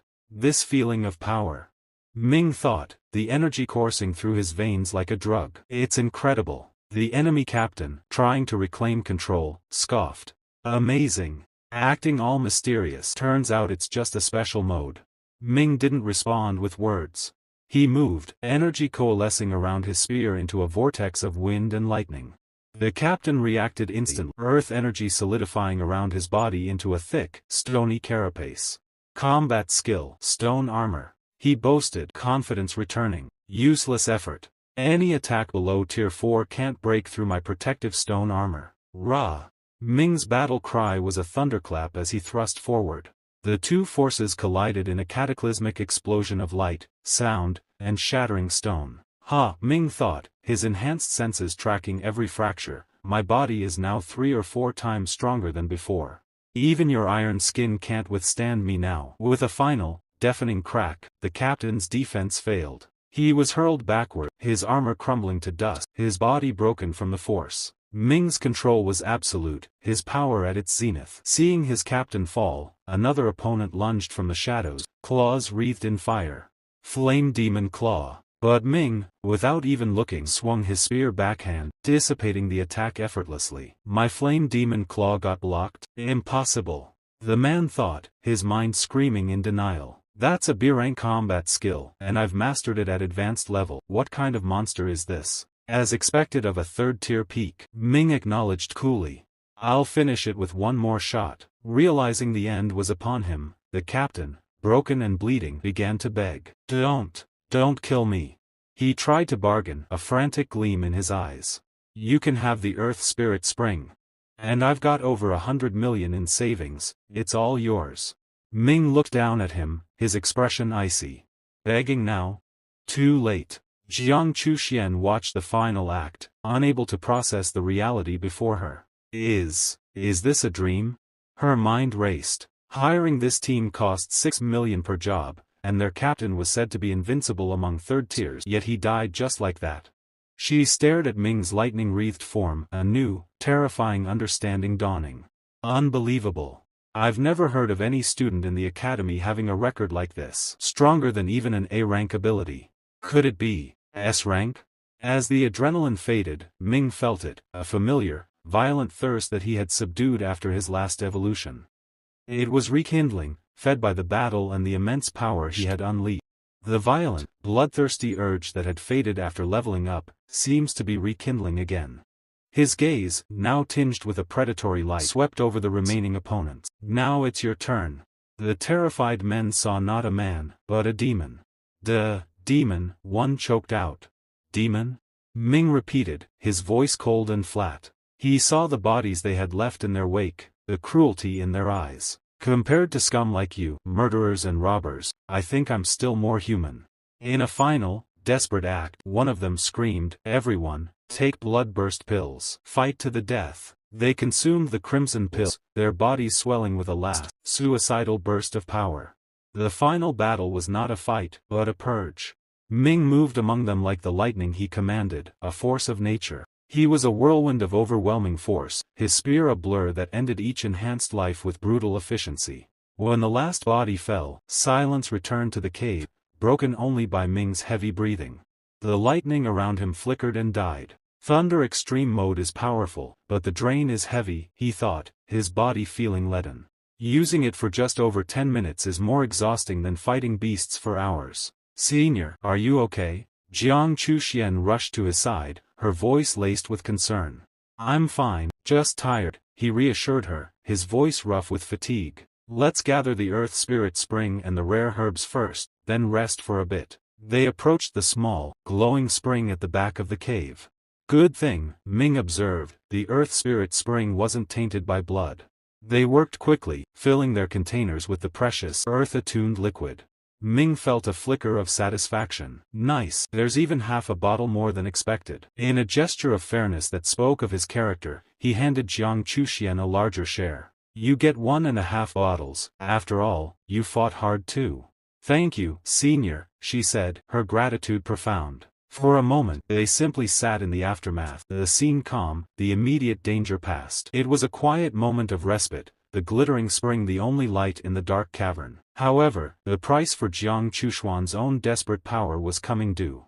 A sudden, sickening weakness washed over her, her veins feeling like they were filled with fire and ice. Her eyes widened in alarm. Not good, Jiang Chuxian thought, a cold dread seizing her heart. The blood-burst pill's side effects are kicking in. In the crushing silence that followed the battle, the true cost of victory was revealed. Jiang Chuxian crumpled, her body betraying her. A wave of absolute weakness washed over her, so profound it felt like a void where her strength and spirit had been. My whole body is weak, she thought, the panic a faint flutter in her numb mind, and I can't even use my mental power. She struggled to draw breath, each inhale a shallow, desperate gasp. Her thoughts spiraled into a pit of humiliation. I can't even take clothes out of my spatial ring, how embarrassing. Her gaze, heavy-lidded and blurry, drifted toward Ming. A new dread, sharper than the physical agony, seized her. If my senior sees me like this and misunderstands, I'll leave such a bad impression. Ming's voice cut through her spiraling thoughts, calm and practical. The side effects of the blood-burst pill are strong. I'll take you to rest over there first. He moved with a careful efficiency, his touch surprisingly gentle as he helped her to her feet and half-carried, half-supported her to a clearer spot near the cave wall. As his arms steadied her, a new and entirely different sensation erupted within her, a frantic, fluttering rhythm in her chest. Why is my heart beating so fast? She wondered, the feeling alien and overwhelming. The answer dawned on her with a blush she was too weak to suppress. Is it because this is my first time being this close to a man? Ming carefully set her down, propping her against the cool stone. Rest here for a bit. I'll go collect the remaining rare flowers and herbs. Left alone as he moved away, Jiang Chuxian watched him, her chaotic thoughts settling into a warm, quiet realization. Senior is really gentle. Ming moved methodically through the grisly aftermath, stripping the spatial rings from the fallen opponents. He quickly assessed the loot from the elite squad. Cash, rare herbs, beast materials, and C-rank combat skills. A flicker of disappointment crossed his mind. This Tier 3 elite squad didn't have anything valuable after all. His practical side took over. Hopefully, 2 1 cubic meter spatial rings can be exchanged for a 2 cubic meter one. Otherwise, carrying a spear everywhere is such a pain. A weak, trembling voice called out from behind him. Senior, Earth Spirit Spring can ease the weakness caused by the blood-burst pill. Ming turned, his interest piqued. Oh, Senior, you can feed me some, she whispered, her face tinged with pink. Not too much, just 1 sip will do. He knelt beside her, uncorking one of the precious bottles and carefully bringing it to her lips. The effect was not instantaneous, but it was profound. A wave of palpable relief washed over her strained features, the deathly pallor receding slightly. I feel much better now, she managed, her voice gaining a sliver of its former strength. But to fully recover, it'll probably take 3 to 4 hours. Ming was impressed. I didn't know the side effects of the bloodburst pill could be neutralized. This S-rank Earth Spirit Spring really is amazing. Internally, he calculated. 3 to 4 hours later, it'll be nighttime. He made a decision. Let's rest here for the night, it's relatively safe anyway. The suggestion sent a jolt through Jiang Chuxian. Just me and Senior, a man and a woman alone, spending the night in a dark cave. Her imagination, fueled by exhaustion and proximity, conjured a series of wildly romantic and embarrassing scenarios. A vivid blush crept up her neck and flooded her cheeks. Ming, oblivious to her internal turmoil, checked for her agreement. What do you think? Oh, okay, she stammered, looking away in a fluster. I'll do whatever Senior says. Night fell, draping the cave in a blanket of quiet shadows. The hours passed uneventfully, the only sounds their steady breathing. The next morning, Ming stood at the cave entrance, breathing deeply. The forest air is so nice. If there weren't any beasts, I could live here for a month. Jiang Chuxian, now mostly recovered, watched him, her thoughts a tangle of relief and chagrin. I can't believe the nonsense I was thinking last night. How could Senior be that kind of person? Yet, to her own confusion, a faint, inexplicable sense of disappointment lingered. But, why do I feel a little disappointed? Let's go, I'll take you to the forest's edge, Ming said, pulling her from her thoughts. Oh, okay, she replied, perhaps a little too quickly. They set off at a brisk pace, moving swiftly through the dense undergrowth. The path ahead seemed clear, promising a smooth return. But then Ming's body tensed, his senses screaming a warning. Not good, his mind hissed, his eyes locking onto a massive shape crashing through the trees ahead. It's a Tier 5 flame tiger. The colossal beast, wreathed in flickering embers, burst into view. But instead of charging them, it tore past in a blind panic, its mighty frame radiating pure terror. It didn't notice us? Jiang Chuxian asked, bewildered. Senior, judging by that beast's expression, she pointed out, her voice rising with alarm, it looks like it's running for its life. The reason for the flame tiger's flight became horrifyingly clear a moment later. The forest behind it seemed to move, to boil over. A massive, swarming tide of small, metallic-furred creatures flooded the ground, consuming everything in their path. That's an iron-eating rat, Jiang Chuxian cried out. They may only be Tier 1, but once they swarm, even a Tier 6 powerhouse would die if surrounded. The scale of the horde was staggering, a living, gnawing carpet of death. No wonder even that Tier 5 beast is fleeing. Ming exclaimed, the situation snapping into terrifying focus. Instinct took over. We should run too. They spun and fled, pouring on every ounce of their speed. Iron-eating rats have insane stamina, Jiang Chuxian gasped as they ran. They can sprint non-stop for 5 or 6 hours. Can we really escape? The only safe place is the supply base, but it's at least 90 kilometers away. Ming knew their current pace was a death sentence. We have to find a way to move faster. This spear's too heavy, I'll have to drop it. Senior, my spatial ring is big enough, put it in mine, she offered quickly. He stowed the weapon, feeling immediately lighter. But it wasn't enough. That's much better, he thought, but running while holding hands is too slow. Carrying her on my back would be faster. Without a word, he swiftly scooped her up onto his back. Ah, she yelped in surprise, her arms instinctively wrapping around his neck. Let's go, he shouted, and then he unleashed his full, terrifying speed. The world became a blur of green and brown as he charged through the wilderness, a bolt of human lightning with Jiang Chuxian clinging tightly to his back. They reached the outskirts of ancient city ruins only to find the stone streets already churning with the metallic swarm.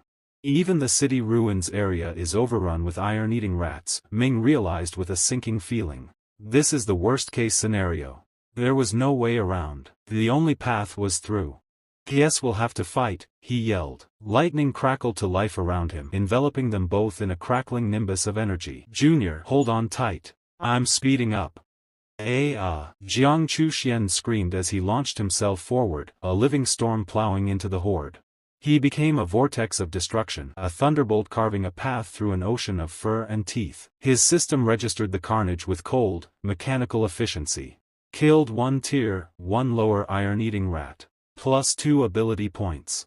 Killed 1 tier, 1 mid iron-eating rat. Plus 3 ability points. He left a smoldering, rodent-filled trench in his wake, a trail of defeated beasts marking their desperate flight. Meanwhile, at the distant supply base, officials monitored the disaster with grim faces. Director, according to reports, this rat tide is massive, at least over 300,000 iron-eating rats. The director sighed, rubbing his temples. This will devastate the ecological balance of the sourcewater wilderness. The region will likely enter a slump for several months. Too bad for the ability users who went deep into the wilderness, they'll likely all be devoured. A concerned teacher nearby added, I hope Ming didn't go too far in. Otherwise, unless his teacher Yang Zhentian personally intervenes, no one can save him. Suddenly, a shout came from the wall. Such terrifying lightning. Is that a lightning-type beast? The base commander squinted at the high-speed approaching target. Begin beast danger assessment immediately. First squad, permission granted to open fire. Target approaching base at roughly 80 meters per second, interception failed. A hail of gunfire erupted from the walls, but the bullet sparked and ricocheted harmlessly off the crackling energy field that surrounded the lightning-clad figure. The defensive measures were utterly, completely ineffective. The figure closed the distance in a heartbeat, a blue-white streak that effortlessly cleared the massive defensive walls and landed inside the perimeter with a soft thud, the lightning aura dissipating into the air. A stunned silence fell over the soldiers and ability users gathered inside. As the dust settled, it revealed not a beast, but a man, Ming, panting slightly, with a wide-eyed and thoroughly shaken Jiang Chuxian on his back. What the hell? It's actually a person? I thought it was a lightning-type beast, one soldier stammered. Gotta admit, this guy's aura is terrifying, muttered another. Wait, that silhouette on his back looks kinda familiar. We've reached the supply base, Ming said, his voice rough with exertion. We're safe now. Yeah, Jiang Chuxian breathed, her grip on him finally loosening. That was such a close call, thanks to Senior. The base director hurried over, his eyes wide with recognition and disbelief. You actually made it through the rat tide. Need me to help with anything? Ming, his energy finally spent, made a simple request that stunned the entire assembly into silence. I ran from the mountains for over 40 minutes to get here. I'm a bit tired, just get me a room to rest. The mountain region. The director thought, his mind reeling. That's over 90 kilometers away. Even Tier 4 ability users couldn't necessarily escape that. Ming actually pulled it off. I'll arrange a room for you right away, the director said, recovering. Someone help student Su. No need, Jiang Chuxian interjected firmly, sliding off Ming's back and immediately moving to support his weary frame. I'll help Senior myself. Her action did not go unnoticed. Isn't that goddess Jiang next to him? A voice cried from the crowd. Yeah, that's her. Lucky guy. The speculation ignited instantly. What's their relationship? Don't tell me they're A heart-wrenching wail rose from one of her admirers. My goddess was stolen. Ignoring the commotion, Jiang Chuxian focused on guiding a weary Ming to the room that was quickly provided, ensuring he was comfortable before he succumbed to his exhaustion. 2 days later, Ming's eyes fluttered open. Jiang Chuxian, who had been keeping watch, let out a sigh of relief. Senior, you're finally awake. You slept for 2 whole days and nights. I almost fed you Earth Spirit Spring, she explained. I slept that long, he murmured, pushing himself up. Right, what's the current situation in the wilderness zone? The rat tide hasn't receded yet, and the area's still under lockdown. Even after it's over, there won't be many beasts for a while. The new term starts soon anyway, it's about time to return to school. A bright smile touched her lips. Senior's heading back to school? Perfect, I'm going back too. Sounds good, Ming agreed. Then, as if suddenly remembering a long-forgotten promise, Jiang Chuxuan's expression turned slightly shy. She reached into her spatial ring and produced a photograph, handing it to him. Here's that signed photo you asked for before. Ming took the photo, his eyes scanning it. His face, which had been a mask of calm composure, instantly dissolved into a deep, crimson flush of utter embarrassment. There, smiling back at him from the glossy paper, was Jiang Chuxian, wearing nothing but a vibrant, and very revealing, bikini. Was all he could manage, his mind going completely, utterly blank. Meanwhile, Su Jingming's face turned completely red when he saw the photo of the pretty girl. He quickly said, I got the autographed photo for a friend. Is this one not quite right? Do you have a more ordinary one? He didn't want to give that revealing, nightwear-style photo to his friend. The girl's expression froze for a moment, and her thoughts raced. Oh my god, Jing Xuan, this is so embarrassing. I actually thought my senior had feelings for me. Flustered, she waved a card and said, Here, a new one for you. Give that photo back. Jingming smiled lightly, holding the picture. I'd like to keep this one for myself. Is that okay? She blinked, then gave a cheerful smile. Of course, senior. You're amazing. Nervous sweat appeared on Jingming's face. I slept for 2 days. There's a lot piled up. I should take care of it first. Checking his phone, he added, Oh right. I also need to book my high-speed rail ticket back. She winked playfully. High-speed rail? No need. I'll drop you off, senior. You can ride back with me. They both got into her sleek sports car. Jingming glanced around in surprise. A big influencer, huh? You even have a limited edition sports car worth tens of millions. This is the first time I've experienced self-driving technology. She laughed charmingly. Even though it's only level 5 artificial intelligence, achieving self-driving is still quite simple. Soon, they arrived at his destination. Jingming stepped out,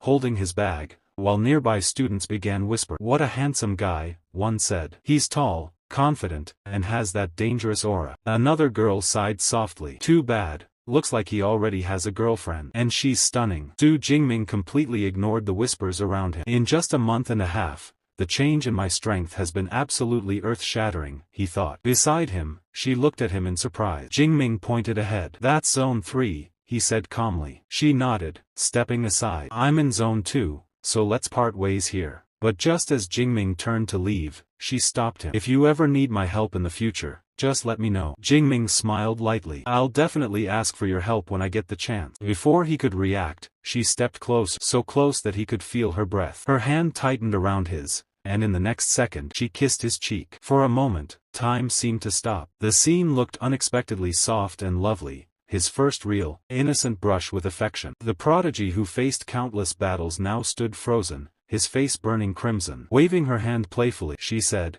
This is a small token of my gratitude for saving my life, my handsome senior. Jingming gave a faint, teasing smile. Take care. I'll see you soon. As she walked away, Jingming stood there, stunned. He touched his cheek, his mind blank. That was a forceful kiss, he murmured to himself, still surprised by how fast it happened. In another part of the city, the drone camera drifted across a different area. Inside her apartment, she was drying her hair after a bath, humming softly, her long hair swaying like a cat's tail as she moved. Someone with such great strength as my senior shouldn't be unknown, she murmured, her tone half curious, half amused. Fresh from her shower, she looked radiant, cute and effortlessly charming. Sitting down at her desk, she began digging through the information database, trying to learn more about Su Jingming. With that kind of strength, she said softly, there's no way he's just an ordinary student. After a few searches, Her eyes widened slightly. A freshman broke the record, the strongest in the first tier? That's strange. Why does everything seem connected to freshmen lately? Her fingers tapped quickly across the keyboard. Here it is, his detailed information. She read the data, and her expression shifted from curiosity to mock outrage. Puffing her cheeks, she glared at the laptop screen. So he's actually a freshman. I even called him senior. What a liar. She crossed her arms, still pouting, and muttered with a playful smirk, next time we meet, let's see how I handle that so-called excitement of yours, Senior Su Jingming. A moment later, inside Su Jingming's personal dome, he organized his items with calm precision. Farming flowers, deer hide, wolfskin, all the mission materials have been collected and stored in the special ring, he murmured. Glancing at his communicator, he noted, and over 25 million credits in my account. Not bad. He placed several spiritual herbs neatly in front of him, checking their condition one by one before opening his personal stats interface. It's a pity we encountered that rat swarm near Swerin, he thought aloud. Otherwise, we could have gathered even more ability points. Still, 3,700 should be enough to master 2S rank combat skills. Just then, a familiar voice called out. Jingming, you finally came back to the university? It was Wang Tao, walking in with his usual wide grin. You didn't even tell me beforehand when you returned to the dome. You should be careful. There's been a rat infestation recently. I was worried about you. Jingming gave a faint smile. You're right. There was a rat infestation, but the army's already handling it. Wang Tao's expression shifted from relief to shock. Wait, what the? Did you break through to the second tier? To be precise, Jingming replied calmly, I've reached the superior stage of the second order. I went through several life and death situations out there, but I was lucky each time. Not only did I survive, I broke through as well. Wang Tao whistled, both amazed and a little envious. As expected of you, Ming, you can't be judged by normal standards. I guess near-death experiences really do make people stronger. Makes me want to try it too. Jingming frowned slightly. Don't. I had special circumstances. The wilderness area is dangerous. If you go now, it'll only put you in trouble. Wait until you reach tier 2 before you even consider it. Wang Tao laughed nervously, raising his hand. Relax, I'm just saying. I wouldn't actually go yet. Oh, by the way, your cousin Tang Chi came looking for you a few times while you were gone. You should contact her when you have a chance. Jingming smirked lightly. Got it. Wang Tao blinked in surprise at his tone, but Jingming only said, I'll contact her once I finish what I'm doing. He reached into his bag and added, by the way, I brought you a gift from the wilderness. Wang Tao's eyes lit up as Jingming handed him a photo. No way. Is this a signed photo of Goddess Tian? His jaw dropped in excitement. Bro, this is incredible. Meanwhile, in the quiet library area, Su Jingming leaned back in his chair and said, Eva, please filter out all S-rank combat skills under the lightning category. As the virtual assistant complied, Jingming reviewed his recent mission. 4 tasks completed, earning 871 credits, he thought, a faint smile curving his lips. Earning through missions really is fast and efficient. He opened his personal stat window, scanning through the details. Even the prestigious Shanghai University of Superpower only has about 20 S-rank lightning cores available, he mused. But since combat skills determine my future power growth, I have to choose carefully. He pointed at 2 techniques displayed on the screen. There are 2 that stand out. One focuses on pure offensive rage-type lightning, while the other is more defensive. Both are strong in their own ways. A confident smile appeared on his face. Other people might specialize in one area, either technique or close combat, but I don't have that limitation. I've got my own advantage, my own cheat code. I'll take them all. Then his eyes stopped on a particular entry. Heavenly Thunder Technique, the prerequisite skill for the SSS rank lightning system combat art, 10,000 Poison Heaven Thunder Gaiden. His voice dropped slightly in awe. It's far more profound than even the Thunder Undying Body, another S-rank skill. He frowned, feeling the mental strain as he studied the material. This technique's complexity, it's worse than pulling an all-nighter back in my doctoral studies in my previous life. Exhausted, Jingming rested his head against the desk. Finally got a basic understanding, he muttered. Time to integrate it into the system. Raising his hand, purple lightning energy crackled around his fingers. Give me more, he said under his breath, eyes gleaming with determination. Moments later, his system display flashed. Holy crap, he whispered, stunned. Upgrading an S-rank combat skill to the basic level needs 1,600 ability points. Even with everything I accumulated in the wilderness, it's only enough to learn 2 skills. Just then, a soft, mechanical voice interrupted him. Little Master, Eva said, her holographic figure appearing beside him. It's already 1 a.m. Please manage your time accordingly, and remember, no supernatural ability use inside the library. Jingming blinked in surprise, then sighed. So it's that late already? Looks like learning Netherworld Thunder armor will take even longer. Guess I'll try again next time. He shut the interface, the last traces of purple lightning fading from his hands as the library lights dimmed around him. The scene shifted smoothly to Tang Qi, Su Jingming's cousin, and the spirited beast girl known for her fiery determination. She was out in the training ground, her tail swaying lightly as she jogged along the track. I have been exercising until late every night for more than a month now, she muttered to herself between breaths. Even I'm surprised by how much I've improved. Her golden eyes gleamed with confidence. When Su Jingming comes back, I'll challenge him head-on. I'll prove I'm the #1 freshman this year. Just as that thought flashed through her mind, a piercing screech echoed from above. Tang Qi stopped and looked up. A massive white and black feathered eagle soared across the sky,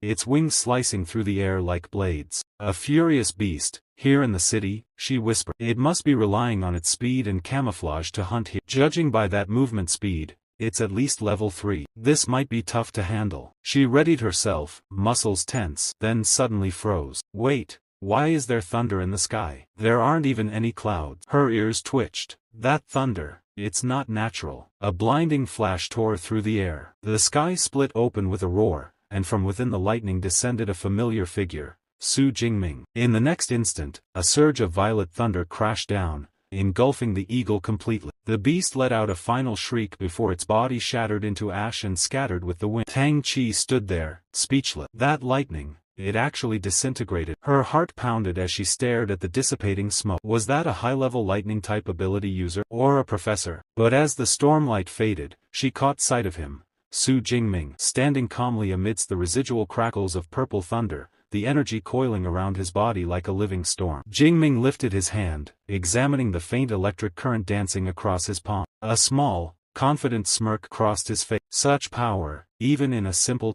The S-rank combat skill Heavenly Thunder technique is truly astonishing. Su Jingming's stats rose sharply after defeating the Tier 3 mid-level White Ring Blackfeather Eagle. He gained 34 ability points, and the surge of power made his blood pulse with excitement.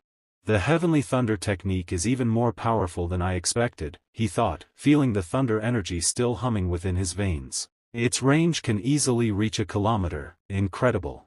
It even overpowers high-speed beasts like that eagle. Satisfied, he made his way back toward the dormitory. Not far behind, a man watched him with sharp eyes, his tone filled with curiosity. That must be Su Jingming, the famous freshman everyone's been talking about, he murmured. Interesting. Inside the dormitory, Wang Tao looked up as Jingming entered. You're out so early again, he asked, half amused, half tired.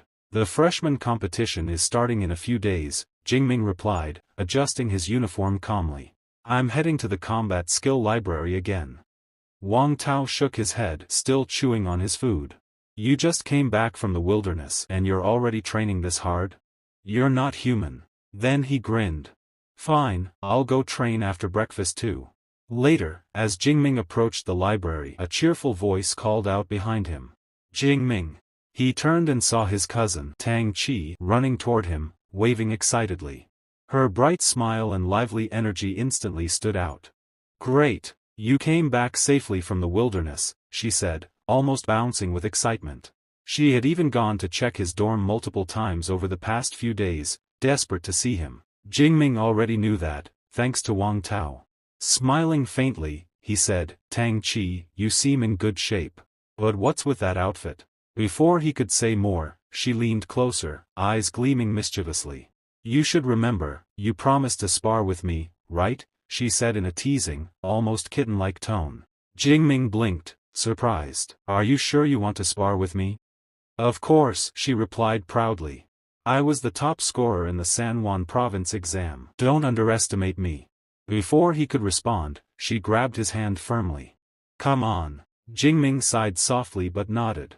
All right, we'll find some time later for a friendly match. Why later? She insisted.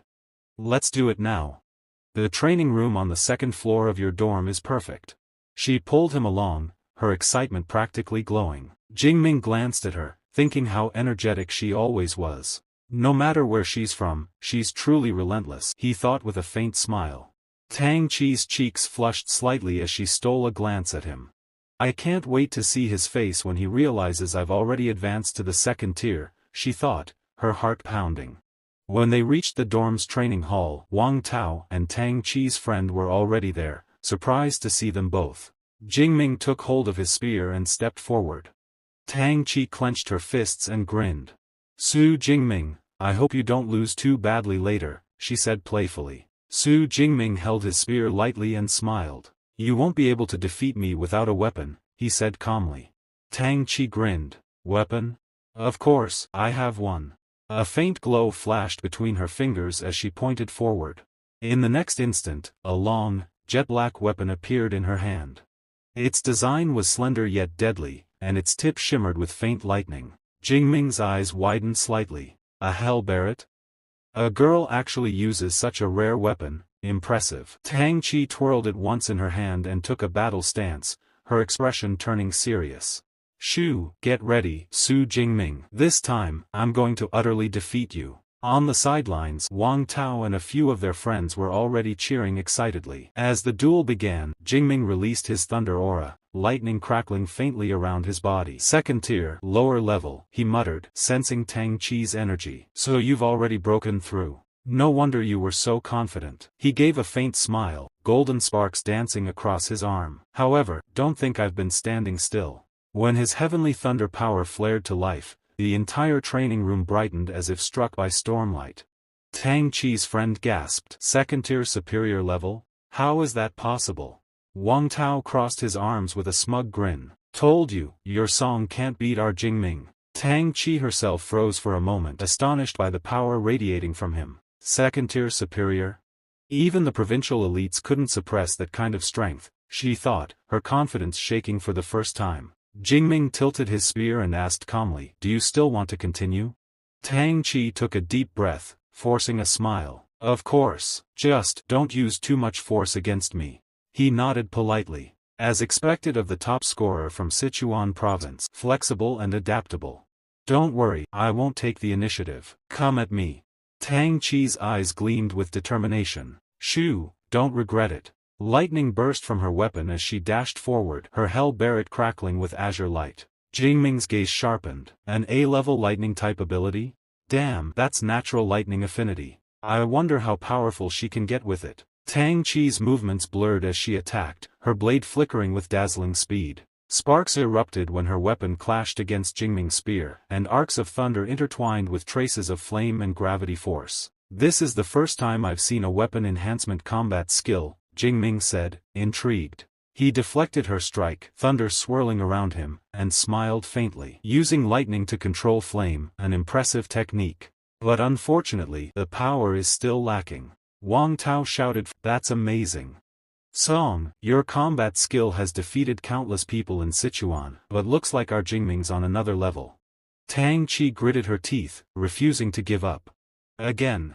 She charged forward, striking multiple times in rapid succession. But Jingming parried each blow effortlessly, as if swatting aside falling leaves. No, he said lightly, pushing her weapon aside. The hell barret is too slow and not powerful enough. You need more practice. Each exchange was like a mirror, revealing her weaknesses. Tang Chi's breathing grew heavier, her body covered in sweat. She finally dropped her weapon and groaned. Ugh, I'm exhausted. I'm not playing anymore. You're so mean. Jingming lowered his spear, amused. Tang Chi pouted but couldn't hide her admiration. Even the Hell Barret technique is an A-rank combat skill. When combined with Dawn Light, it can unleash hundreds of flashes in just 2 or 3 seconds, and you broke it without using any combat skill. Your stamina and reaction are insane. Tang Chi relaxed her shoulders, letting out a deep breath. Your marksmanship is incredible, she said softly. It's probably far beyond the advanced level. Tell me, how old are you? She gave a half-laugh, half-sigh. I started practicing the Hell Barret technique when I was 8 years old. It took me 10 years to reach the advanced level, and you're just a monster. Jingming scratched his cheek awkwardly as she continued. When someone has an S-class superpower and freakish talent for cultivation and comprehension, how can anyone suppress them? I admit defeat, I can't beat you. Even as she said that, she made a pretty little pout that almost seemed annoyed. Jingming smiled. Why not try another combat technique next time? Tang Qi blinked in surprise. Your level is higher than mine, your mental strength is stronger, and your physique is just ridiculous. With your S-class superpower, I definitely can't break through your defense with magic. She looked irresistibly cute saying that. Then she brightened again. Anyway, thank you, Shu, for being my sparring partner. How about I treat you to lunch? It was clearly a lunch date in disguise. Jingming chuckled and nodded. Sure, I'll accept your treat. She smiled happily. See you at noon then. Both girls left the training room, still chatting and laughing as they went. Wang Tao immediately jumped in, grinning from ear to ear. Bro, you're insane. You're definitely one of the strongest among the top provincial scorers. Jingming smiled modestly. Fortunately, Song's strength wasn't very high, but she's improving quickly. Wang Tao burst out laughing. Song isn't very strong? Only you would say that. Do you even know who she is? She's the great-granddaughter of Song Dongjian, the S-class lightning master from the history textbooks.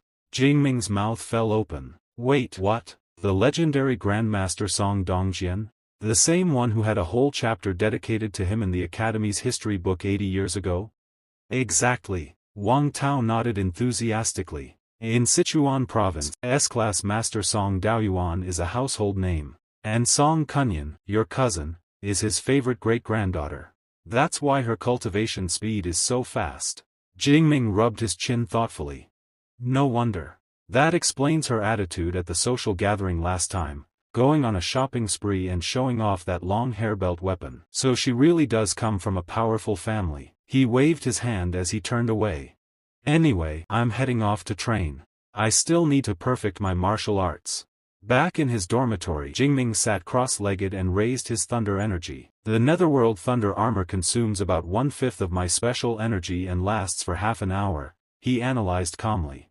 Not only does it reduce incoming force by nearly 90%, but it can also automatically counterattack, an excellent defense technique.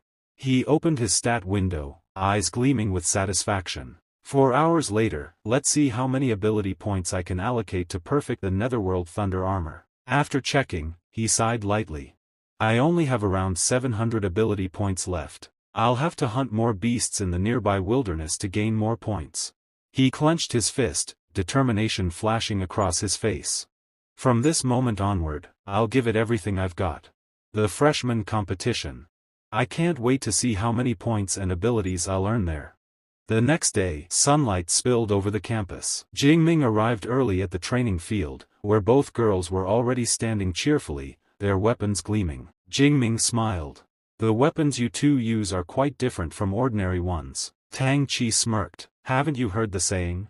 The weirder your weapon, the faster you win. She twirled her weapon confidently. My goal this time is to reach the top 50 in the freshman competition. Tang Qi flexed her arm confidently, her eyes sparkling. My goal is higher than Xiao's, she said proudly. I want to take second place in the freshman competition. Her friend laughed teasingly. Since we can't win first place anyway, why bother making things so difficult for ourselves? Tang Qi just smirked. Even so, I want to see how far I can go. At that moment, another student passing by commented, You know Li Cheng from Qinghai University? He's also reached the second level, and he's incredibly arrogant. Tang Qi's expression sharpened. Good. Then I want to see for myself just how strong he really is. Her friend pointed ahead. Looks like we've arrived. That's the freshman competition arena. The wide field was packed with students, the stands overflowing with excited spectators. The entire campus buzzed with cheers and discussion. Tang Qi looked around in surprise. Zuhan, I didn't expect you to be interested in the freshman competition. I thought you preferred sparring in private. Zuhan laughed. Oh, I'm just here to have fun. But someone else seems very interested this year. At that same moment, in another section of the arena, Su Jingming's second waifu, Zhang Xiaoyue, arrived with her group. Her eyes lit up as she scanned the crowd. He's really here, she whispered excitedly, clenching her hands together. My senior, no, my junior, he actually came. I've been dying to see him again. Her friend nudged her with a grin. The person you're looking for, are they male or female? Why do you look so nervous? Xiaoyue's face flushed red. She avoided eye contact and stammered, He's a man. That's all you need to know. She refused to say his name, but her heart pounded faster the moment she caught a glimpse of familiar purple lightning flickering across the distant stage. Meanwhile, Jingming and his friends finally reached the main entrance. "This arena is massive," Jingming murmured, scanning the space. Wang Tao looked around in disbelief. Even though our university owns so much land, did they really need to make it this big? "Look at the crowd." Jingming chuckled softly. "I heard from my instructor that the freshman competition starts with a massive free-for-all, hundreds of participants fighting at once. So it's normal that the arena's this size." As he tightened his gloves and felt the familiar surge of thunder energy coursing through him, a confident grin spread across his face.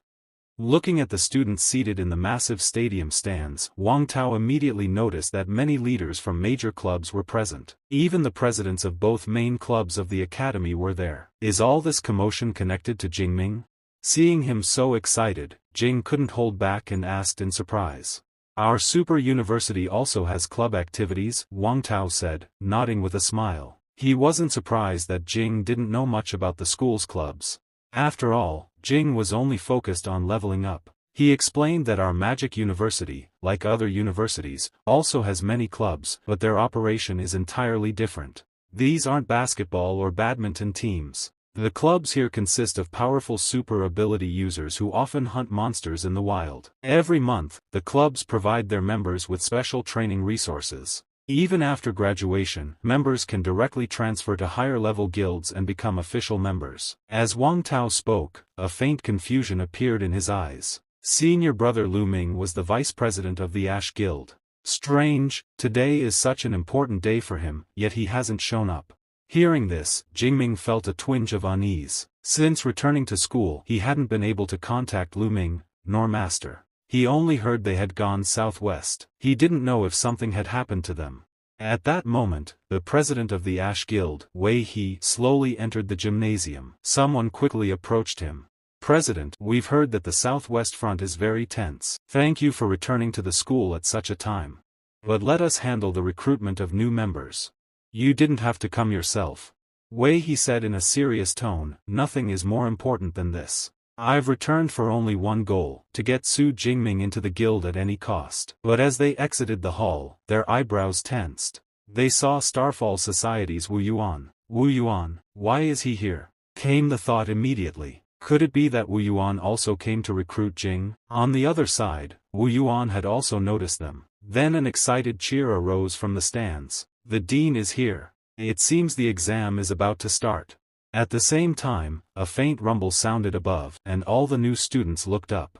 The air above their heads seemed to split, forming a spatial crack.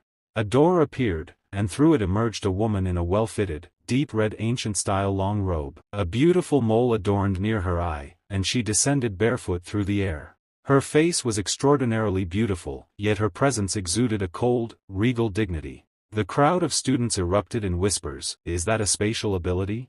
Amazing! Who is she?" Wen immediately explained, "This is a space-type ability user. She is the vice principal of the Combat Arts Library." Jingming's heart skipped a beat. He had never thought the vice principal would look so young. She seemed no older than 25 or 26. Girl near Jingming added, "Ability users' bodies are strong, so they age slowly. It's hard to judge their actual age. But she is probably not over 40.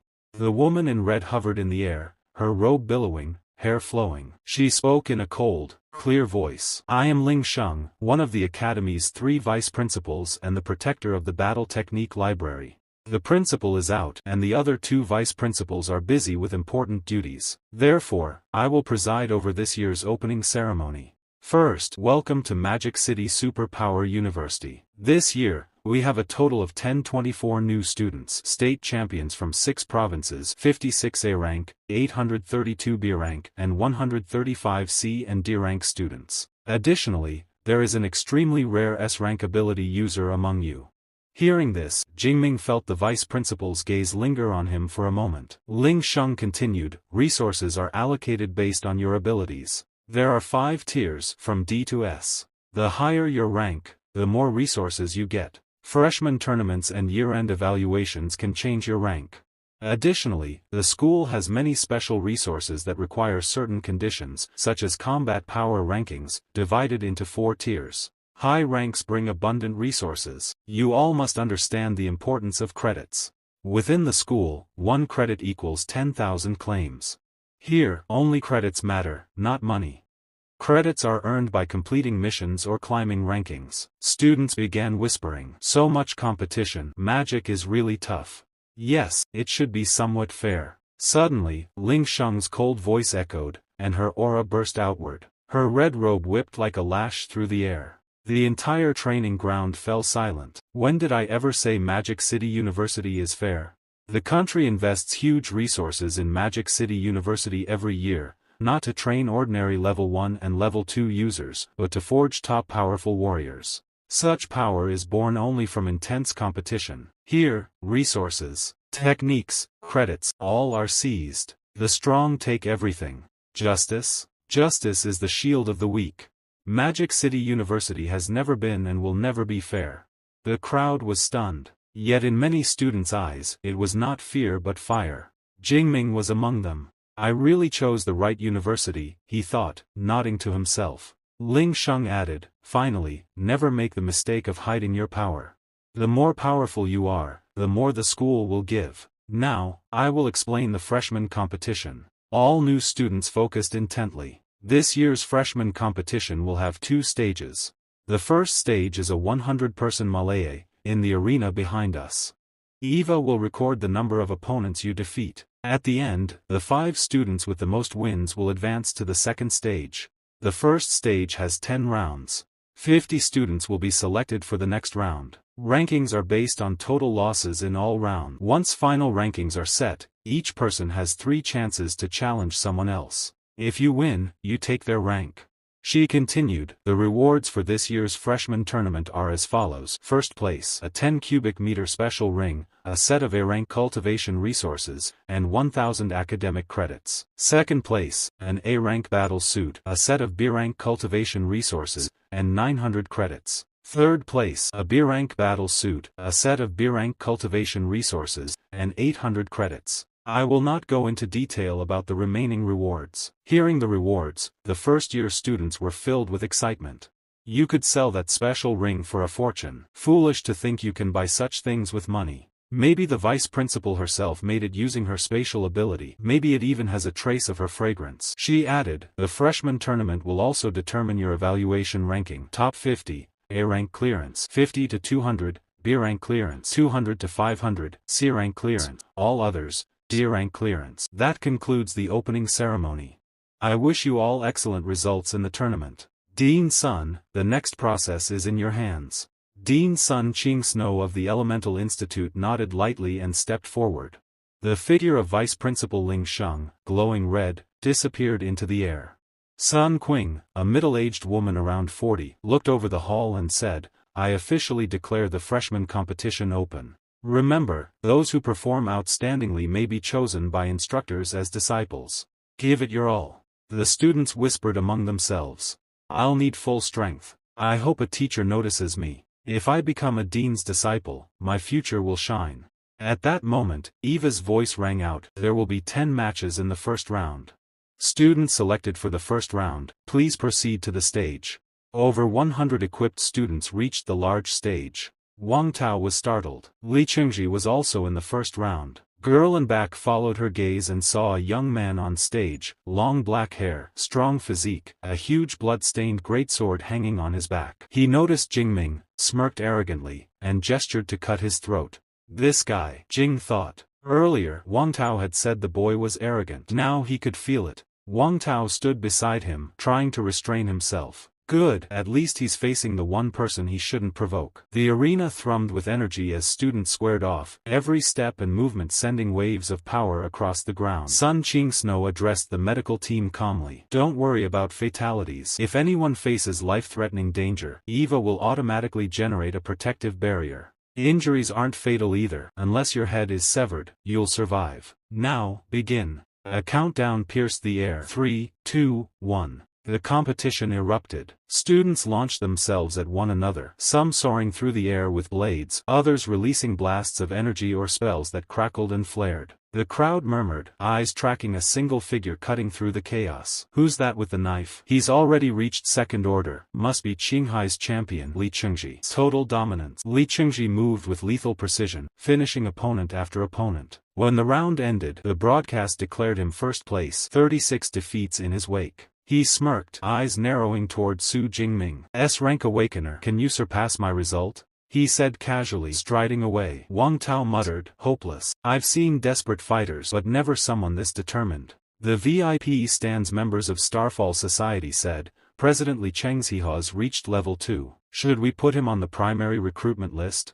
No need, Yuan smiled. Our main target is still Jingming. Then that man asked you have inside info don't you? Yuan nodded not exactly but I saw it that day. After the first round, the lottery for the second round began. AI Eva started sending light pillars down one by one. Jing was chosen. There were 4 in his group, but only he was selected. Pretty good luck, he thought, smiling. Wang Tao and girls shouted, Brother Jing, go ahead. Show Li Chengji your real strength. Jingming nodded and stepped onto the stage. Seeing the students there, he almost laughed. Heaven, Jing is here. Why is our luck so bad? One step forward, then fight the remaining 4. They all moved back, leaving a 50-meter empty area around him. Jingming chuckled. Do you think standing that far will keep you safe? Are you kids? All deans, professors, and club presidents in the VIP stands watched closely. That's the boy. Yes, S-rank electric ability, Violet Heaven Divine Lightning. I heard his power awakened even before joining the academy, reaching level 1 upper stage in just a month. Dean Sun was shocked. Old Yao fooled us cleverly. How much did he hide? Meanwhile, the energy barrier on stage activated. Eva announced, round 2 participant, get ready. 3, 2, 1, start. Abilities erupted instantly. Jingming smiled. Fighting humans is much more fun than fighting beasts. He raised his hand. Violet Heaven Divine Lightning. Boom. A deep roar and blue-purple lightning storm erupted from Jingming's body. Shockwaves rolled across the arena as the ground trembled beneath Su Jingming's feet. Students around the platform gasped when they sensed the pressure spreading through the air.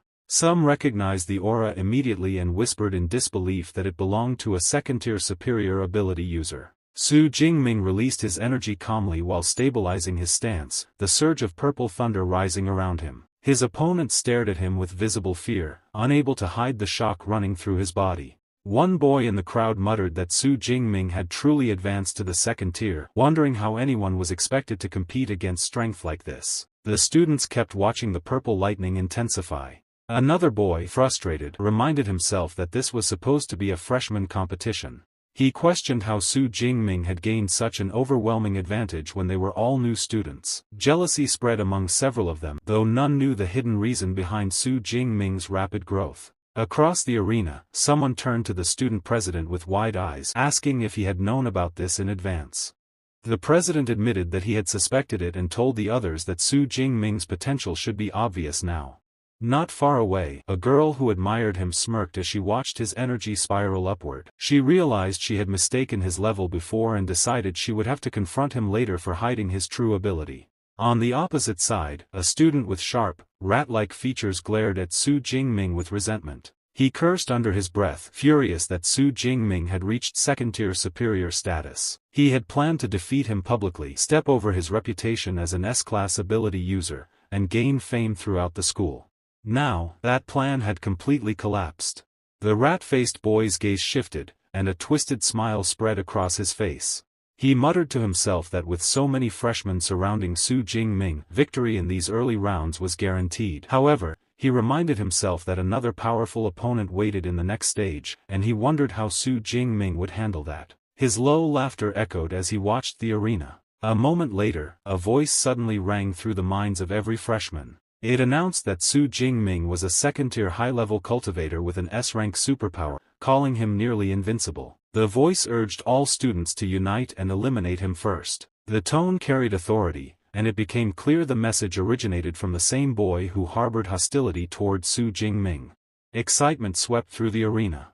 Many students agreed with the reasoning, calling it the most effective strategy. At the center, Su Jingming lifted his gaze while his aura continued to rise. He absorbed the surrounding energy and tried to identify the source of the mental transmission. The voice held a seductive sharpness, and he suspected it belonged to someone from the physics department. The voice spoke again, reminding the crowd that there were 103 freshmen present. Excluding Su Jingming, that made 102 against 1. The speaker insisted they could wear him down through sheer numbers. A girl soon revealed herself as the source, introducing her name as Su Lao. She claimed to be an A-level physics user and promised victory if the others followed her instructions to defeat an F-level physics user. In the next instant, the students around Su Jingming seemed affected by the mental influence. Darkness clouded their eyes as they declared their willingness to follow Su Lao's orders. Some vowed to seize the chance to defeat a student with an S-class ability. One boy rushed to her and asked what they should do next. Spectators whispered among themselves. Someone commented that Su Lao had managed to unite the freshmen. A blonde student remarked that Su Jingming was in real danger and might be overwhelmed. Another woman recalled that Su Lao was the dean's favored disciple and praised her talent.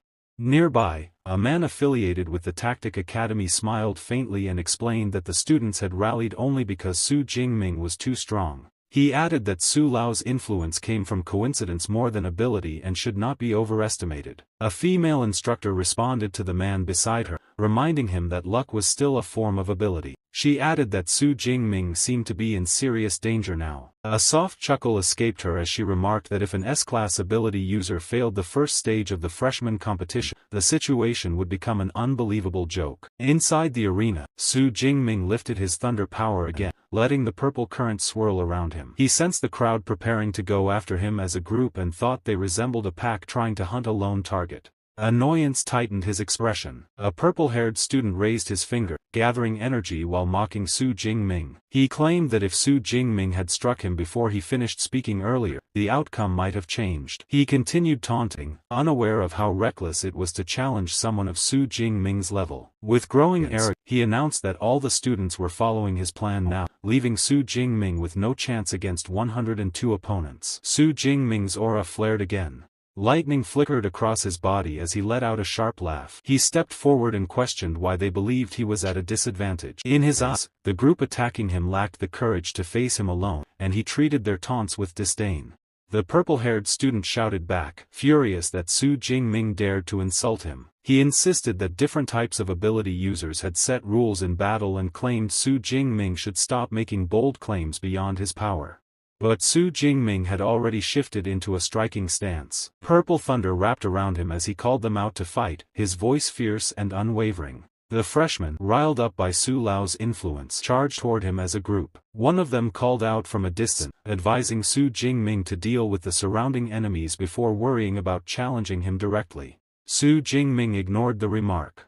He noted the number of opponents, but it did nothing to shake his confidence. He invited them forward, his tone steady. In the next instant his thunder energy surged violently, spreading across the arena. The strike erupted with overwhelming power, shattering stone, tearing through the ground, and destroying a wide portion of the platform. The students who had rushed at him were struck by the torrent of purple lightning. The blast left the battlefield scorched and trembling. A thick wave of sweat rolled down the purple-haired boy's face as he watched the destruction unfold. A heavy-set student near him trembled and muttered that the attack was about to explode again, calling it insane. Another student who had mocked Su Jingming earlier grew pale. Sweat dripped from his chin as he whispered that everything was over and they were all going to die in the arena. A violent shockwave of purple thunder erupted across the ground. The energy surged outward, sweeping through the freshmen who had rushed in recklessly. Outside the arena, a student recording the match froze, unable to process what he was seeing. Another boy exclaimed that Su Jingming had turned a student into something resembling a mushroom with that explosion. A girl nearby wondered aloud if more students were going to lose consciousness inside the arena at this rate. Elsewhere, Eliva submitted a report detailing Su Jingming's ability, while students who had joined the assault began to regret their action. One of them, clutching his stomach, realized he had made a grave mistake. If he had not provoked Su Jingming, he might have advanced to the next stage. He now faced elimination without defeating a single opponent, and disbelief filled his mind. Despite the devastation, another boy raised his hand and urged the others to continue attacking. He pushed his remaining classmates to charge forward again, refusing to admit defeat. One student shouted that even if he was eliminated, he would take Su Jingming down with him. More freshmen flooded the arena from every direction. Su Jingming stood at the center, unmoving. They swarmed toward him, yet he remained still, showing not even a flicker of hesitation. Like Lu Sheng, he held his ground without retreating. A mocking calm settled over him before something darker stirred within. His demon-like skill awakened, and his aura shifted into pure bloodlust. His eyes turned a deep crimson-laced purple as he stared at his opponents as if they were nothing more than prey. Students whispered that their leader was preparing to face Su Jingming directly in a one-on-one exchange. However, before he could act, a jolt of fear struck him like a thunderbolt. He stared at the scene in disbelief as Su Jingming lazily swung his arm, releasing a wave of purple lightning. The thunder exploded outward, sending the entire group of freshmen flying into the air as if they had been hit by a shock therapy blast. Su Jingming exhaled slowly after the impact settled. The last of the attackers were thrown out of the arena, scattered across the ground. The self-proclaimed leader collapsed to his knees, his entire body trembling. He could not comprehend how Su Jingming had unleashed such destructive elemental force without even relying on a combat technique. Only then did it hit him. This was the power of an S-level ability user. The realization left him shaking. He clenched his teeth in frustration. Even after gathering so many students, they had been reduced to nothing but ants before Su Jingming.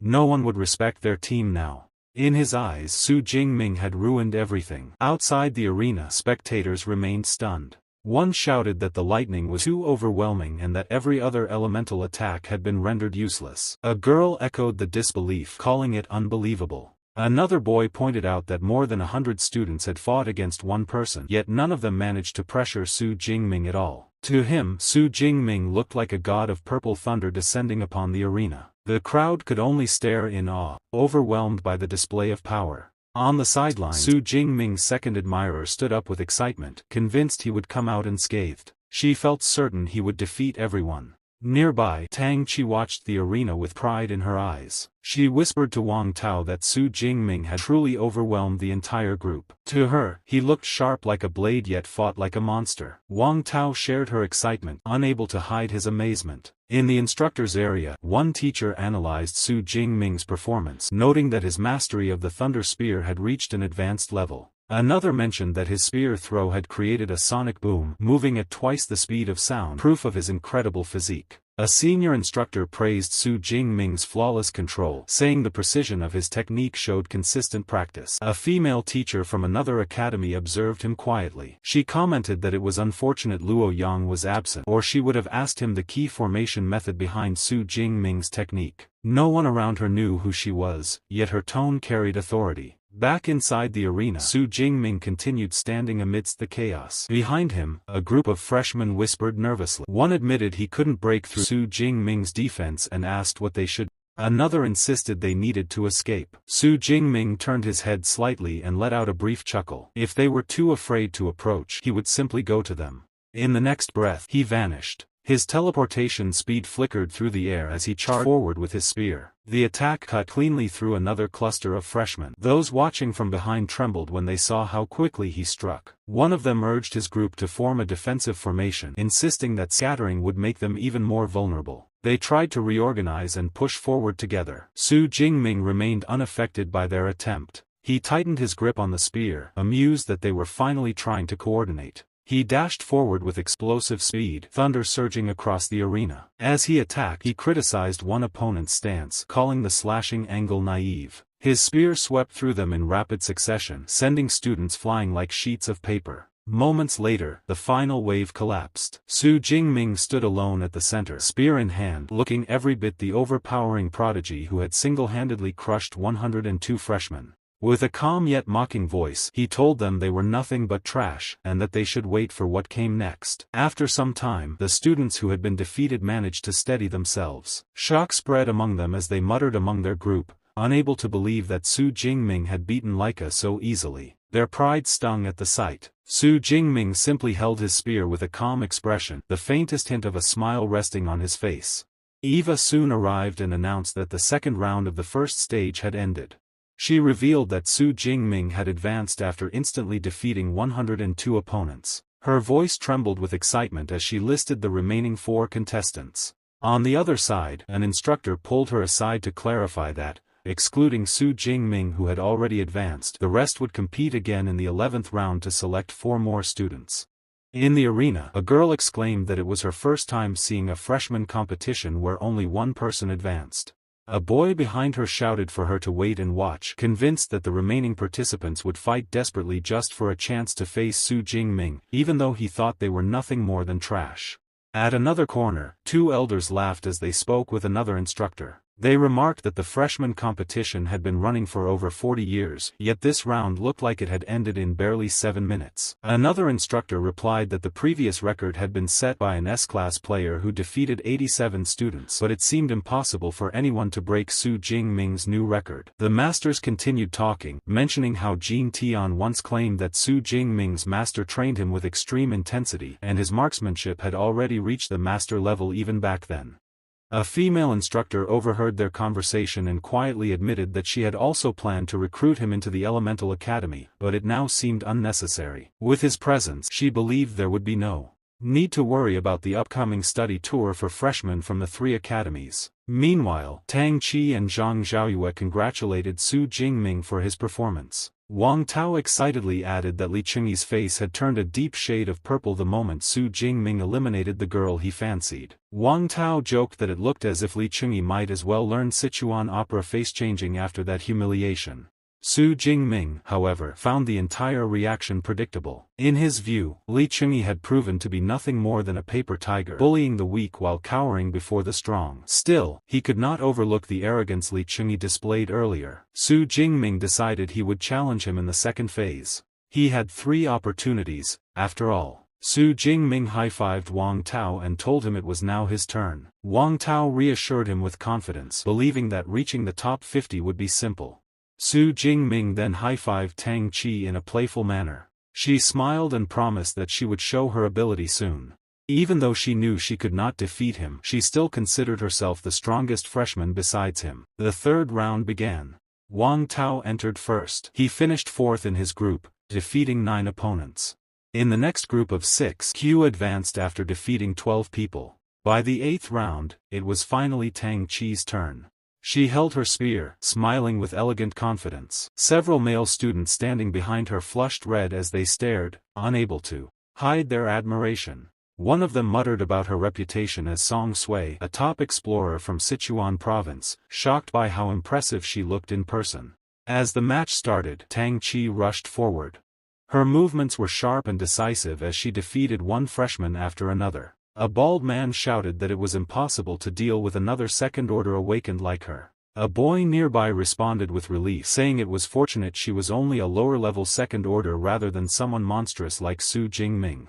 Yet another boy insisted it made no difference. None of them could defeat either Tang Qi or Su Jingming. At that moment, another participant looked up with a nervous smile. He whispered that Song Sui had been listed as the second target to avoid, while Li Qiangxi had temporarily been marked as the third. To him, this was the best possible outcome. Tang Qi moved first. Her strike launched with speed, sharp and bright, cutting through multiple freshmen as cleanly as if she were sweeping them aside. She looked confident and composed as she fought, each movement precise. Her opponents tried to attack together, but she overwhelmed them with her lower-class abilities, defeating each one with ease. One freshman collapsed to his knees, unable to withstand her force. Someone in the crowd shouted that she was far too difficult to handle. Tang Qi became the winner of round 8 after defeating 45 opponents in just 10 minutes. She took a calm breath and dismissed her weapon before walking back to her friends. She high-fived them, celebrating her victory, then leaned slightly toward Su Jingming. Her expression softened into a teasing smile as she asked how her performance was. Su Jingming replied that her display was impressive. He noted that her combination of magic and thunder-based combat techniques worked together smoothly, making her overall skill outstanding. The host announced the third stage of the freshman competition. The free challenge rounds began. Each participant would receive 3 chances to challenge someone ranked higher than themselves. Anyone outside the top 50 was forbidden from challenging those within the top 50. Above the arena, the airfly units rearranged themselves, forming new platforms for this phase. On the other side, the red-faced student muttered to himself while thinking about who to challenge. He considered going after Song Kuei, who had placed second, and tried to soothe his own nerves. As he turned around, he suddenly froze. Su Jingming stood right in front of him.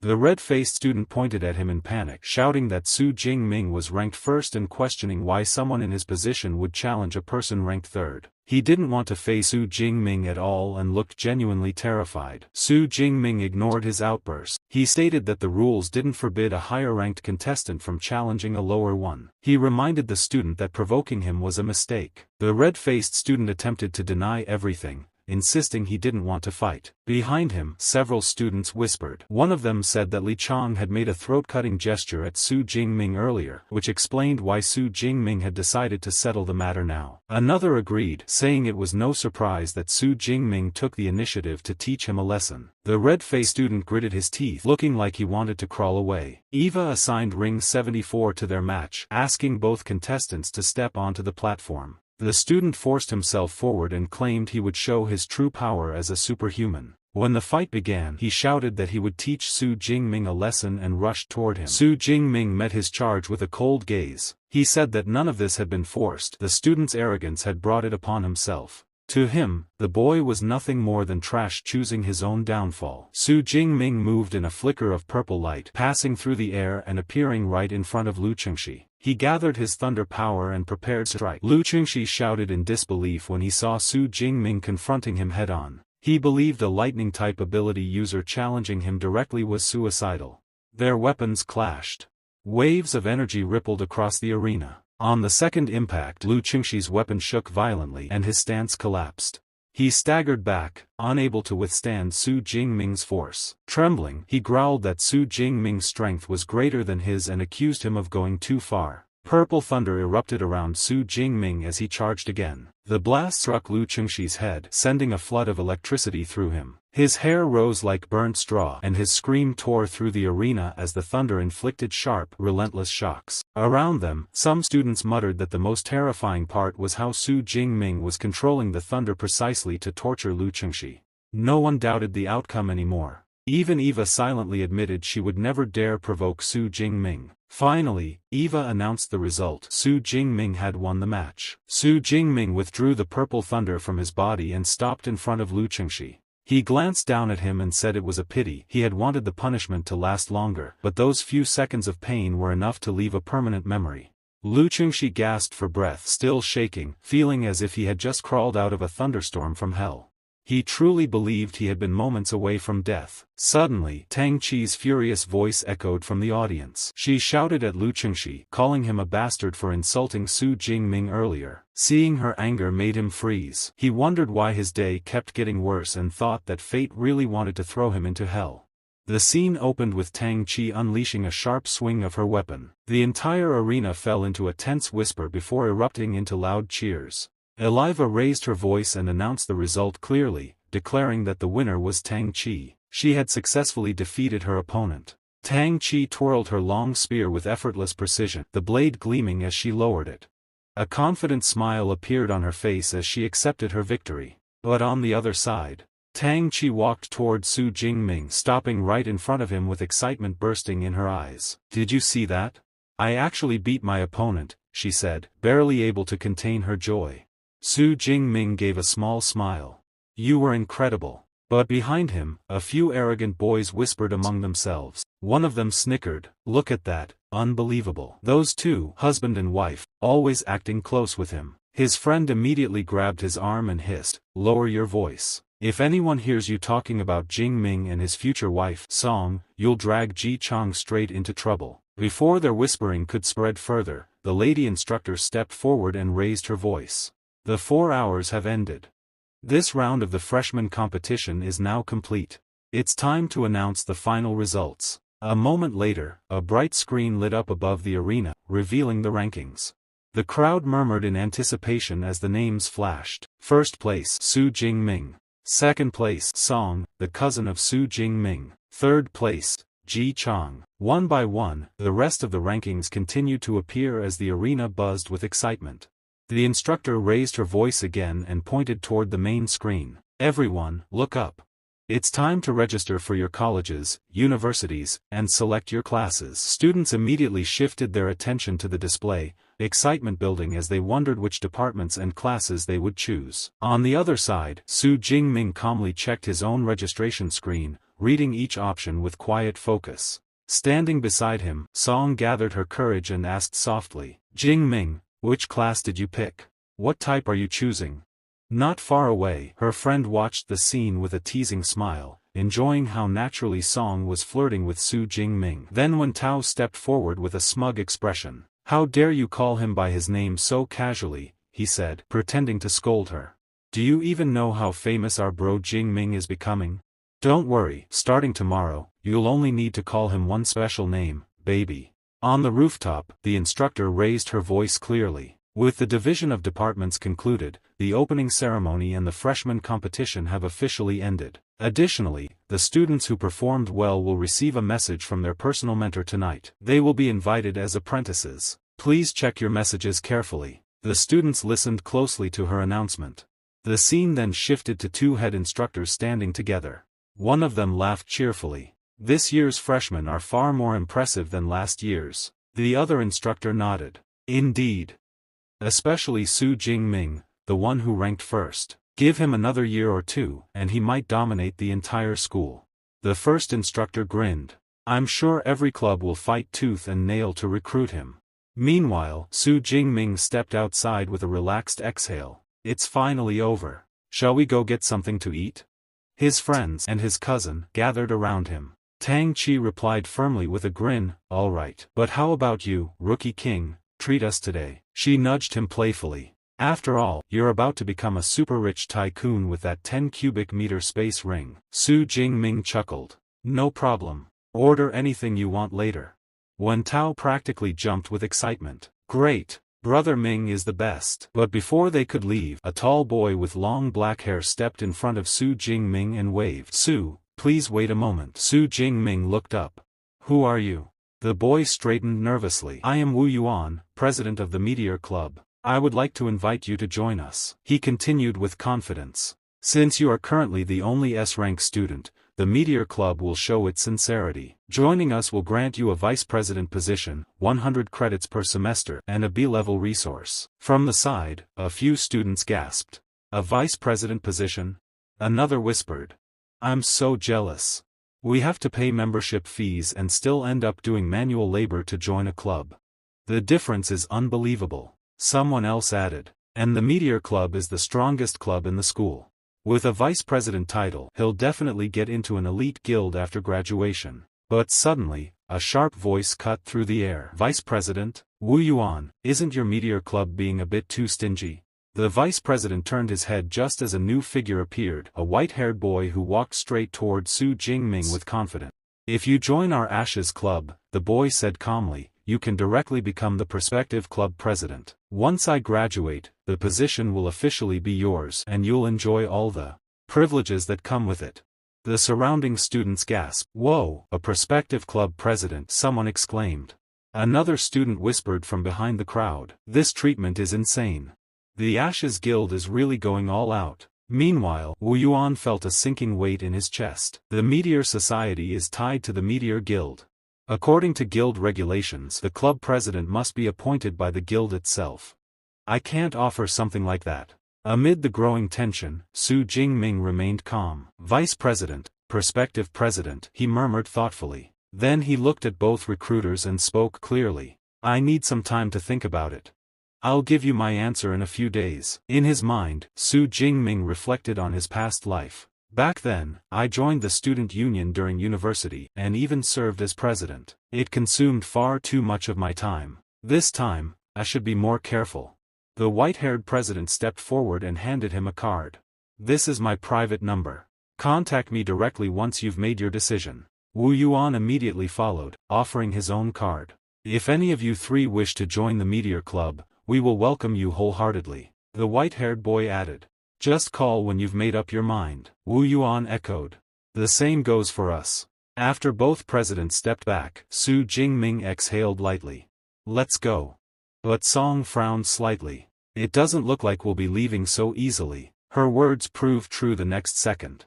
A group of students suddenly rushed toward Su Jingming, surrounding him with excited faces. Su, join our club. Most of our members are girls. Come to us. Our future development is incredible. Jingming felt completely overwhelmed by the crowd. At once, he and his group bolted, running to escape the chaos. When they finally reached a quiet area, Su Jingming sighed in relief. We're finally out. Let's head to Qingya residence. But just as he spoke, a soft melodic voice drifted from behind him. Hey, long time no see, Junior. Su Jingming froze in shock when he saw who was standing there. Beside him, Song leaned closer and whispered, Do you know her? Jingming nodded lightly. She is Jiang Chuxian, a senior I met in the Yuanshui wilderness some time ago.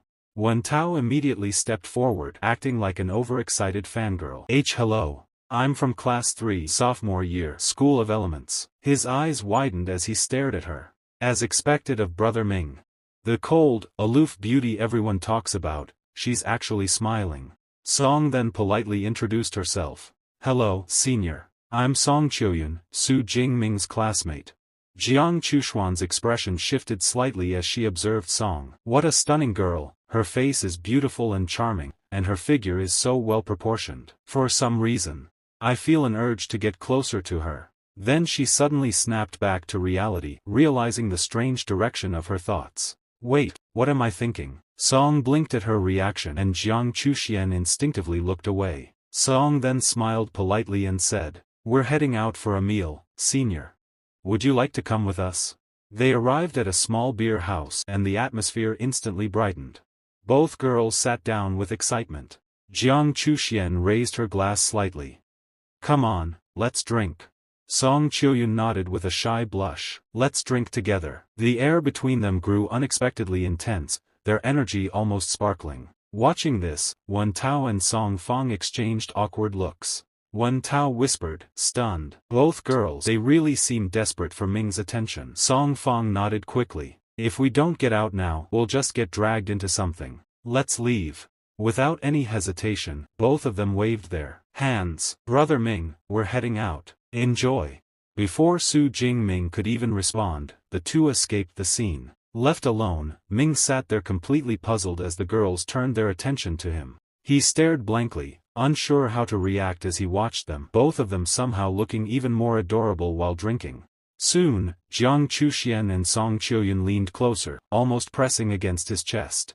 Their voices softened as they spoke in unison. You're amazing, Ming. At that moment, Su Jingming felt completely trapped between the two girls, as if he were being squeezed from both sides. Their warm breath and tipsy closeness wrapped around him like bubbles, and he could barely endure it any longer. Flustered, he cleared his throat and looked away. That's enough. I'll send you both back to your dormitories. His face burned with embarrassment. Even speaking felt difficult. A few minutes later, after steadying the two girls and escorting them to their respective dorms, he finally let out a long breath of relief. But just as he turned around, he noticed several students gathering behind him, whispering among themselves. Someone in the crowd pointed toward the dormitory entrance. That looks like Goddess Jiang over there. Another gasped. Wow, what a blessing. 2 wives at once? A third whispered with envy. Real name jealousy. I swear. Su Jingming quickly slipped away, relieved to escape the exaggerated rumors. When he finally reached his room, he froze in surprise. A woman was sitting calmly by the table. She looked up with a gentle smile. Hello, Su. I'm Su Yun, your class advisor. I've brought your prize from the freshman competition. He straightened.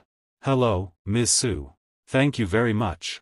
She placed a silver safe-like prize box on the table. It opens with your fingerprint. I'll send you the class group number shortly, make sure you join. Then she added warmly. After that, if anything happens at school, feel free to contact me directly. Excitement flashed in Jing Ming's eyes as he glanced at the box. A moment later, Su Yun stood up. Alright, I have other students to notify. I'll head out. As soon as the door closed, Wen Tao burst into the room with a teasing grin. Hey Ming, how was it? No conflict just now, right? Between Song Qiuyun and Senior Jiang? Su Jingming blinked. Conflict? What conflict would they even have? Wen Tao grabbed his shoulders dramatically. No conflict? They were that harmonious? Then he nodded as if praising the heavens. As expected of Brother Ming, you've already got everything perfectly balanced. Jing Ming ignored his friend's nonsense and focused on the box. A smile grew on his face. Let's try out the reward first. Su Jingming opened his space ring and placed his spear inside. The moment it vanished, surprise and excitement filled him. He clenched his fist and said, "A 10 cubic meter ring, it's really big. I won't have to carry my weapon around every day anymore." Behind him, Wentao couldn't hide his excitement. 3 strongest rings have to stay. Ming, you look like a real catch now. But when he looked at Su Jingming, envy surfaced in his thoughts. I'm not even in the top 50 of the student rankings. I only have around 400 credits. I can't compare to him at all. Su Jingming shook his head. I don't have many rings. I'll go to the equipment department tomorrow. They'll take back all this equipment anyway. He narrowed his eyes at Wentao. There's no manual showing what this pill does.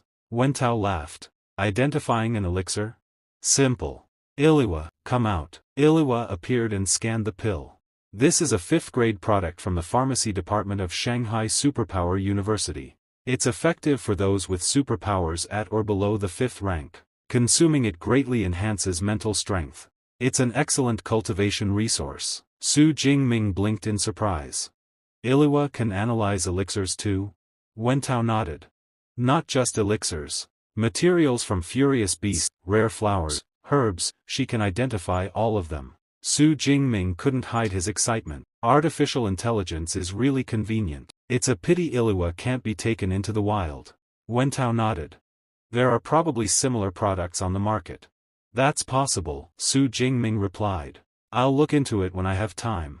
Later, in the training room on the 2nd floor, he checked the screen in front of him. Let's see how much mental energy I have first. He examined his elixir and thought, the more a superhuman increases their physical and spiritual attributes, the longer their powers last and the stronger they become.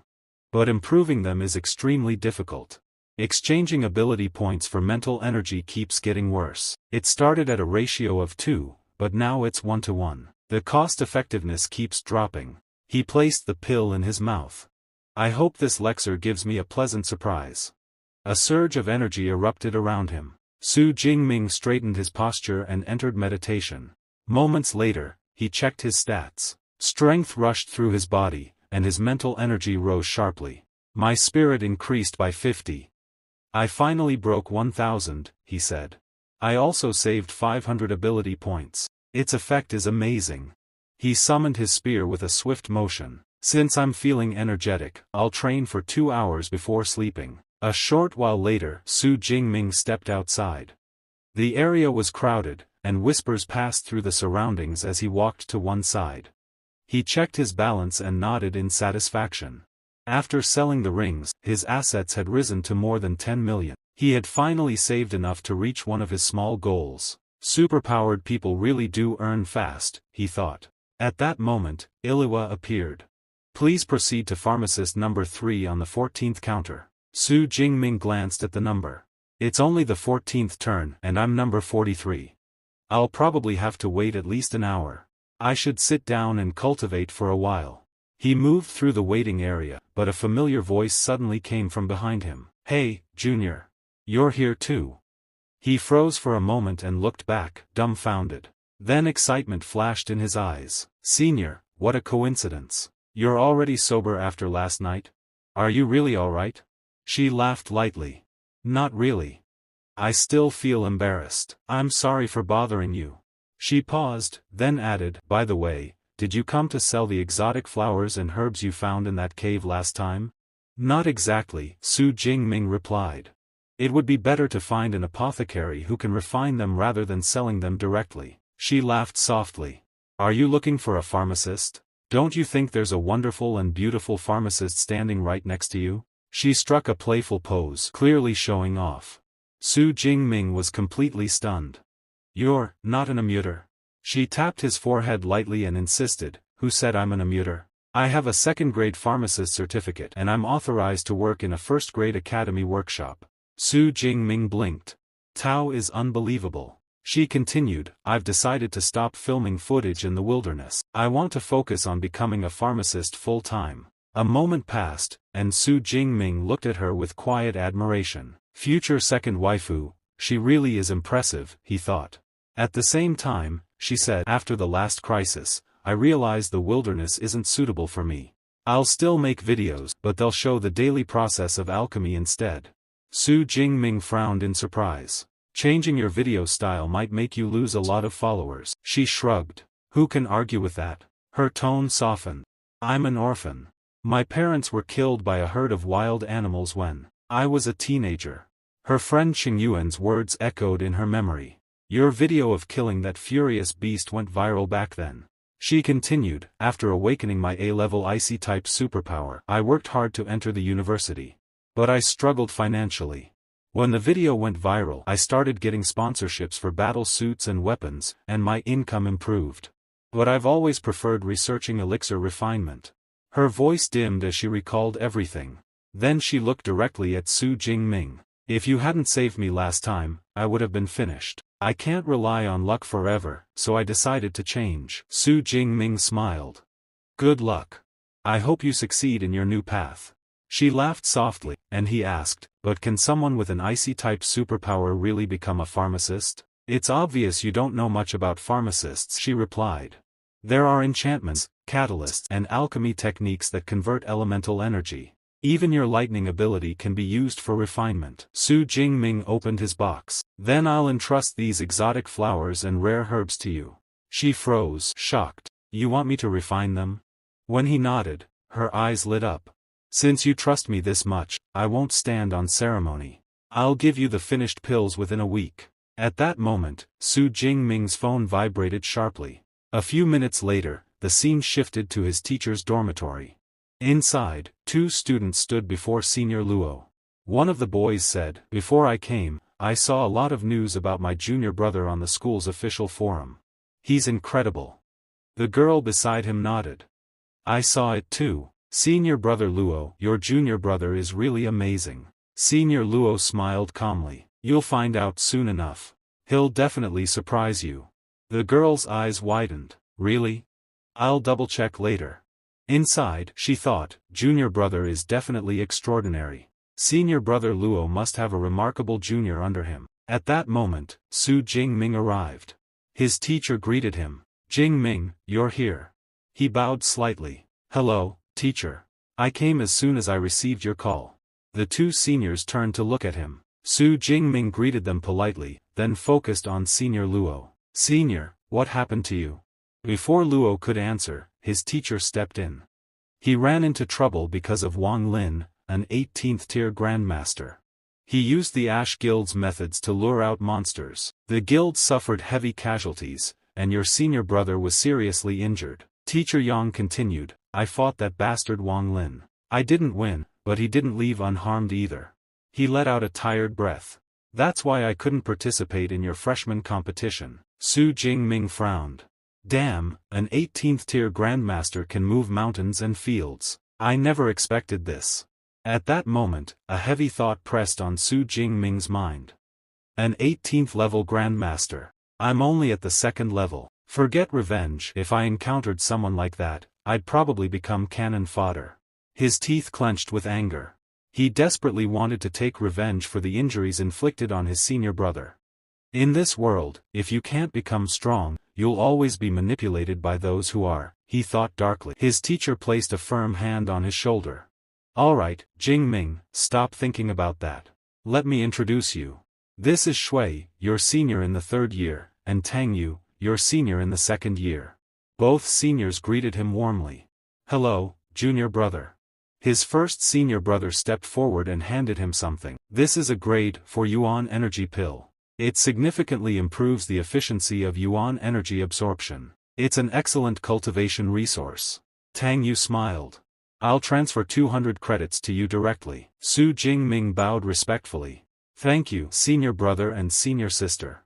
Senior Luo looked over with a teasing smile.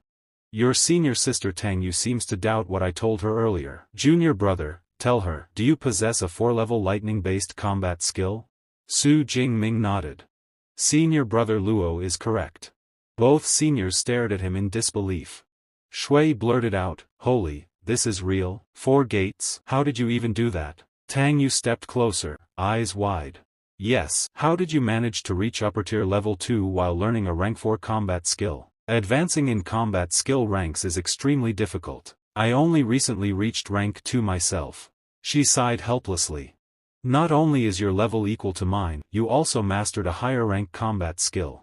How am I supposed to compete with that? Su Jingming scratched his cheek nervously. I don't have any special method. I just understand things quickly.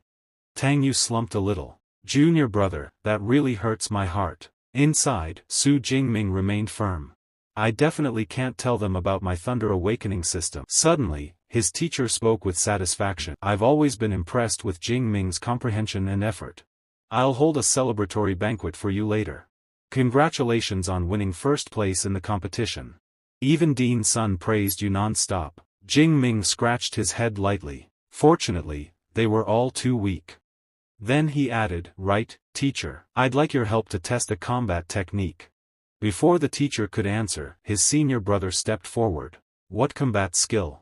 Senior has difficulty moving right now, but I'm fine. There's no need to trouble the teacher. Su Jingming replied casually, it's the S-rank combat skill, Netherworld Thunder Armor. His teacher and both seniors froze, completely stunned. Their eyes widened as if they couldn't believe what they just heard. His senior brother swallowed hard and forced a smile. Alright, sorry. My third-tier lower-level armor skill can't break the defense of the Netherworld Thunder Armor. I can't help you after all. His teacher, however, was excited. That's fine. Jingming, let's go to the training ground. Scene shifted to the training ground. Outside the room, his senior brother whispered, do you really think our junior brother mastered an S-rank combat skill? The other senior replied, based on my understanding of Su Jingming, he doesn't brag. Beside them, Tang Yu swallowed nervously. Alright. I get it. Monster, that's what you mean, right? I completely understand now. On the other side, Su Jingming stood inside the training ground. Purple thunder surged around him, crackling like living serpent. A sharp grin appeared on his face as the energy condensed, wrapping around his entire body. In the next instant, the purple thunder offering armor formed completely. Lightning wove itself into plates of radiant armor, covering him from head to toe. The air trembled as arcs of purple light danced across the ground. Master, look, Su Jingming said calmly, raising his head. This armor is the real manifestation of that combat technique. Under the glow of the thunder armor, he looked sharp, powerful, almost overwhelming. Even from a distance, his presence felt oppressive, as if the entire training ground bowed beneath his power. The scene unfolded before Su Jingming's master. Violent energy surged from him, fierce and blazing, with thunder rippling through the air in sharp waves. His master shouted, Su Jingming, I'll test you first with the strength of a peak third-tier ability user. A massive bolt of energy condensed and shot forward. It slammed straight into Su Jingming, striking the brilliant purple armor that covered his body. Thunder flared across its surface without breaking through. Su Jingming lifted his head and said calmly, Teacher, increase the power. This isn't enough. A confident smile appeared on his face, his gaze steady and resolute. His master was instantly stirred by excitement and shouted back, all right. I'll raise the stakes. If you can't handle it, say so. As his words fell, he released even more energy. The thunder pressure intensified, flooding the area. Su Jingming clenched his teeth, facing the overwhelming surge head-on. Double, 4 times, he said, forcing himself to endure it alone. Moments later, his voice rang out again, strained but unwavering. 6 times, 10 times. Thunder roared violently as his body trembled. Su Jingming clenched his fists, enduring as the raging energy pierced into him. Finally, his strength gave out, and he dropped to one knee before his master. His master looked down at him and said in a deep voice, very good. You're not bad at all. The attack power of a lower 4th-tier ability user is roughly 10 times that of a peak 3rd tier. Your armor would require at least a 4th-tier ability user to break its defense. Su Jingming was unable to reply. His strength was completely drained. Even so, the seniors watching were utterly stunned. The first senior brother muttered in disbelief, an S-rank combat skill combined with an S-rank superpower. That's terrifying. How can it reach such a level?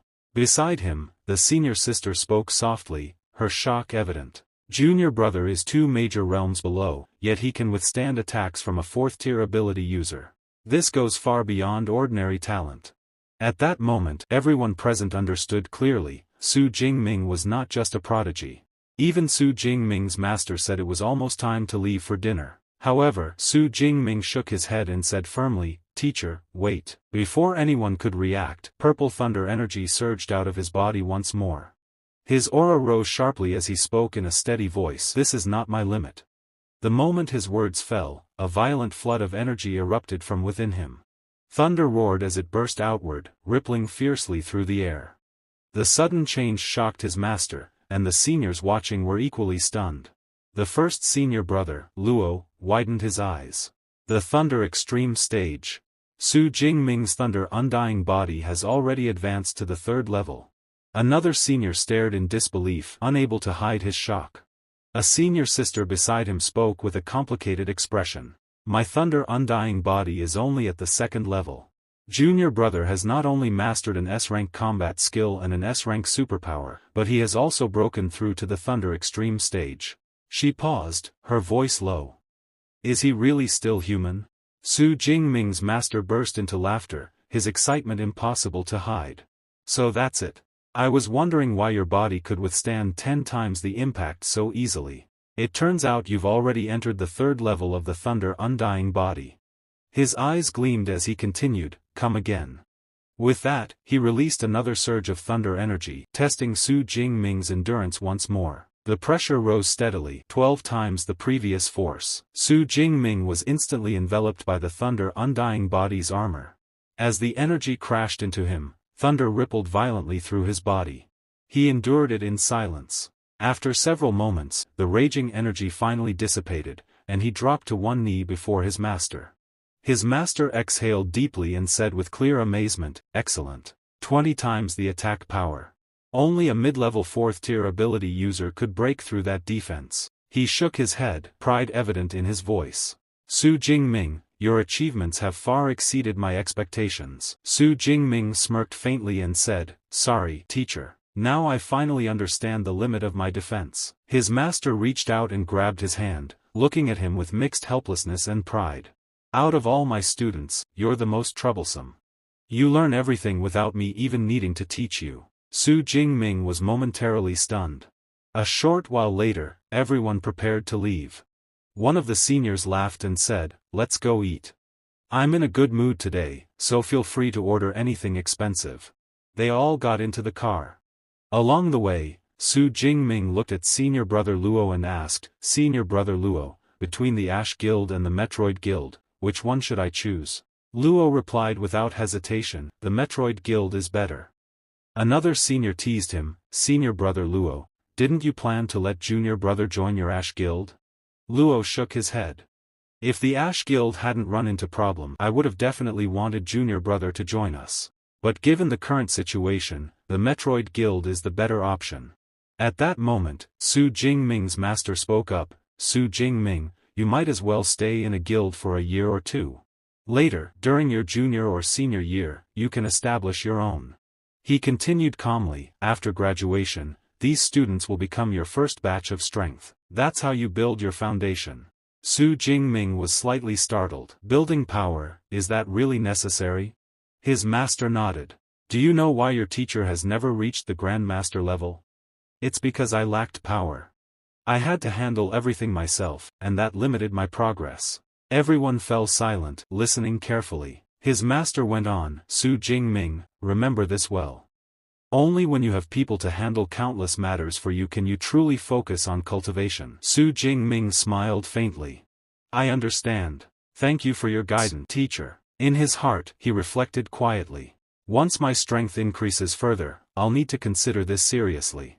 The next day, Su Jingming headed to class. Classes have finally started properly, he thought. Everything at the academy is getting back on track.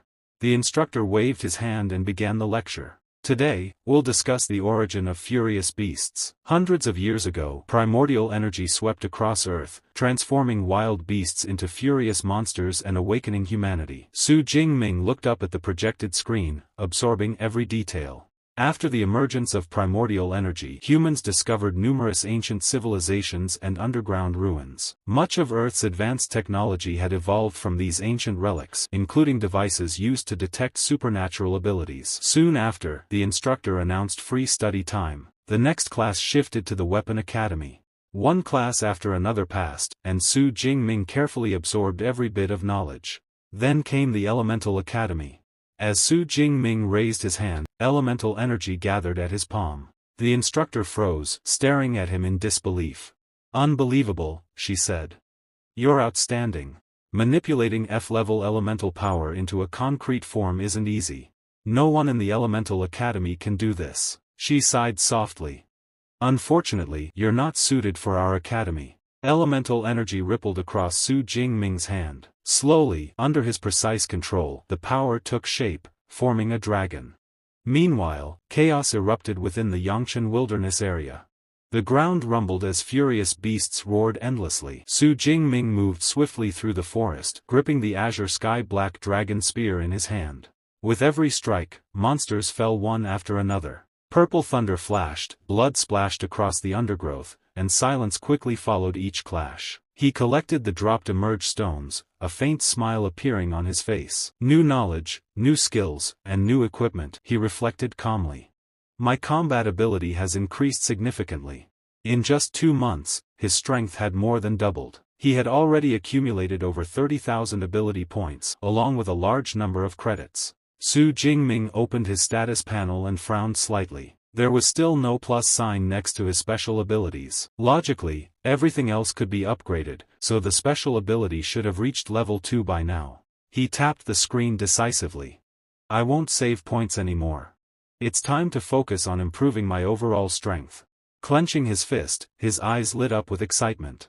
"One day, my Purple Heaven Divine Thunder will definitely reach SS rank." Even while awake, he felt as if he were already standing within that future. Su Jingming turned and looked at Tang Qi, his cousin.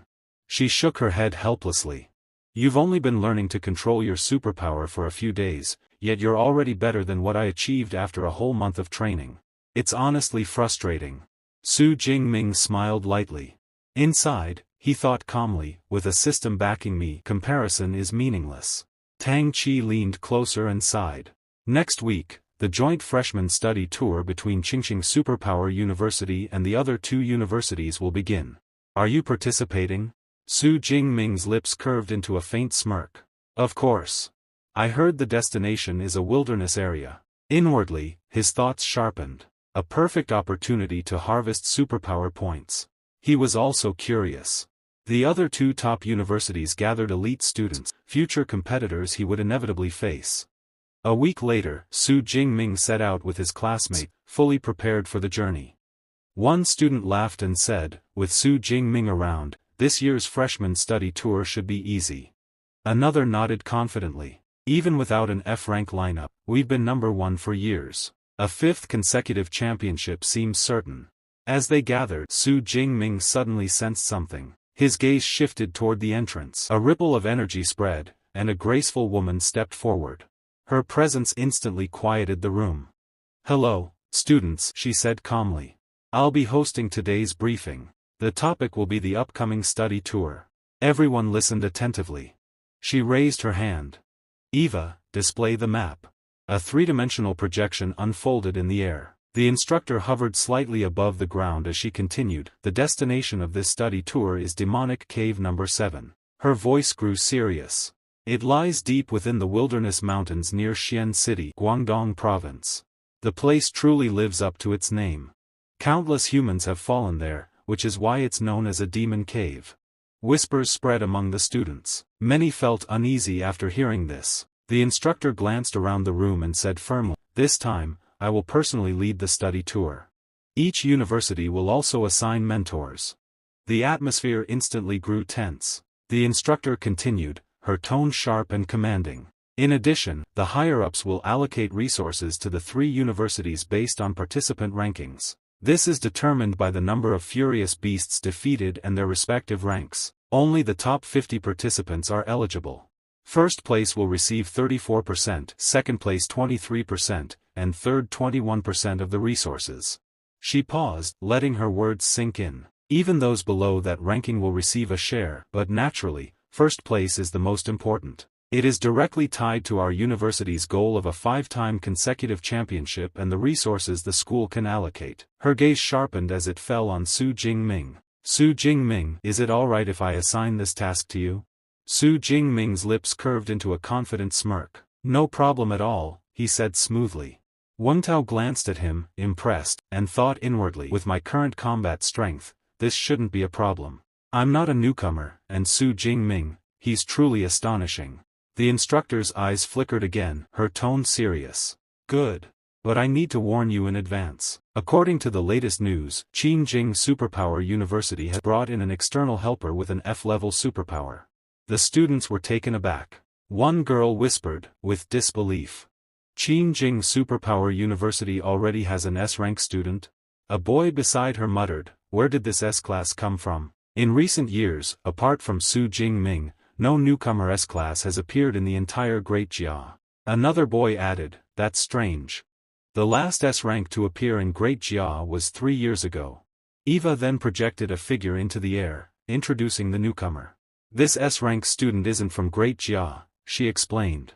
He's an exchange student brought in from Yaodu Kingdom, from Jiangjia Superpower University. Su Jingming's eyes narrowed as he took in the details. Karen Rao, he thought. He possesses an enhanced S-class ability at the lower level of the 3rd tier. He let out a small sigh. So, he's truly at the 3rd level. Meanwhile, one student glanced at the S-class warrior and muttered, what a lower-tier S-class at the 3rd order. A boy beside him whispered in disbelief, is it really possible for a new generation student to reach this level so quickly? Insane. The teacher explained calmly, this information was gathered by Eva, and it is accurate. Unlike you, he is already 20 years old. Some students whispered among themselves. No wonder, he has 2 full years more cultivation than us. A girl added skeptically, 20 years old and still a freshman at Quenching Superpower University? That doesn't make sense in terms of martial ethic. A boy explained, in India, the age of 20 is when students begin university. So Kiran really is a freshman. Tang Chi glanced at the newcomer and said quietly,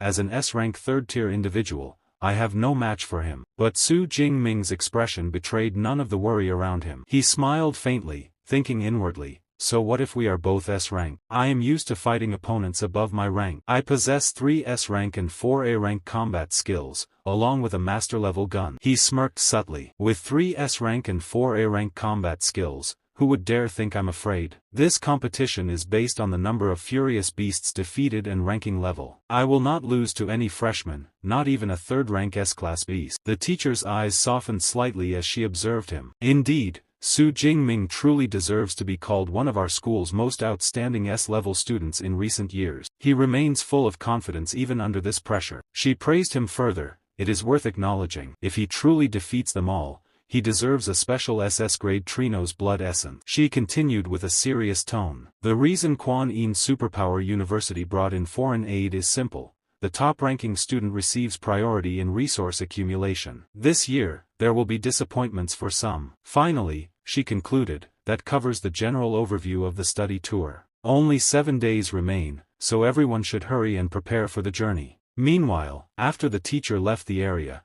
Su Jingming's second waifu arrived, smiling warmly as she stepped into the dormitory. Detoxification pills, healing pills, and superpower recovery pills, she announced, holding up several bottles. Su Jingming raised an eyebrow, his gaze sharp, but she only smiled. They're all high quality. Each bottle has 20 pills, enough for your use this month. He patted his head lightly, noticing the dark circles under her eyes. You've worked hard. Look at these dark circles. She sighed softly at his observation. Jingming's voice softened. Don't stay up all night refining pills anymore. If you really can't, I can buy them outside. She blushed, shaking her head nervously. No, pills bought outside can't compare to those I refine myself. I guarantee that every single one of these will have a strong effect on you. She added quickly, I also prepared 2 portions of each type of pill. Please give these to Song. Su Jingming blinked, surprised. Song? When did you two become so close? She smiled mysteriously. Not telling you now. She gave him a final nod. Goodbye. You and Song need to do your best on the study tour. Please be careful and stay safe. You leave tomorrow, so get some rest tonight." Su Jingming waved. Bye. As she left, he held the potion bottles tightly in his hands. Refining 162nd grade pills in a week, impossible without staying up all night for 3 or 4 days straight. He exhaled quietly. How could I not understand her feelings? I know she truly likes me, but now isn't the time. I need to become stronger first. Only then can I consider her feelings properly. His thoughts lingered on his second waifu, fueling his determination. I will become stronger, and I will accept her as my waifu when the time comes. The scene shifted to the arrival day. All students gathered, buzzing with excitement. 856 students, Su Jingming noted, eyes scanning the crowd. Almost all the new students signed up for the study tour. Song frowned. But why did the school tell us to assemble on the playground instead of at the high-speed rail station? Wang Tao grinned. Sister, you didn't know? Our study tour uses airplanes. Song's eyes widened. Airplanes? There's no runway on this playground. In the next moment, a huge aircraft appeared in front of them. Students gasped and whispered in disbelief. What a massive aircraft, so impressive. One student murmured, if we could master this technology at this stage, this must be an airship evolved from the ruins of an ancient civilization. I heard it has anti-gravity capability. The left-hand rule still applies, though. The teacher arrived shortly after, calling out, all students, board the ship. As the students entered, the aircraft lifted smoothly. Energy flared around the ship, and the wind roared past them. Inside, a student exclaimed in shock, holy crap, why has the airship turned transparent? Everyone stared in awe. Principal Ling truly lives up to his title of 8th rank Grandmaster. Incredible. The teacher continued, her voice steady. The Yinyang realm allows this airship to operate independently of the outside world, eliminating the need to worry about obstacles or furious beasts during flight. Students exchanged astonished looks, realizing they were about to embark on an unprecedented journey. Su Jingming looked up at the massive aircraft, a faint smile appearing on his face. Indeed, he thought, only those at higher levels can break through consecutive barriers. After reaching the 6th level of the Thunder Undying Body,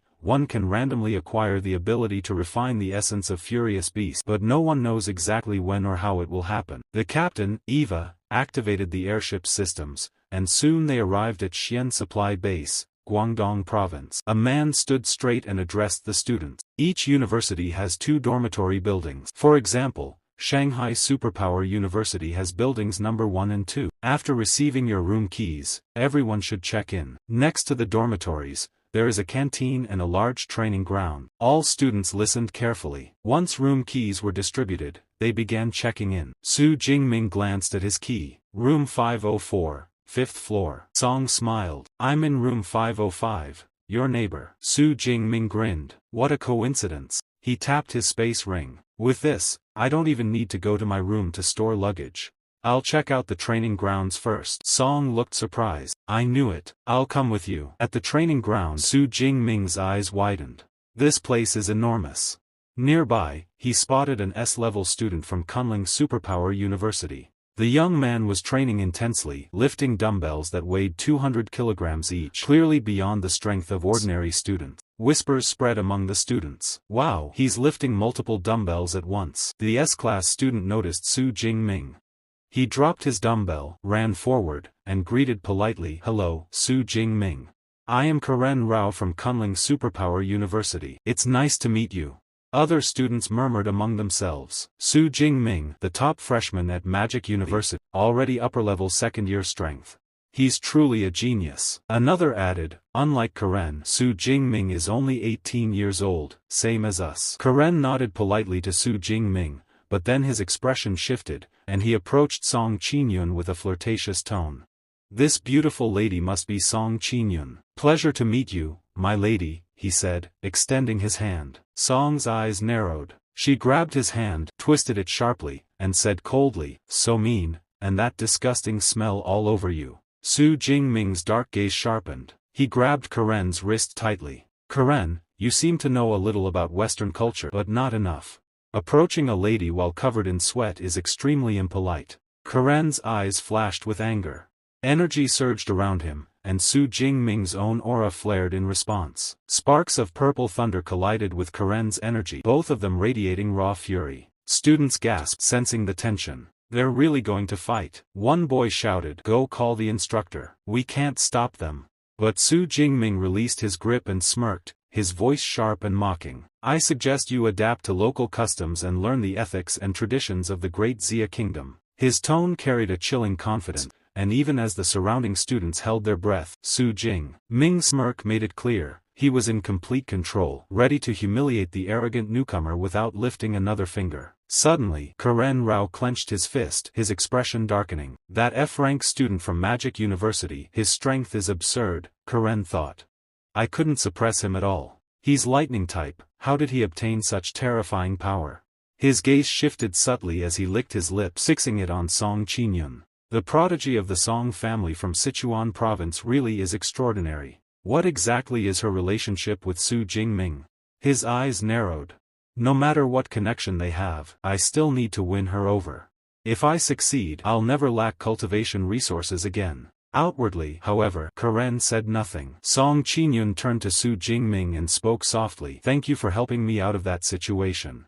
I really couldn't stand the smell in this training room. Let's switch to another area for a while." Su Jingming nodded. "All right." An hour later, after finishing their training, Song Qinyun smiled brightly. Food always tastes especially good after training.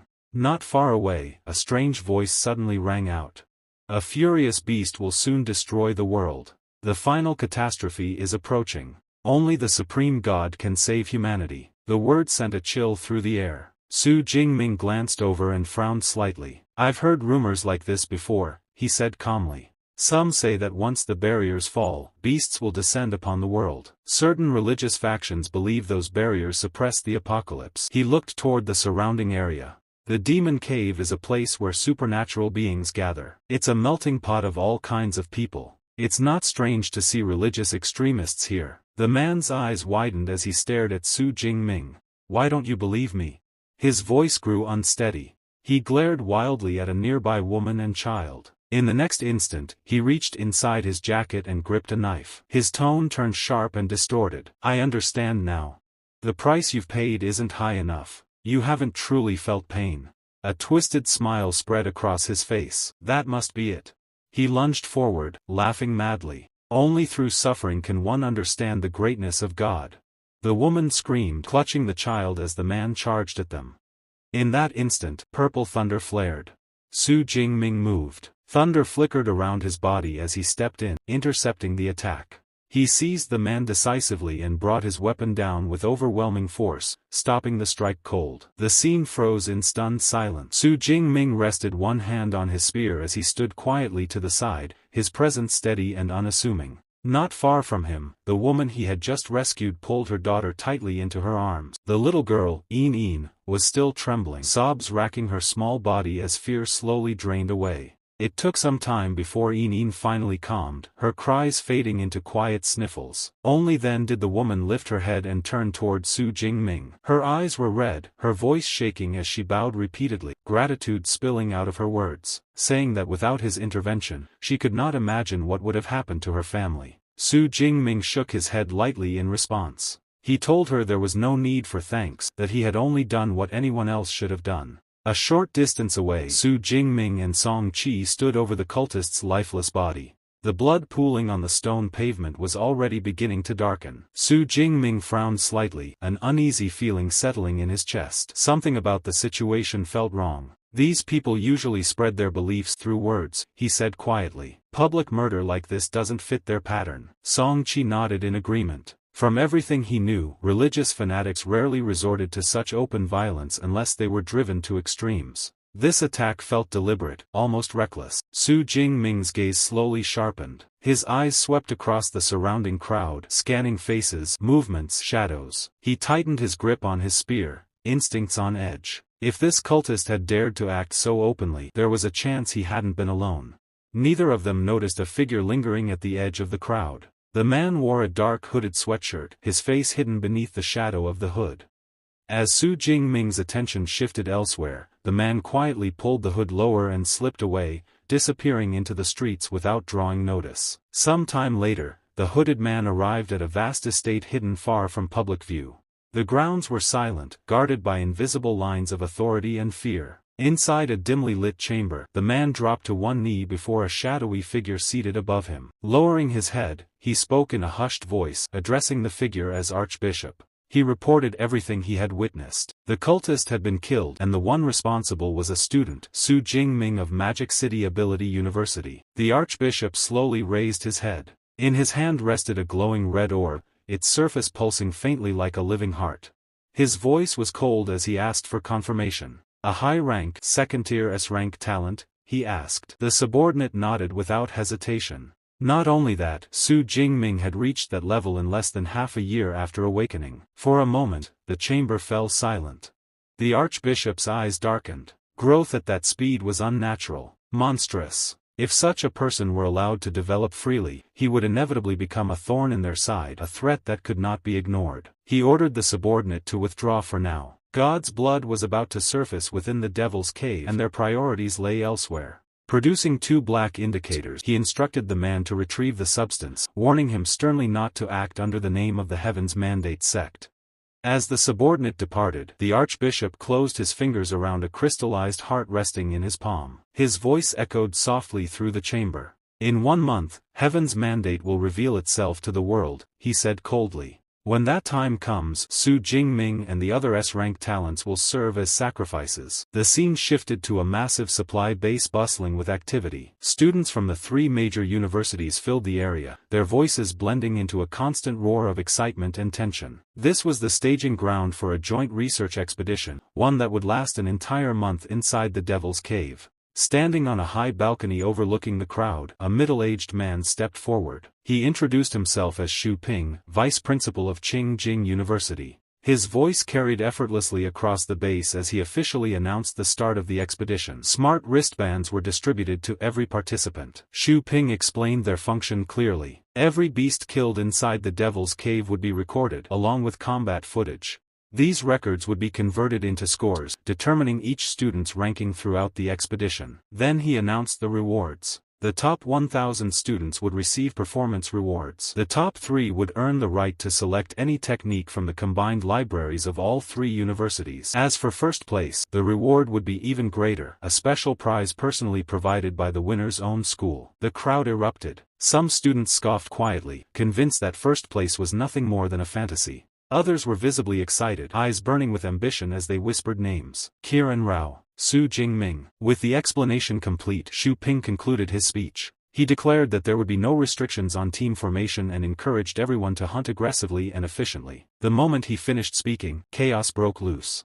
Students rushed to form teams, shouting requirements at the top of their lungs. Some called for support-type ability users to complete 5-person squads. Others sought powerful A-rank fighters, forming compact 2-man teams designed for speed. Amid the noise, Dingyu, the class monitor, approached Su Jingming and invited him to join a squad his class was forming to explore the outer perimeter. Su Jingming smiled faintly and declined without hesitation, telling him to go ahead without worry. Song Qi, standing beside him, looked at him in surprise. "You're really planning to go alone?" Su Jingming nodded calmly. His destination was the central region of the Devil's Cave. Moving with a group would only slow him down. In his mind, the calculation was simple. The outer regions were filled with Tier 1 to Tier 3 beasts. The central area housed creatures ranging from Tier 3 to Tier 5. He was confident he could handle low-rank Tier 4 beasts, and even if he encountered a Tier 5, retreat would not be an issue. For him, the central region offered the highest efficiency. Song Qi frowned. To her, the central area was practically a death zone. Reaching it alone would take at least 1 to 2 days. After a brief hesitation, she asked if she could accompany him for the journey.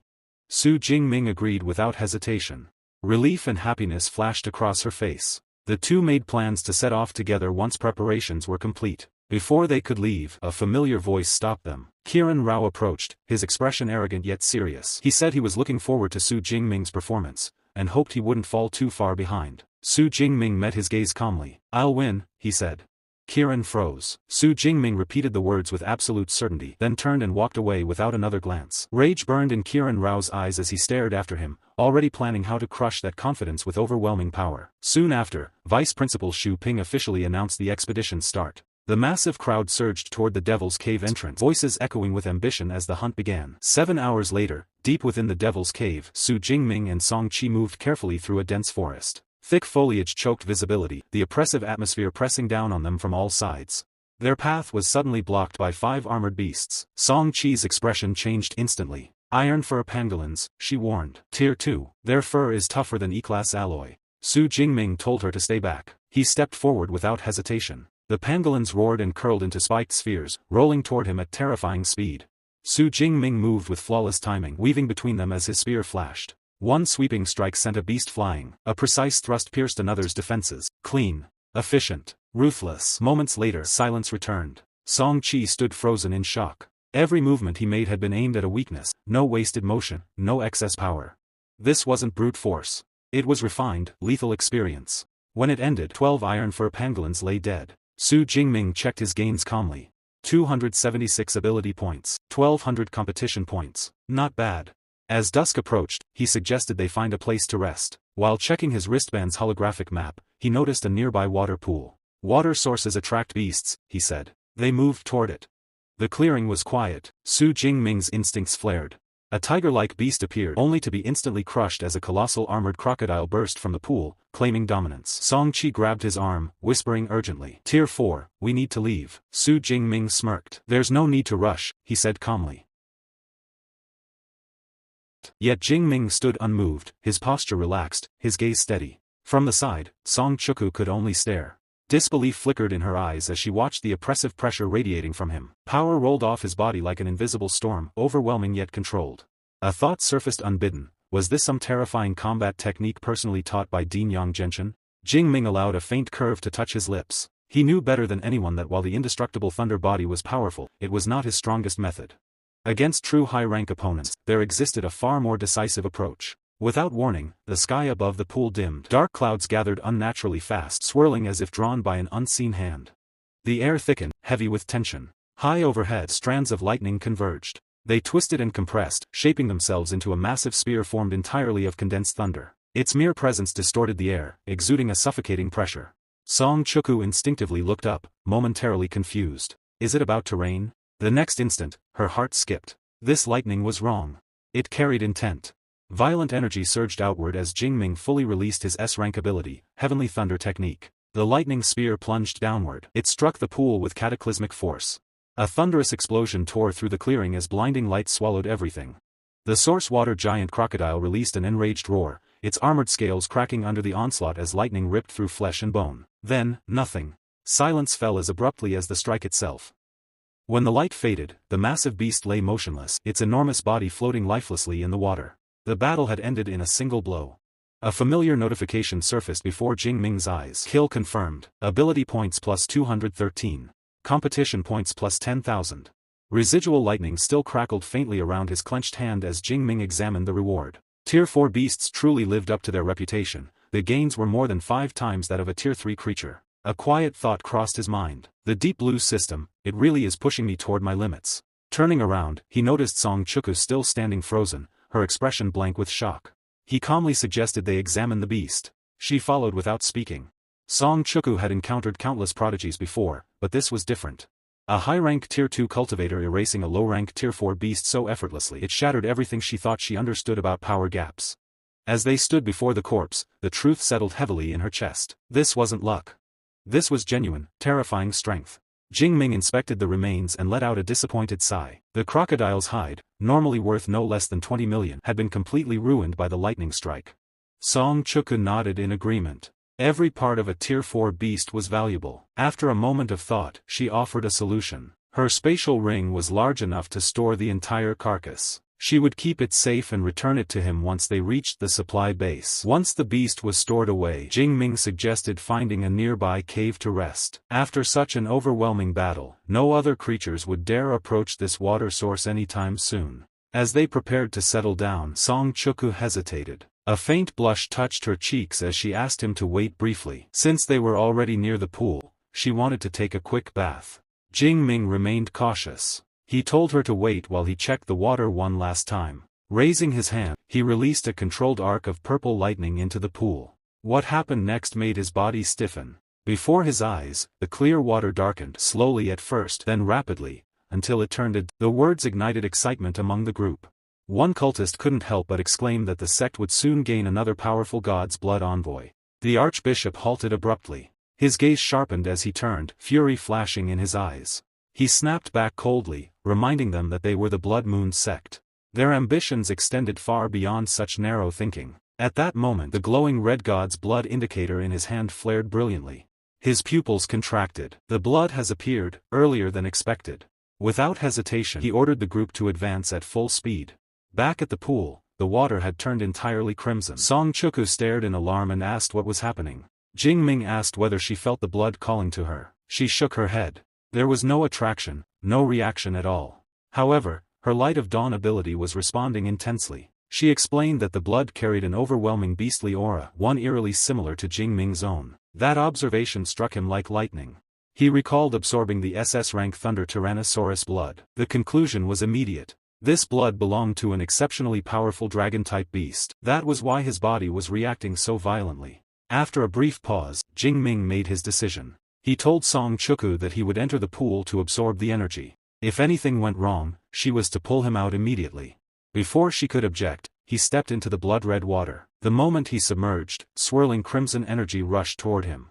Instead of pain, warmth enveloped him, comforting and overwhelming, like a traveler drinking after days of thirst. The energy surged upward, cocooning his body in glowing red light and lifting him into the air. From the shore, Song Chuku called his name, fear tightening her chest. She understood instantly. This was a rare opportunity, but it left him completely defenseless. Planting her feet, she gripped her halberd.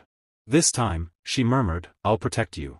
The next day arrived. Song Chuku stood guard beside the pool, the ground around her littered with the bloodied corpses of beasts. She wiped sweat from her brow, relieved that the strongest enemy she faced overnight was only a low-rank Tier 3 creature.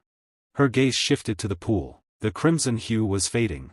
Jingming's absorption was nearing completion. Suddenly, her instincts screamed. Cloaked figures appeared on a nearby ridge. She tightened her grip. The archbishop surveyed the area, frowning slightly at the liquid form of the god's blood.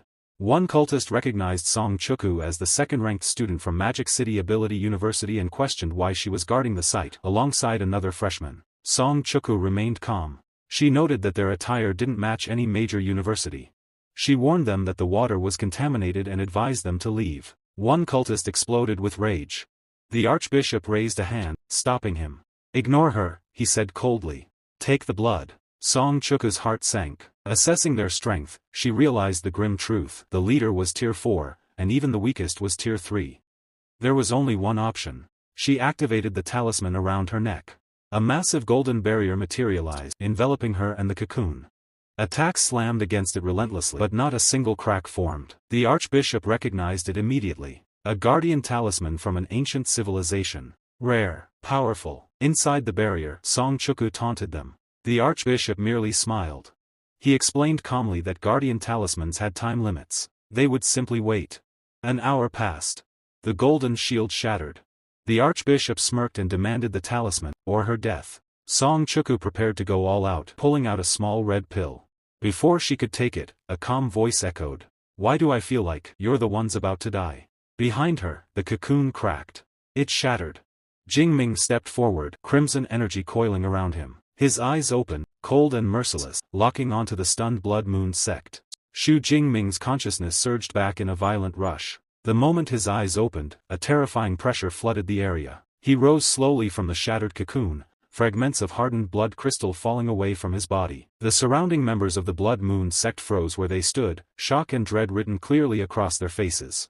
Behind Shu Jingming, the blood pool that had nearly been drained dry began to react. The remaining crimson energy spiraled upward, twisting and roaring as it condensed into the enormous spectral image of a dragon. Raising his hand, he pointed sharply toward Shu Jingming and shouted in fury, "Kill them!" The remaining cultists hesitated only for a fraction of a second before charging forward.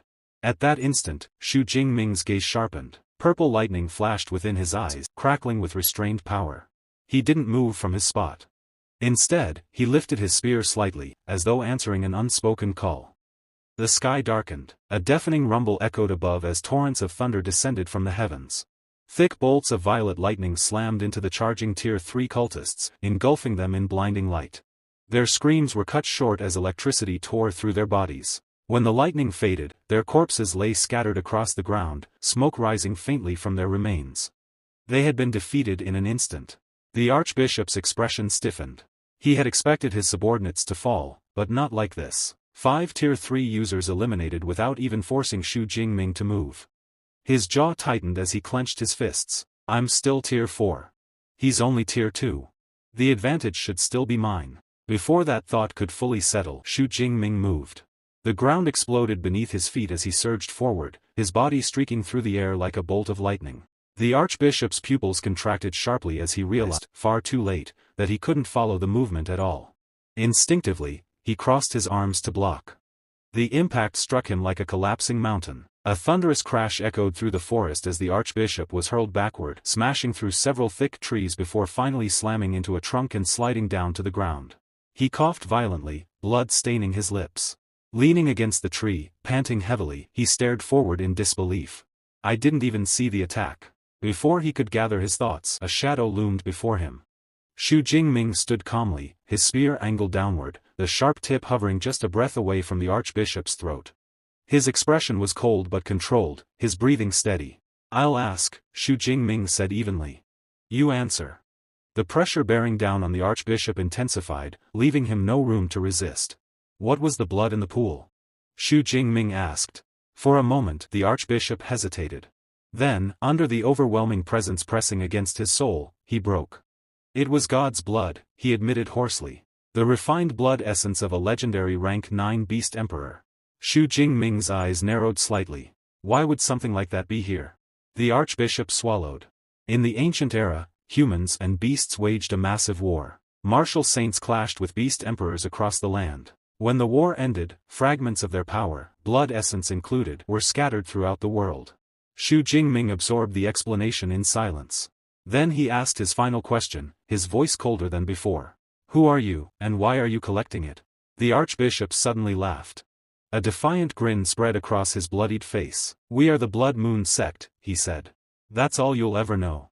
Before Xu Jingming could react, a violent surge of energy erupted from the archbishop's body.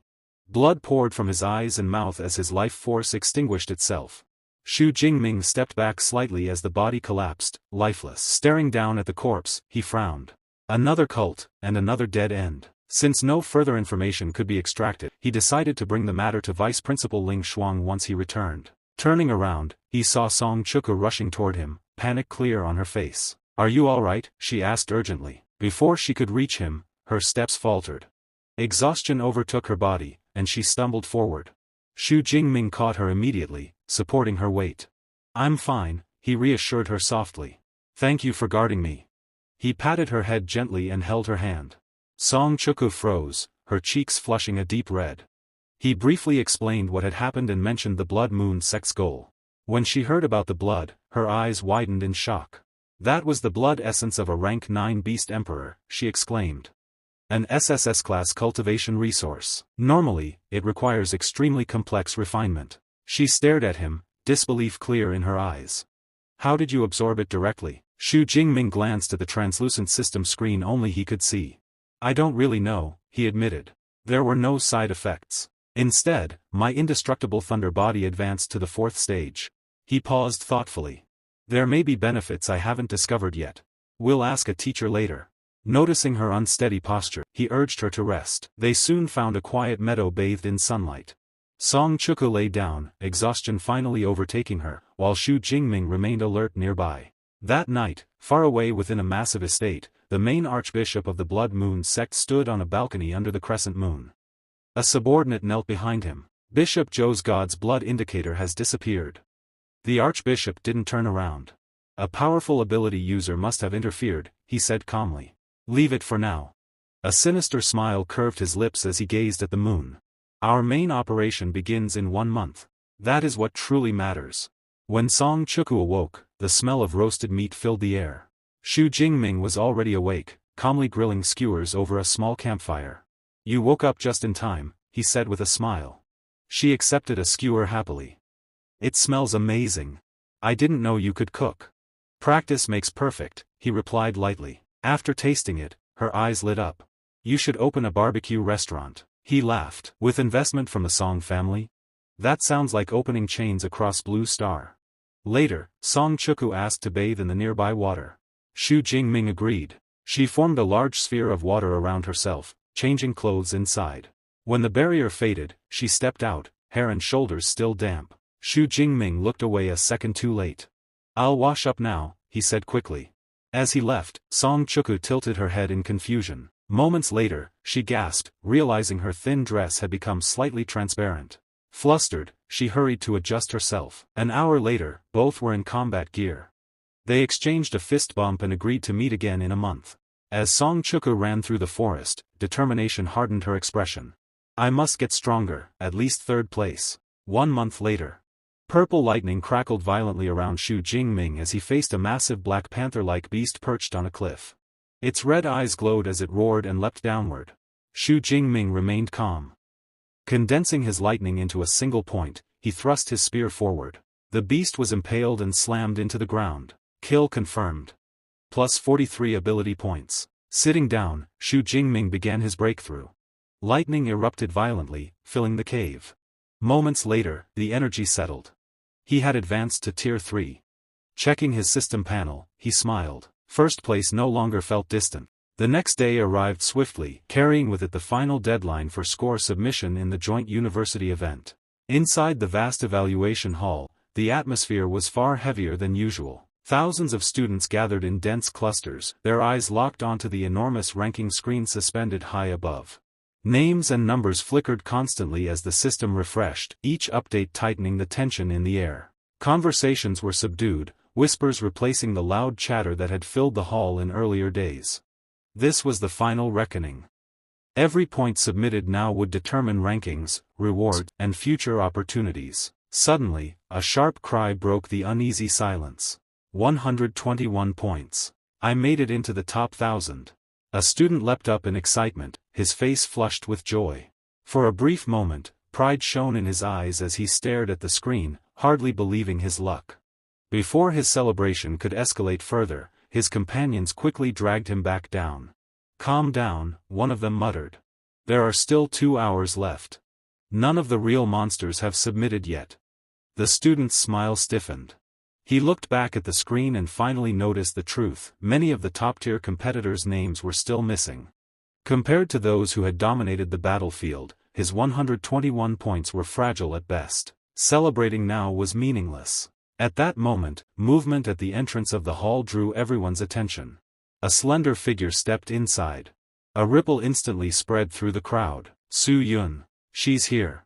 Modu University's second-ranked freshman. Almost subconsciously, many students straightened their backs. Some swallowed nervously. Others simply sighed in resignation, already prepared for their rankings to drop. Su Yun walked forward calmly, her expression composed and unreadable. She ignored the countless gazes fixed on her and stopped at a nearby terminal. Without hesitation, she pressed her wristband against the scanner. The system hummed softly. The screen flashed. 12,131 points. For a split second, the hall froze. Then gasps erupted from every direction. Her name surged straight to the top of the rankings, pushing aside dozens of competitors in an instant. So high. As expected of Modu's number 2. That score alone could secure a top 10 finish. Vice Principal Lingguang approached with a satisfied smile, her eyes filled with approval as she congratulated Su Yun. Nearby, she quietly exchanged a few words with Su Ping, confirming Su Yun's background. "She's from the Song family," Lingguang said softly. "The great-granddaughter of that senior." Before their discussion could continue, a woman strode over with a teasing smile, her presence immediately drawing attention. "Little Yun." Su Yun turned, her eyes lighting up. "Aunt Zhou-ing." Zhou-ing, the head supervisor of the Shunan supply base, laughed lightly and reached out to pinch Su Yun's cheek, completely ignoring the stunned expressions of the surrounding students. "So?" Zhou-ing teased. "Why didn't your little boyfriend come back with you?" Su Yun's face instantly turned red. "I don't have a boyfriend." Then her expression froze. "Wait. How do you even know about Su Jingming?" Zhou-ing chuckled, clearly enjoying her reaction. "When you oversee a supply base," she said casually, "you tend to hear a lot of things." Before Su Yun could respond, a sudden uproar swept through the hall. "He's back. Kiran Rao. Qingjing University's S-rank." Excitement surged like a tidal wave. The moment Kiran Rao entered, countless eyes followed his every step. As a third tier awakened, his reputation preceded him. Many believed his score would easily exceed 50 or 60,000 points. Some were already convinced that first place was his without question. Kiran Rao walked forward confidently, his posture relaxed, his expression carrying a faint arrogance. He submitted his results without a word. The hall fell deathly silent. The screen refreshed. 113,264 points. The number blazed across the rankings as Kiran Rao's name claimed first place, crushing Su Yun's position and leaving an overwhelming gap behind him. Shock rippled through the crowd. That difference. This is domination. No one can catch up to that. Vice Principal Shuing of Qingjing University accepted congratulations with a pleased smile, clearly satisfied. Nearby, Vice Principal Lin Guang said nothing. Her gaze remained fixed on the screen, her expression unreadable. She knew the odds were slim. Yet, remembering Su Jingming's calm confidence before entering the trial zone, she still held on to a trace of hope. Moments later, another name appeared. Dong, Jinking University. 13,526 points. Second place shifted once more. Su Yun stared at the rankings, disbelief flickering in her eyes. If this continued, even a top 3 placement might slip away. Her gaze swept the hall anxiously. Only 8 minutes remained. Why hadn't Su Jingming returned yet? Murmurs spread through the crowd, but Lu Wento remained firm. Brother Ming isn't careless, he said confidently. He'll be back. Almost as if responding to his words, footsteps echoed at the entrance. Su Jingming walked into the hall. Unlike the restless tension surrounding him, his expression was calm and unhurried, as though this were nothing more than a routine visit. Cheers erupted from Modu University's side. No matter the result, Brother Ming is the strongest. Modu won't lose. From afar, Kiran Rao watched with a cold sneer. In his eyes, no amount of cheering could change reality. Su Jingming glanced at the rankings and instantly understood why emotions were running high. With Kiran Rao's score displayed so prominently, defeat seemed inevitable to any ordinary observer. Vice Principal Lin Guang greeted him warmly, noting his rapid advancement to the 3rd tier and urging him to submit his results. Su Jingming nodded. Without hesitation, he walked to the terminal and placed his ring against it. The crowd buzzed again. Maybe 50,000, 60 at most. No way he beats Kiran. Almost everyone agreed on one thing: first place was impossible. The terminal finished processing. The screen refreshed. 405,637 points. For a heartbeat, the hall was utterly silent. Then chaos exploded. The rankings reshuffled violently as Su Jingming's name shot to the very top, his score towering over everyone else like a mountain. Vice Principals Shuing and Lingguang froze. Kiran Rao's face twisted in disbelief and fury. Su Yun beamed, her eyes shining brilliantly. Students stared at the screen, rubbing their eyes, checking the numbers again and again. 4 times Kiran's score. That's not human. This has to be a mistake. Vice Principal Lingguang instinctively calculated the number of beasts required to reach such a total. After a moment, she could only shake her head. It was beyond outrageous. Nearby, Juexing turned to Su Yun, smiling knowingly. Did you expect this? Su Yun shook her head. I didn't know the exact number, she admitted softly. But for Su Jingming, nothing he does is truly unbelievable. Not far away, Kiran Rao clenched his fists. More than 3 times his score.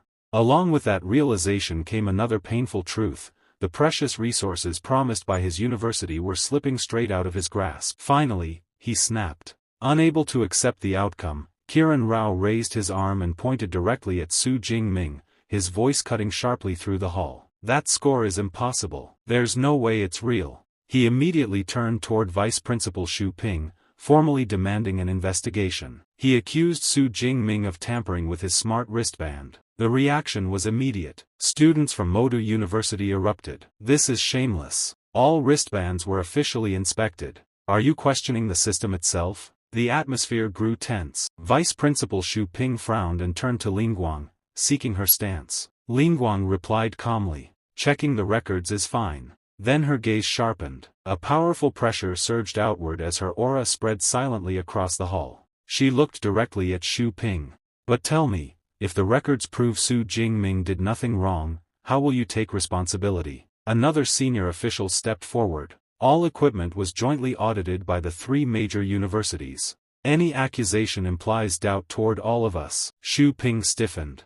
After a long pause, he finally spoke. Su Jingming will not be wronged. Then he made a decisive declaration. If no irregularities are found, Qingjing University will compensate him with an S-class cultivation resource. A stir swept through the hall. Lingguang nodded and motioned for Su Jingming to step forward. Su Jingming complied calmly, a faint smile tugging at his lips. To him, the situation was almost amusing, an S-class resource in exchange for standing still. Seeing that relaxed expression, a bead of sweat slid down Xu Ping's temple. The technicians quickly accessed the combat records. Nearby, Kiran Rao watched with a cold, mocking smile. Then the footage began. Instantly, the hall fell into stunned silence. Su Jingming's spear flashed like lightning. Every strike was precise, ruthless, and perfectly controlled. Even Lingguang couldn't hide her shock. Has your spear technique reached the master level? She asked. Su Jingming smiled lightly. I was just lucky enough to break through. She didn't believe him. The recording continued. The image shifted, Su Jingming facing a massive Tier 4 source water giant crocodile. Gasps echoed. The next moment, violent lightning erupted, completely swallowing the beast and annihilating it in an instant. The hall fell into absolute silence. Cold dread crept into every heart. No one spoke again. The footage alone silenced all doubt.